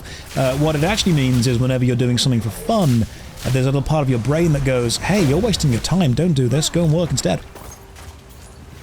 Anyone else self-employed will know that feeling. One of the things that I miss most about being employed by somebody that's not me is getting home from work and turning my brain off from work. That is one of the best things I could do. And I'm not going to sit here and go, oh, woe is me, because I'm very privileged and happy to have the life that I've got. But one thing that I do miss is knowing that once I was home, all of my time was for whatever I wanted it to be. I used to miss knowing that when I came home from work, if I wanted to build Warhammer, I could build Warhammer. If I wanted to work out, I could work out. But now, while I'm sat there building Warhammer, there's a tiny part of my brain that goes, this isn't very script writing of you. This isn't very research of you. And so, do I research? Oh no, because I've set aside this time to do fun stuff. But what I do this really fun thing where I do my hobbies, but my god, I don't enjoy them. Because my hobby is now, there's this lovely kind of layer, this lovely flavouring, if you will, of guilt. It's beautiful. It's really nice. People are like, it's one of those things where they say, hey, you can't sleep, so go and lie down in bed. Are you going to rest? Not at all. Not at all. What you're going to do is lie there, feel guilty for not being productive, and not be productive, and not sleep. Now you're going to have the worst of all of these worlds, and nothing will get done or be better. Perfect. just perfect. That's called insomnia. Oh, no, no. I don't suffer from insomnia. Part of me quite enjoys it, because I get to stay awake in bed and feeling guilty for longer. Because ideally what you should do is go and do a fun thing, then lie in bed and rest. What you're instead going to do is not do the fun thing because you're tired, lie in bed but not sleep because you're missing doing the fun thing, and then when you get out of bed, you've done none of the things that you need to do. Oh, fun times. Fun times all round. We all remember these things. But I don't want that to come across as a privileged rant, because I'm still very happy to have the job that I've got.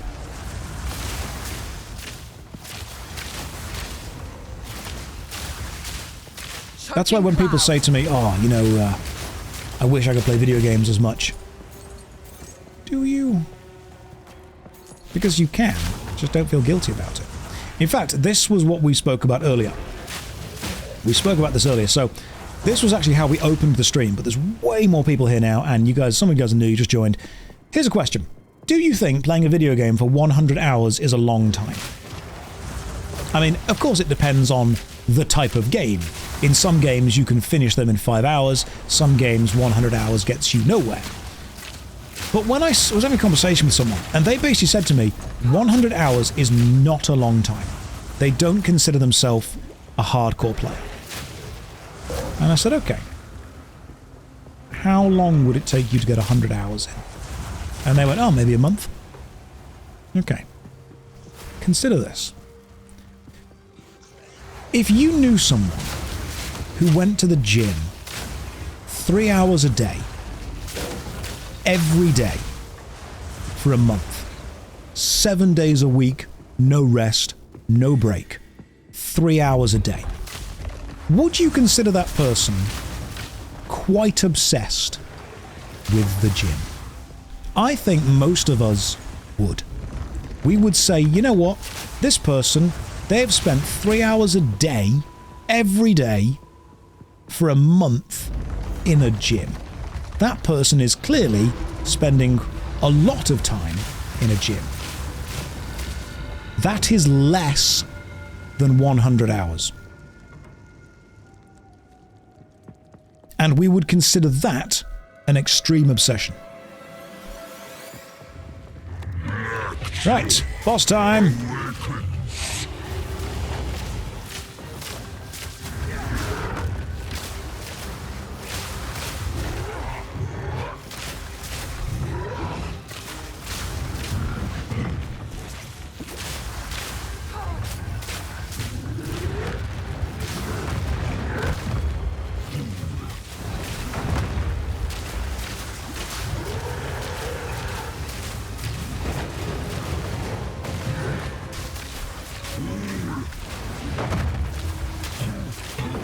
Don't need defense if you've got enough damage.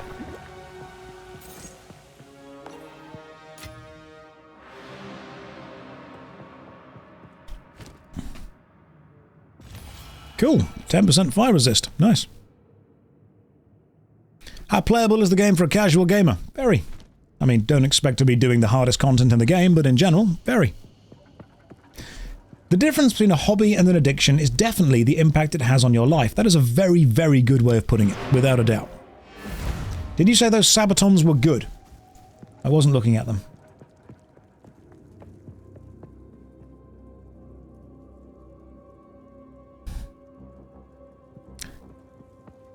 Mover and Shaker 80, I want you to feel bad about yourself. You said those Sabatons are stacked, which I took to mean had good stats. I went back, they were called stacked Sabatons. You will fit right in here. This is exactly the vibe I want you to bring. Let's use the third tab. Everything else can be sold. No need to insult the guy, Josh. Hey, I'm not insulting, that was perfect. Oh, I see. I said you'll fit right in. You said no need to insult. God damn. Twice. Twice. You guys just... Oh. Ooh, okay. Okay, let's see what's going on here. The tab madness from the first game continues. Of course it does. We need to go to the Infested Barrens. Return to the Infested Barrens. But we can't just teleport there, apparently. We need to travel there from possibly the Chimeral Wetlands. Or the Jungle Ruins. One of the two. Let's see if the Wetlands can get me there quickly. Think you're going to buy the Soul Reaver remaster? You should do. It's genuinely a very good remaster. Why did my stream game quality look so bad? I'm giving myself a handicap to mean that I have to entertain better. If I can't rely on the webcam or the gameplay graphics, I've got to actually entertain. It's a way of forcing myself to be the main focus of the stream. That's what it is. Right, Infested Barrens. Activate the Stone Altar. Let's see if we can find the Stone Altar and activate it, shall we? I don't need to rely on the graphics of the game when the graphics of the game are, you know, reduced from what they need to be. Because let's be fair, none of you are here for the graphics of the game. If you were, you'd be on a better stream. I think I just realized that I was focusing on the wrong stuff. Audio matters far more than visual for pretty much most online content. And I realized that there's a couple of things. I like to explain this to people, as in the bells and whistles. Imagine you're putting on a dinner party. Imagine you're remarkably middle class and your friends say, "Oh, but we must have a dinner party, mustn't we?" If you have the nicest silverware, the nicest tablecloths, the nicest plates, the nicest background music, the nicest chairs, if you've got all that jazz, all the bells and whistles, but the food is just rubbish, it doesn't matter that you've got all the extras. The core concept is bad. You're not providing the core of what people want. Exactly, I'm second monitor content, I know that. You're watching Netflix while watching this. I'm just on in the background. I'm on in a background tab in Google. You only know that I'm here because you look at your list of tabs and see the one with the little noise icon next to it. That's where I'm coming from. I know that I belong in the background. And so, I just decide to focus on what's important for the background aspect, which is mostly the audio and the entertainment. I realized long ago that all of this extra bells and whistles stuff, all the fluff, it's a dinner party without good food. Ultimately, it doesn't matter. You can lose all of that as long as you have the core concept still. You tabbed back in to write this. Of course you did. If you don't have 2 monitors, that's fine. Just make me like a small quarter of 1 bit. The sound icon, I finally found you. Now you know where it is. But no, in all seriousness, that's what it was. I realized that there's so much stuff that just is not relevant with streaming. Hey, should we try a boss? Let's try a boss. Maggots, my favorite.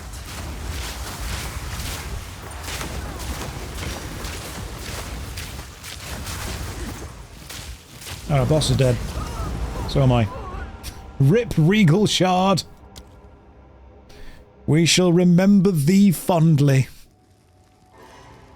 Is it still going to be there? No, of course it won't. And the boss is dead as well. God damn it. Stupid DPS. That was laughably fast. That's what she said. Choking cloud. But I mean, hey, at least there was a laugh. I hate the fact that so much poison happens in this level. Who uses poison? Cowards. It was a cave of bugs. That was the boss. That was the whole boss. There's also a message in the chat. Anyone know when you start losing experience on death? So that's a thing that might happen in the future. Level apparently 70, you start losing experience on death. I'm currently level 62. So, how much experience do you lose on death? Because my strategy very much relies on dying a lot. Let's be real, this run is ending at level 70.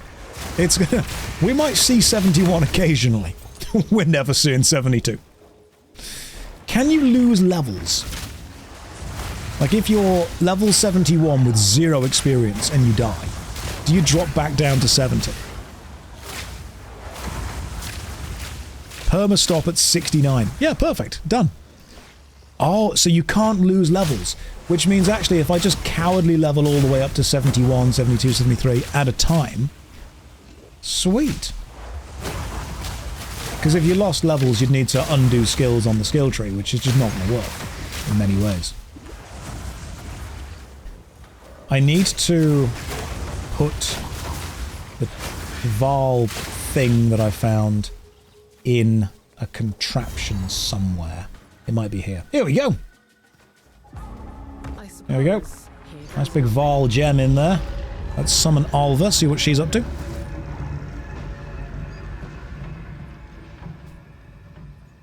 How can I help? Alva, I've done the thing. Oh, that's humid. Death gems. But some think that Where there's do we- no way to know that for certain. Where do we go now? I've put the thing in the thing. Oh, enter the waterways. Ah, yes, gotcha. The Matlan waterways. So we're now in the waterways. It's Aztec-y, isn't it? It is. It's kind of Aztec-y going on. The vibes. That's what we feel. Oh, boss straight away. Oh, boss straight away going to deal lightning damage. Let's get you exploded quickly. Sit down, son. 1,200 gold and a ruby ring. Is it any good? Ooh, adds physical damage. Life regen. What have I currently got? Adds cold damage, plus 10 to all attributes, 11% increased fire damage. Yeah, that's not as good as what I've currently got. It's a lot of stuff on it. Not all needed. If it's not increasing fire damage or chaos damage or poison, then we don't be needing it. All we need is fire damage and attack speed. That's basically it. Fire damage and attack speed is this build.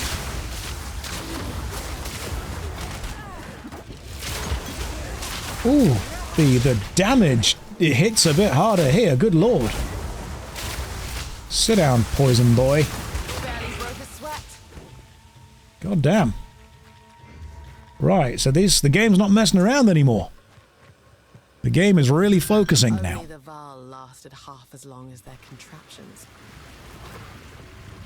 This is not obvious, but that ring drains mana and deals damage around the enemy. Okay. Oh, gotcha, I see. So it drains mana. So we don't want the enemies to get close to us at all. To be fair, the enemies getting close to me is a problem. My next level up will give me more damage, which will make killing enemies even faster. That's all we do. Just damage. Nothing else. Inside the ring, I'm actually safe. Alright.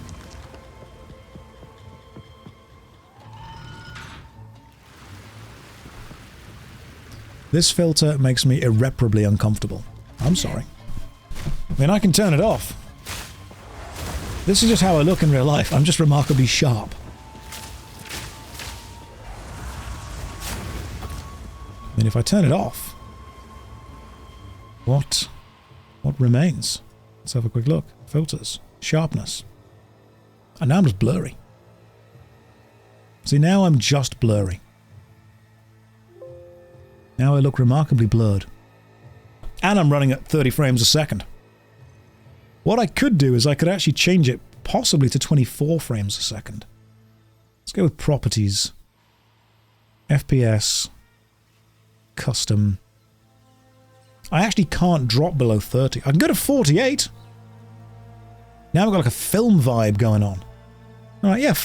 You know what? The game's in 30 frames a second. I'm in 48 frames a second. Beautiful. Everything's combined. This is great.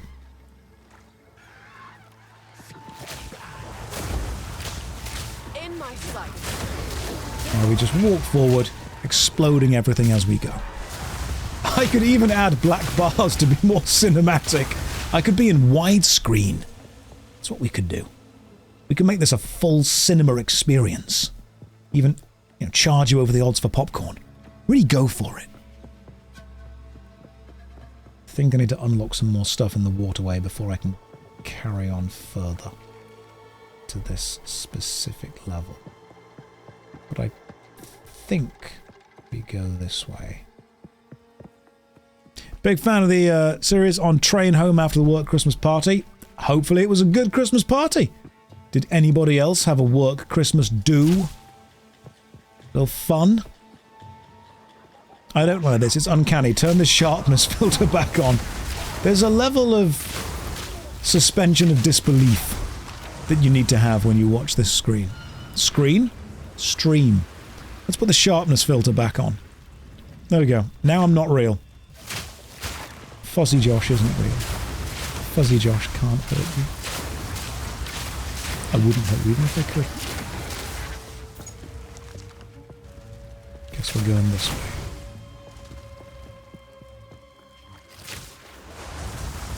Oh my god, so many enemies. There is a helmet in the game, a hood, a lace hood, that ignites any enemy that's near you. I might need to get that, because that might be super useful. Have we got lost? Let me check. We may have done. Nope, nope, no, we're good. I know where I'm going.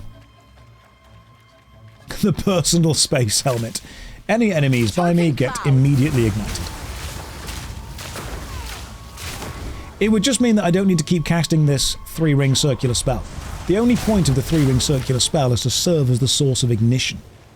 Now, it's also very important to remember with this ignition build, the gas isn't blown up when the fire hits it.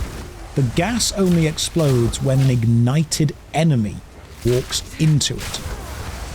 So I need to cast the rings of fire, have an enemy walk through the ring of fire, become ignited, then kill them.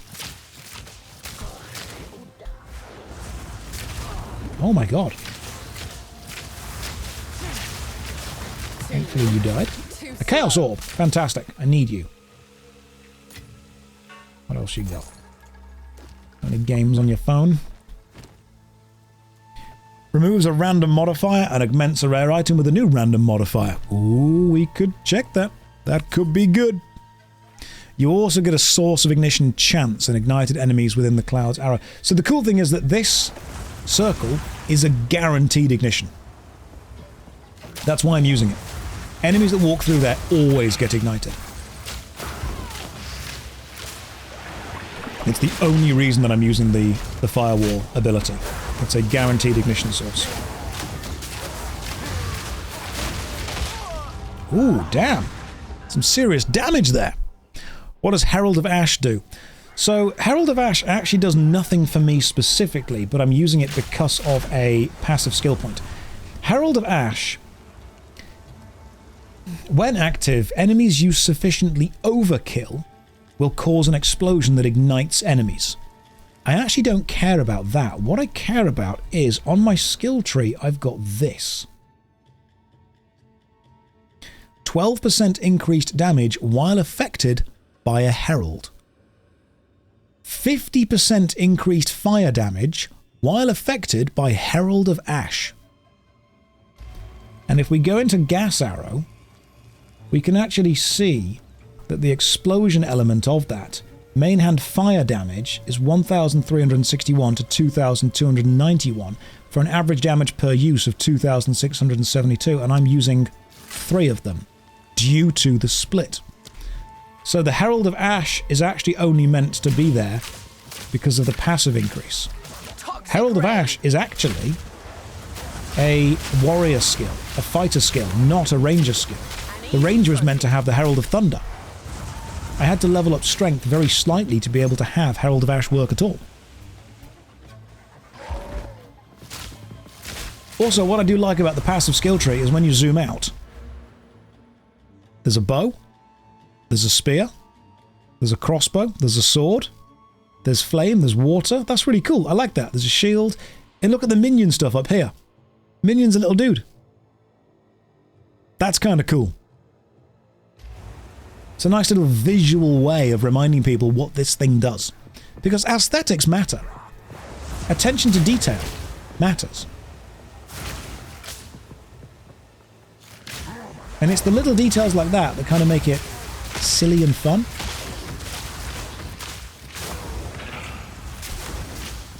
As long as the enemies are ignited, the gas arrow will blow up when it hits them. So what I can do is just slowly move forward, shooting as I go. And igniting everything as it reaches me. Which is my favourite way of doing this. It's almost annoying when the ignited enemy dies, because then my source of ignition is gone. Thunder damage is way closer than fire in the skill tree. I wanted to go fire, but it's too far away. So fire is actually really far away from the ranger as well. I've just gone into elemental damage. You can't spec into specific fire. You've got to go with elemental. Ooh, evasion rating 256. Is it worth... No, it's not. It's not a good enough thing for me.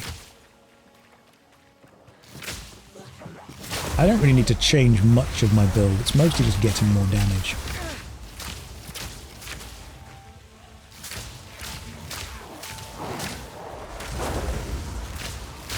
The cool thing is you can actually build up a huge amount of gas clouds. The attack that I sometimes use, on Q I have Barrage as well. If I activate Barrage and then do a basic attack, I actually fire 6 gas clouds instead of 3. Because it effectively doubles the attack. Barrage is just used to put a huge amount of damage onto a boss very quickly. Sometimes done if you're trying to stun the boss. What I can sometimes do as well is use R, which drops my lightning arrow. I very rarely use the lightning arrow. The reason I do sometimes, though, is I actually do 15% more damage against enemies which are stunned, ignited, and shocked. So if I think the fight's going to last a while, and it's worth trying to build up shock, then I'll drop a couple of electric arrows just to build up the other status effect. See, I try. I try and metagame a little bit. We do a little bit of metagaming. Not a lot. Just a little bit of metagaming. Do we have a little bit of lag going on there? I think your build is too overwhelming for the stream. We had a bit of lag. Just a cheeky bit of lag. Not too much, though. Maybe the stream was too whelming at that point. I mean, from my point of view, the stream is fine. I have, however, just rejoined the stream. Only for certain audiences. You are whelmed. Good. I'm glad it worked. I'm glad the stream was never too whelming. Maybe it was getting too good. And Twitch was like, oh, we can't be having that. Did anyone else just get booted off the stream? It's not my PC this time. What happened to the fart dart build? Absolutely nothing. If anything, it's stronger than it's ever been. How is gas cannon after the nerfs? We'll get to a boss and I'll show you. But in general, absolutely fine.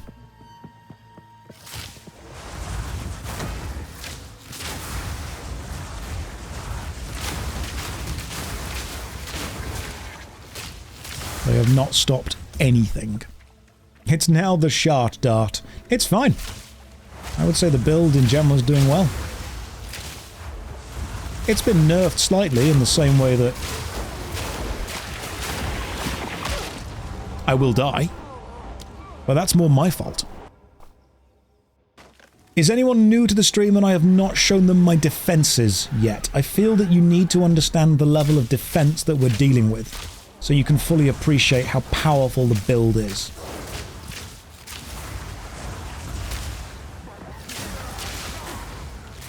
Let me show you the defenses that we're dealing with.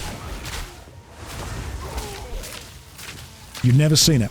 In terms of defense, we have no defense. So, I have just over 1,000 hit points. And seeing as most boss enemies do over 1,000 damage per hit, we're kind of dying in one hit from that. I've leveled up, so I can put a point into a thing. Let me just kill these guys first, then I'll show you the defense. And this will explain why I'm keeping my... Hey, a gin. Sweet. My armor is 5%. So 5% reduction from any damage I take. My evasion is 20%, so we can't really rely on that. And the block is nothing. Fire, 32% resist. Pretty goddamn high. Cold, 9. Don't expect to be taking cold damage. Lightning is minus 23. So lightning bosses are a challenge. And chaos is 0. So nothing really happens in a chaos fight. Let me level up. Now, we could put some points into defense. Or, bear with me, projectiles deal 25% increased damage with hits against enemies further than 6 meters. Projectiles deal 12% increased damage with hits against enemies further than 6 meters, so far away, far away, far away. I think we should go with the death from afar build. Because projectiles dealing 25% increased damage, that will apply to the gas explosion of the dart. 25% increased damage, 40% increased damage from close enemies. We don't want to be close, do we? Will I ever be 6 meters away? Yes, pretty much all the time. Because if I am closer than 6 meters, chances are they have hit me and I am therefore dead.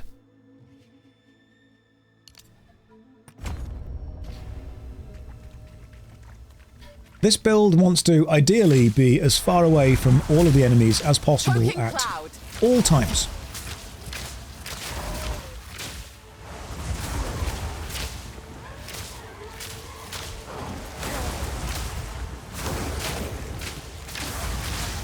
We are now seeing the extreme power of staying far away. I need more mana. When we get to a boss, you guys are going to see some serious damage. Because I think it's a good damage build. The restraining, the personal space build. That's what this is. You guys stay over there, I'm going to stay over here. If I can see the enemies, they're too close.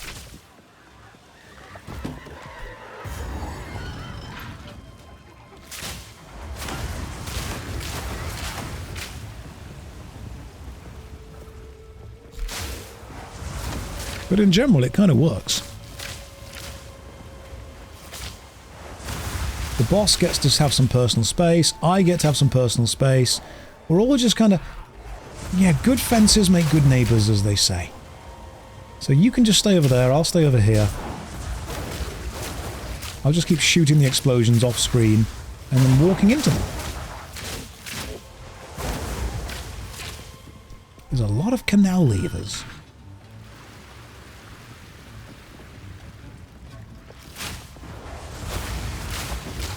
You wouldn't want to be near this guy anyway. It's the Swedish build. Stay far away and we'll all respect each other. Plus, when I log into people's parties to help them with bosses, I can just stand in the back and shoot. Which is, to be fair, what I do anyway.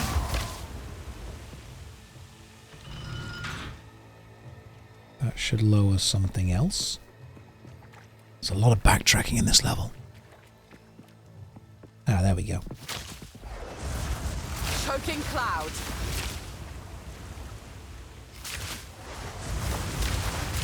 This is working fine. So how's everyone doing today? Everyone enjoying 2 weeks until Christmas? Tomorrow, by the way, we will be playing the second Soul Reaver game, Soul Reaver 2, because I've never played it, and I've heard it's good, and I want to experience it on stream with you beautiful people. So we'll be playing Soul Reaver 2. I've heard the story is good. Now, I played it briefly to check that it works. Mechanically, it's quite different. There's quite a lot of changes from Soul Reaver 1. Not sure if I like them all. But I guess we'll find out.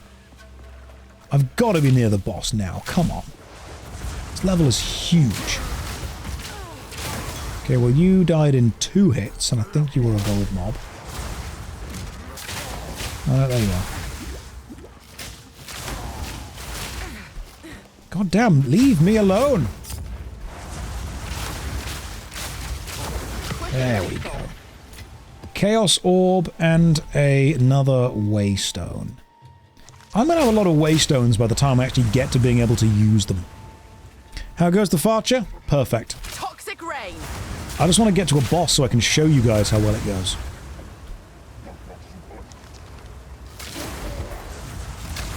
Because you don't really understand the speed that we're doing damage at until the bosses get involved. And then you realize, oh damn, okay, yeah, cool, there's explosions happening here. That's when you see. That's when you see what's really going on.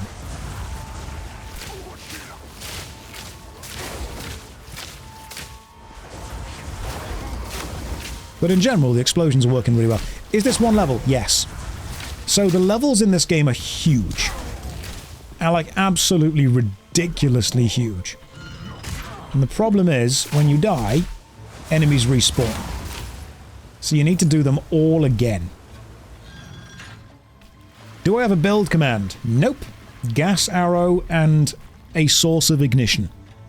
That's pretty much it. That's what we're doing.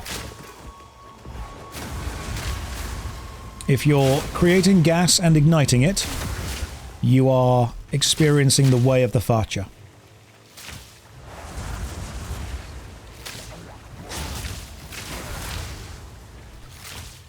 Is anyone in chat unsure of how this build actually works? Because it is a weird build, I'll give you that.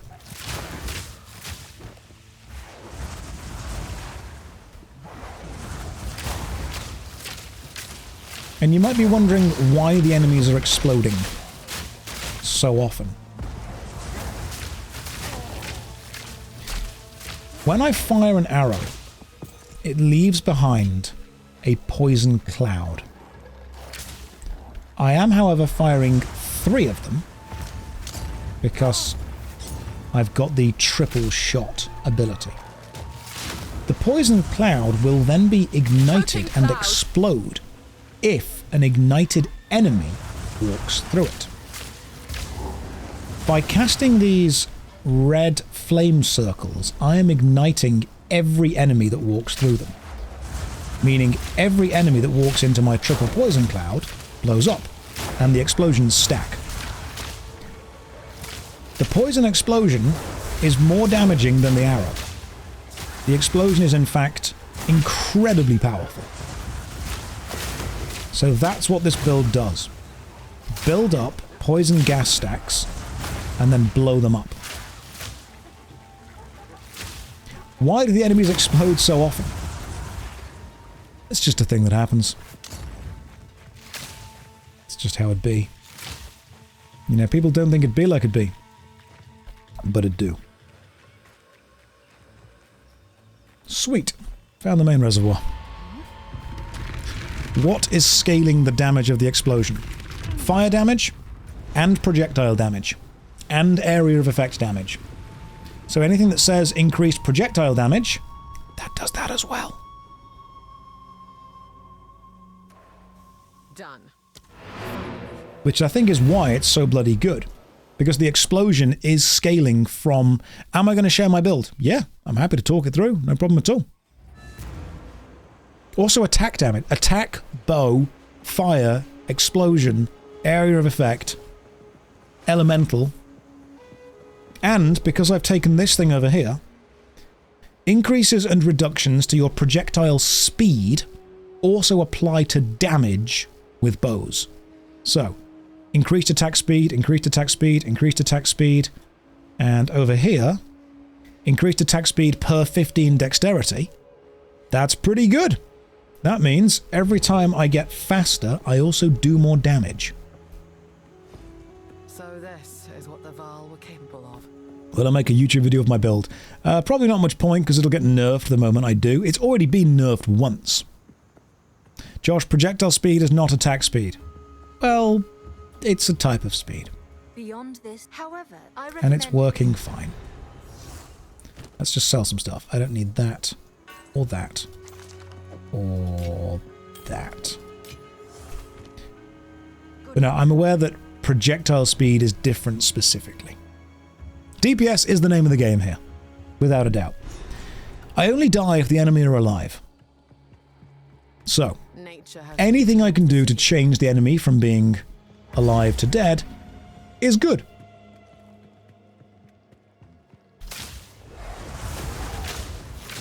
Nowhere to run. What we could do to check the DPS is we could go back and kill the Wolf of Ogham boss. We could do it in the Chaos mode, if you will. We could do it in the Cruel mode. Or we could do it in Act 1 regular mode, which would probably be 2 or 3 hits. There is a notable called Feathered Fletching that turns projectile speed and damage. Yep, already got it. You're loving the Daggerfall run. I'm enjoying playing as well. We will return to Daggerfall, worry not. We will return. People always message me when they see me playing a different game going, have you quit this game forever? No. No, I'm just doing something else for a bit. Worry not, though. Daggerfall and the falling of said dagger will happen again. Perry, good evening to you. Welcome to the stream. Hopefully you're having a lovely day. Are there classes or just a ginormous skill tree? Both. So you start as a specific class. However, you can go wherever on the skill tree you want to. I've actually pushed into the mercenary side of the skill tree, despite being a ranger, because it has elements that I need, that help me. So you could start as a warrior and push into the mage skill tree if you wanted to. All your class does is change where you start. It doesn't change what gems you can use, or provided you have the correct requirements in the skills, what weapons you're allowed to use. The skill tree gives you a general starting point, not a guarantee. Changes your ascendancies though, that's true. Your ascendancies are more like the special mega classes that you spec into at the end. Need that helmet, don't I? The one that ignites anything. I will play Soul Reaver 2 on stream tomorrow. Right, boss time? Crawlers.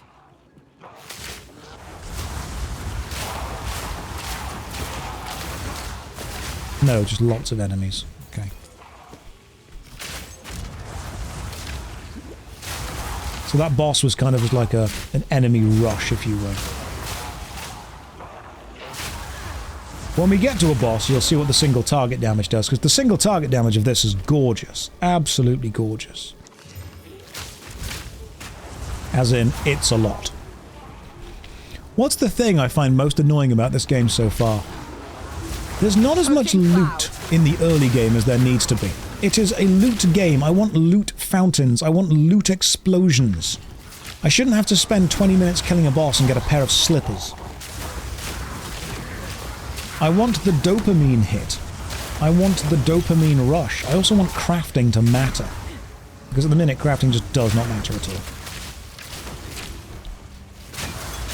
Crafting is also mostly about just randomly hoping things end up with the correct prefix and suffix. So like an actual crafting system would be nice. Couple of people, first time chatters, welcome to the stream. Hopefully you're having a lovely day. You're going to watch the Fart Dart build and you're going to like it. I'm happy to talk you through how this build works. The ultimate answer is that it shouldn't. And yet, here we are. Let me take care of these guys first, then I'll kill the boss. There's the boss. There you are.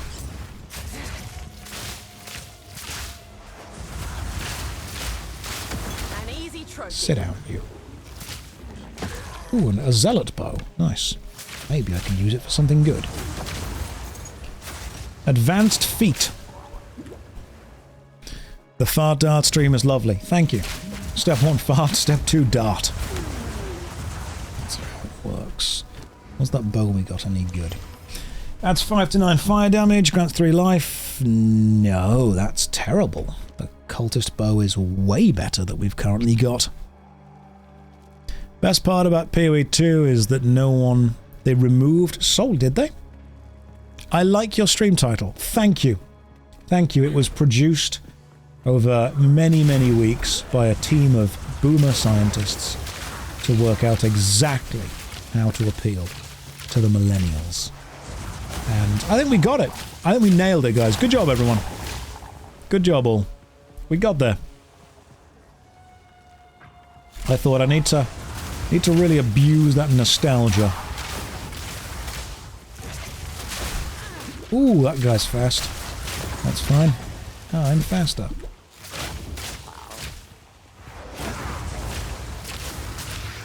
What we got? Ooh, advanced zealot bow.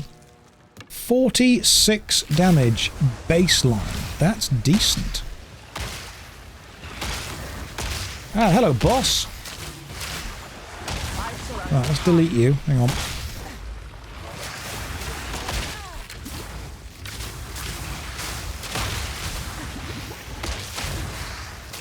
Ooh, there's some tough enemies here. Got to actually step back. There we go. Now, these guys do have an on-death explosion, so be careful, because they can still kill you after they die, which is super annoying. I am also concerned about how they're getting back up. I think there's going to be a lich somewhere.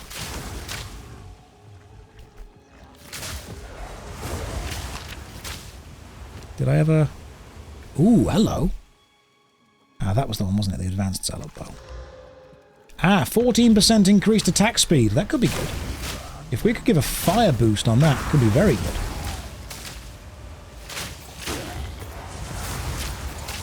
What I really need is crazy fast attack speed. I thought about using Quill Rain for this build, but... yeah. Playing melee is fine. It will work.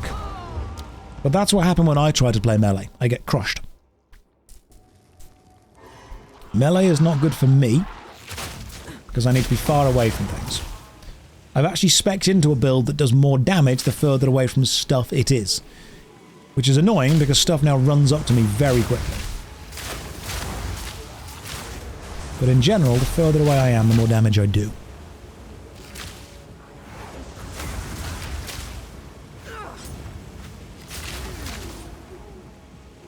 I can start throwing these things, which explode.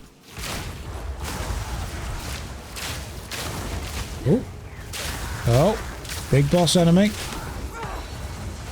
Hey, there's a gem cutter's prism there. I need that. Give me the gem cutter's prism and do not let me die until I get it. Because if I die, I lose it.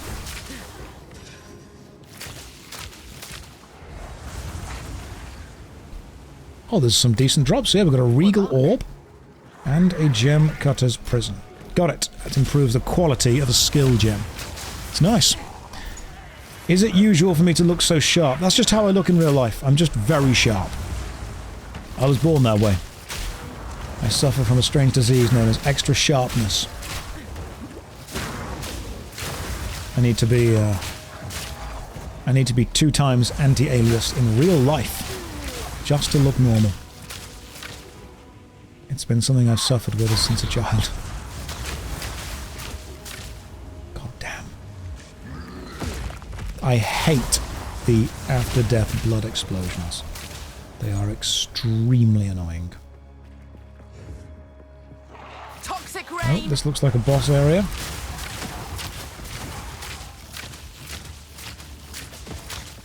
Nope.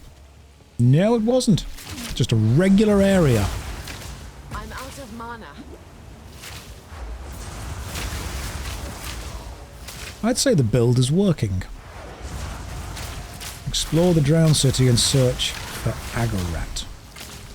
Where are you, Agorat? Imagine having your alias antied. That's one of those memes. You know what? Fine. Unaliases your antiing.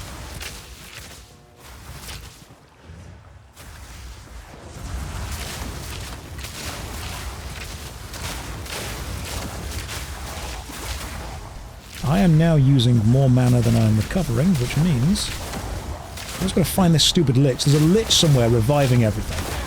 There you are, you dumb lich.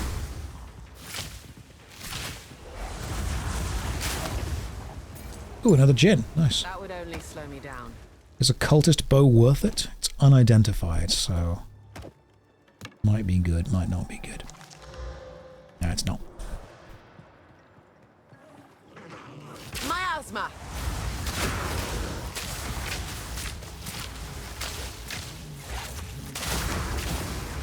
There are so many enemies in this place. Just backtracking the whole time. And then the liches raise things from the dead. So you have to find those guys and kill them first. Otherwise you're just fighting through an endless horde of constantly respawning minions.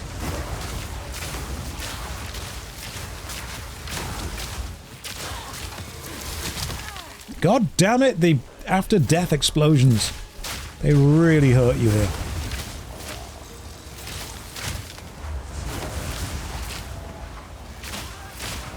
There's so much AoE going on in this fight specifically. There's like water bubbles, fire, flames, after-death explosions. There's a lot of stuff happening here, and I've got to try and avoid most of it, seeing as I have no health, essentially.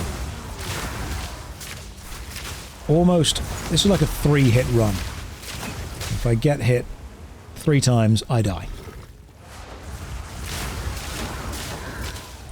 Thankfully, I am built to do all the damage as fast as possible.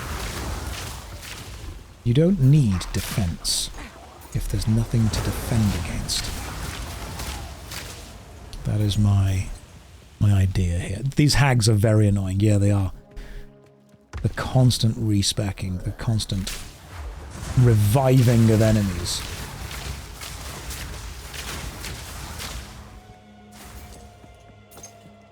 Alright, well, we completely covered this part of the city and found nothing. So, good job, us. At least we're getting experience for a bit. Yeah, no need to defend yourself if you're never going to get hit. That's the way I'm looking at it. That's the way that I'm playing this. Aha! The Molten Vault. Hello, Oswald. Into the Molten Vault we go. There is a boss in the Molten Vault that I think we want to take on. That one that walks forward while at the same time lava fills the room. You know the one? Yeah. Am I into PoE lore? Do I know the lore of PoE 2? So I followed the lore the first time I played through the game, but I never really memorized all of it. There's a lot of stuff going on. But in general, the whole idea of Ray Class, the Templars, Kitava, the Karui, that stuff in general. I like the fact that the Beast is back. That's cool. But I wouldn't say that it's the focus of either this stream or the game. The lore very much exists to push the narrative of the game forward. Lore serves mechanics here. I'm going to throw some fire at that guy and then shoot some explosive stuff. There we go, he blows up then. Oh, the voice acting is phenomenal. That's one thing I will say. The voice acting in both the Path of Exile games is really good. Like, this is top tier voice acting. The opening section of PoE 1 on the beach, voice acting there, excellent, from everyone. Question is, will I get another level before we reach the boss of this area? Answer is I hope so. Because that means I can put another point into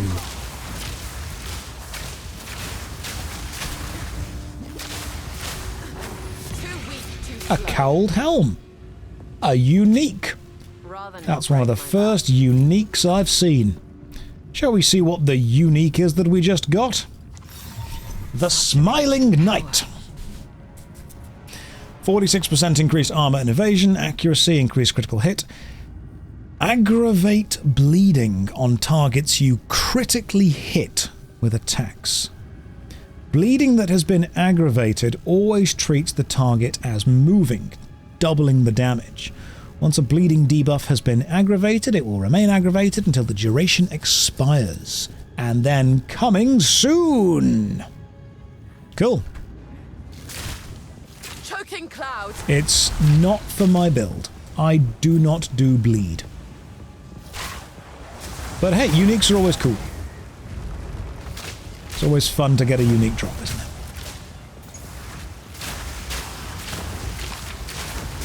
If the helmet just said, explosions do more boom, then I'd be happy. I'd be like, yes, this is for my build.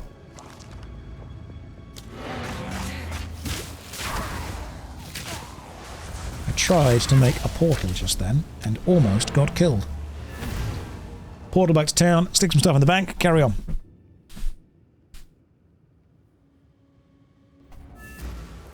We're going to get to this boss here and see how well it goes. I think it's going to go very well. Identify some stuff? How can I Yes, thank you. Sell some things.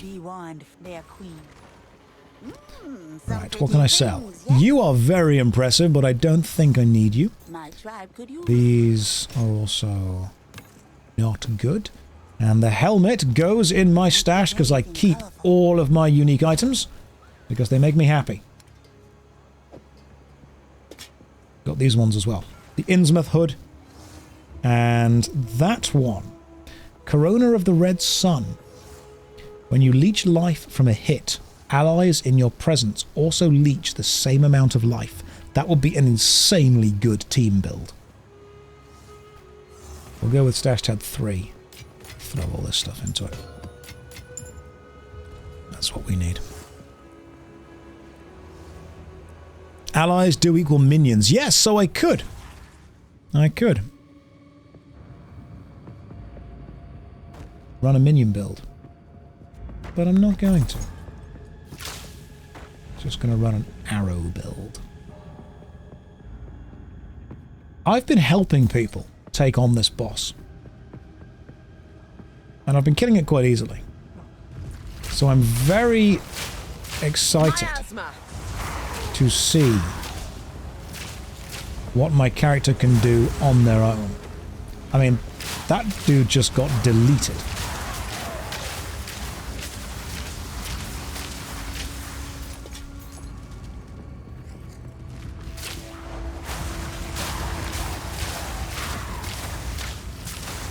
This is what happens when... Oh, wow. When we take on the big boys, they just absolutely get deleted.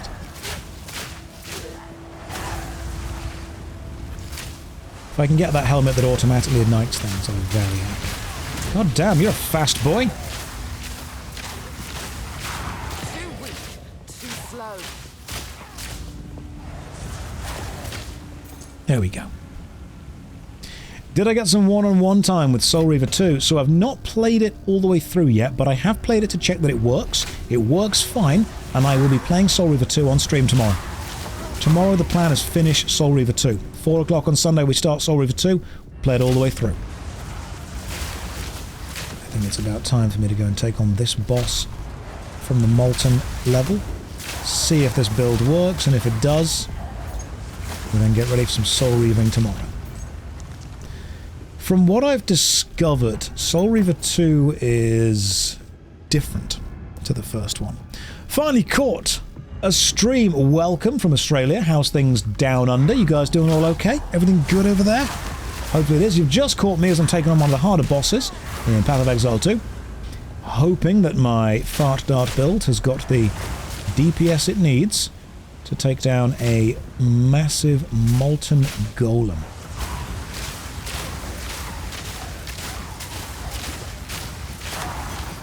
Lovely. So far, build's doing quite well. It's been nerfed once, still works fine. Nerfs have not stopped me, they will not stop me. Can the purple monkey move? Nope, it's just a JPEG. We are not using the actual real Bonsai Buddy. I don't want to give my PC all the viruses ever. That's That's a level right there.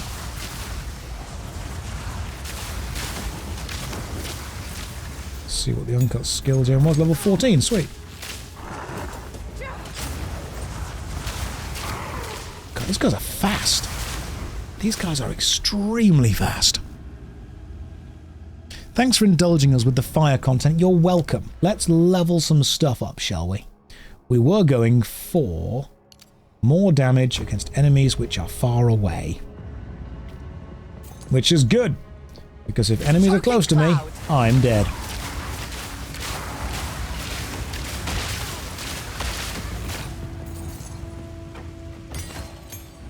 That was an uncut spirit gem. That was very nice. And a scout's armor vest. Is this any better? No, no, and no. Goodness me, that is terrible. Superior. Advanced zealot bow. Oh, hang on. What was that physical damage? 68 to 102 physical. That's nice. I wonder if we could possibly get some fire on that. That'd be nice. No Windows 3.1. Sorry, I'm a poser. It's not even real Windows 98. It's just, I've just made it look that way. Oh, some of you haven't seen the other version of the stream. So this is the sensible version. The other version is this.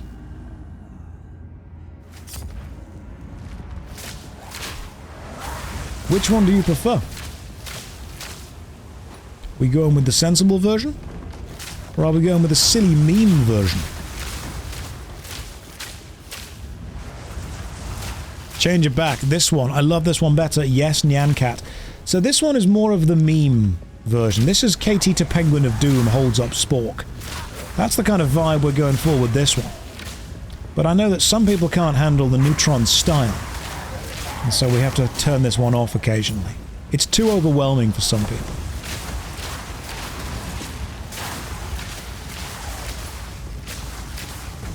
I assume that enemy's dead now. Excellent. Let me just continue to blow these guys up.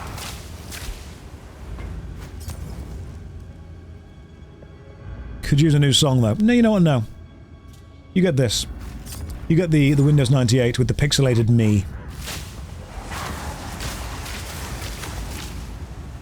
Golden chest. Come on. Golden chest should always contain golden loot. That's the rules. I know they haven't followed those, but it should. Oh, sweet.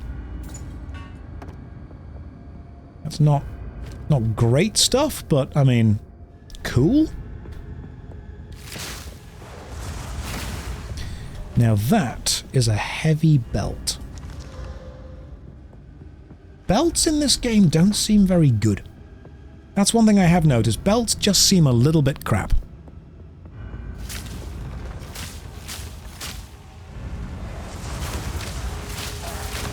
You'll notice that I can actually build up gas before opening the door.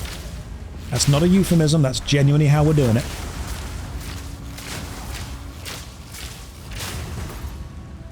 Got no pack space for that. And I think we're at the boss now. Or at least close to it. And that was quite nice. All the enemies are already on fire, which makes this so much easier. Because only on fire enemies set off my very nice explosions. Yep, here's the boss. Let's get the checkpoint. Let's open the gate. Here we go. This is one of the cooler bosses. Bramble Blast Advanced Dual String Bow. 40% increased physical life. That's nice. That's pretty cool. Physical damage 108. That is very nice. You'd need fire on it though. You would need fire. It's a shame. What do we have to do to get Bonsai Buddy to sing to us? You have to give your computer all the viruses.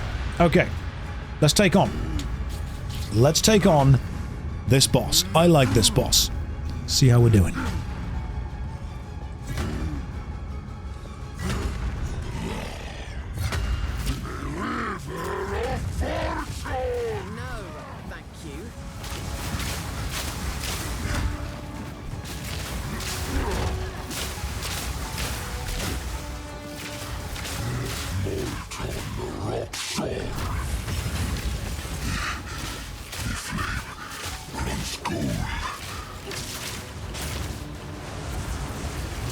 Where are you? There you are. Now this bit's actually easy. Just walk backwards while shooting. This is why I'm playing the explosion build.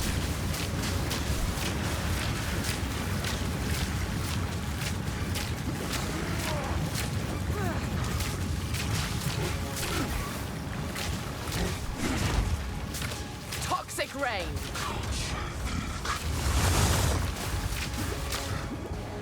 You might see that the damage is quite good.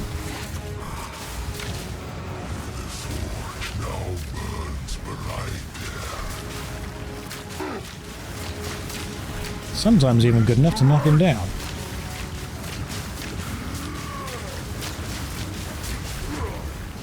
Just need to make sure I don't get hit once, because getting hit once is a problem. All this heat, and I barely broke a sweat. What else have we got? Nothing good. Wow. That was a bad thing. Let's take the hammer. Oh, you've got an annoying size thing, haven't you? Cool. We don't need the advanced crescent quarterstaff. None of these are good. Cool. Portal Town. Does your character pronounce the names of their abilities? Yes, they do. They genuinely do. They because everyone knows from anime that when you shout out the name of your attack, you do more damage. That's just science. It is. It's science. You shout it out, it does more. Right, Oswald. Yo. Found a hammer for you, dude. Thank you for a level 14 uncut skill gem. Love it. If you hear a click, duck. Let me identify some stuff from the hooded one. Let me sell some stuff to you, Oswald. And then, should we gamble? Do a bit of gamble? Bit of a risk? I think we can do a bit of gambling. Because we've got 131,000 gold. And that right there. Right, where's the it's Alva, isn't it? Alva sells random stuff. Alva, where are you? Random shop. Hey. Ah, see, what I need is... You don't sell the exact bow that we need. I don't need the random... I need the specific... The dual string bow. Oh, the Wolf of Ogham is one hell of a good fight, without a doubt. It's an incredible fight. Adds 7 to 8 fire damage. It's not good enough, is it? 7 to 8 fire damage, not good enough for what we need. Nowhere near good enough. The type of bow changes. Oh, that's a shame. In that case, I can't risk it. I cannot risk it. What I think we should be able to do, though, now is... Right, we're still travelling to the Drowned City, aren't we? Yes, that's the next thing we will do. So, next thing we'll do on the next stream is head back to the Drowned City and consider discovering the legacy of the Varl. I am getting in practice now. I've been streaming for 6 hours almost, but for now, we're going to take a break. And by a break, I mean we'll return tomorrow.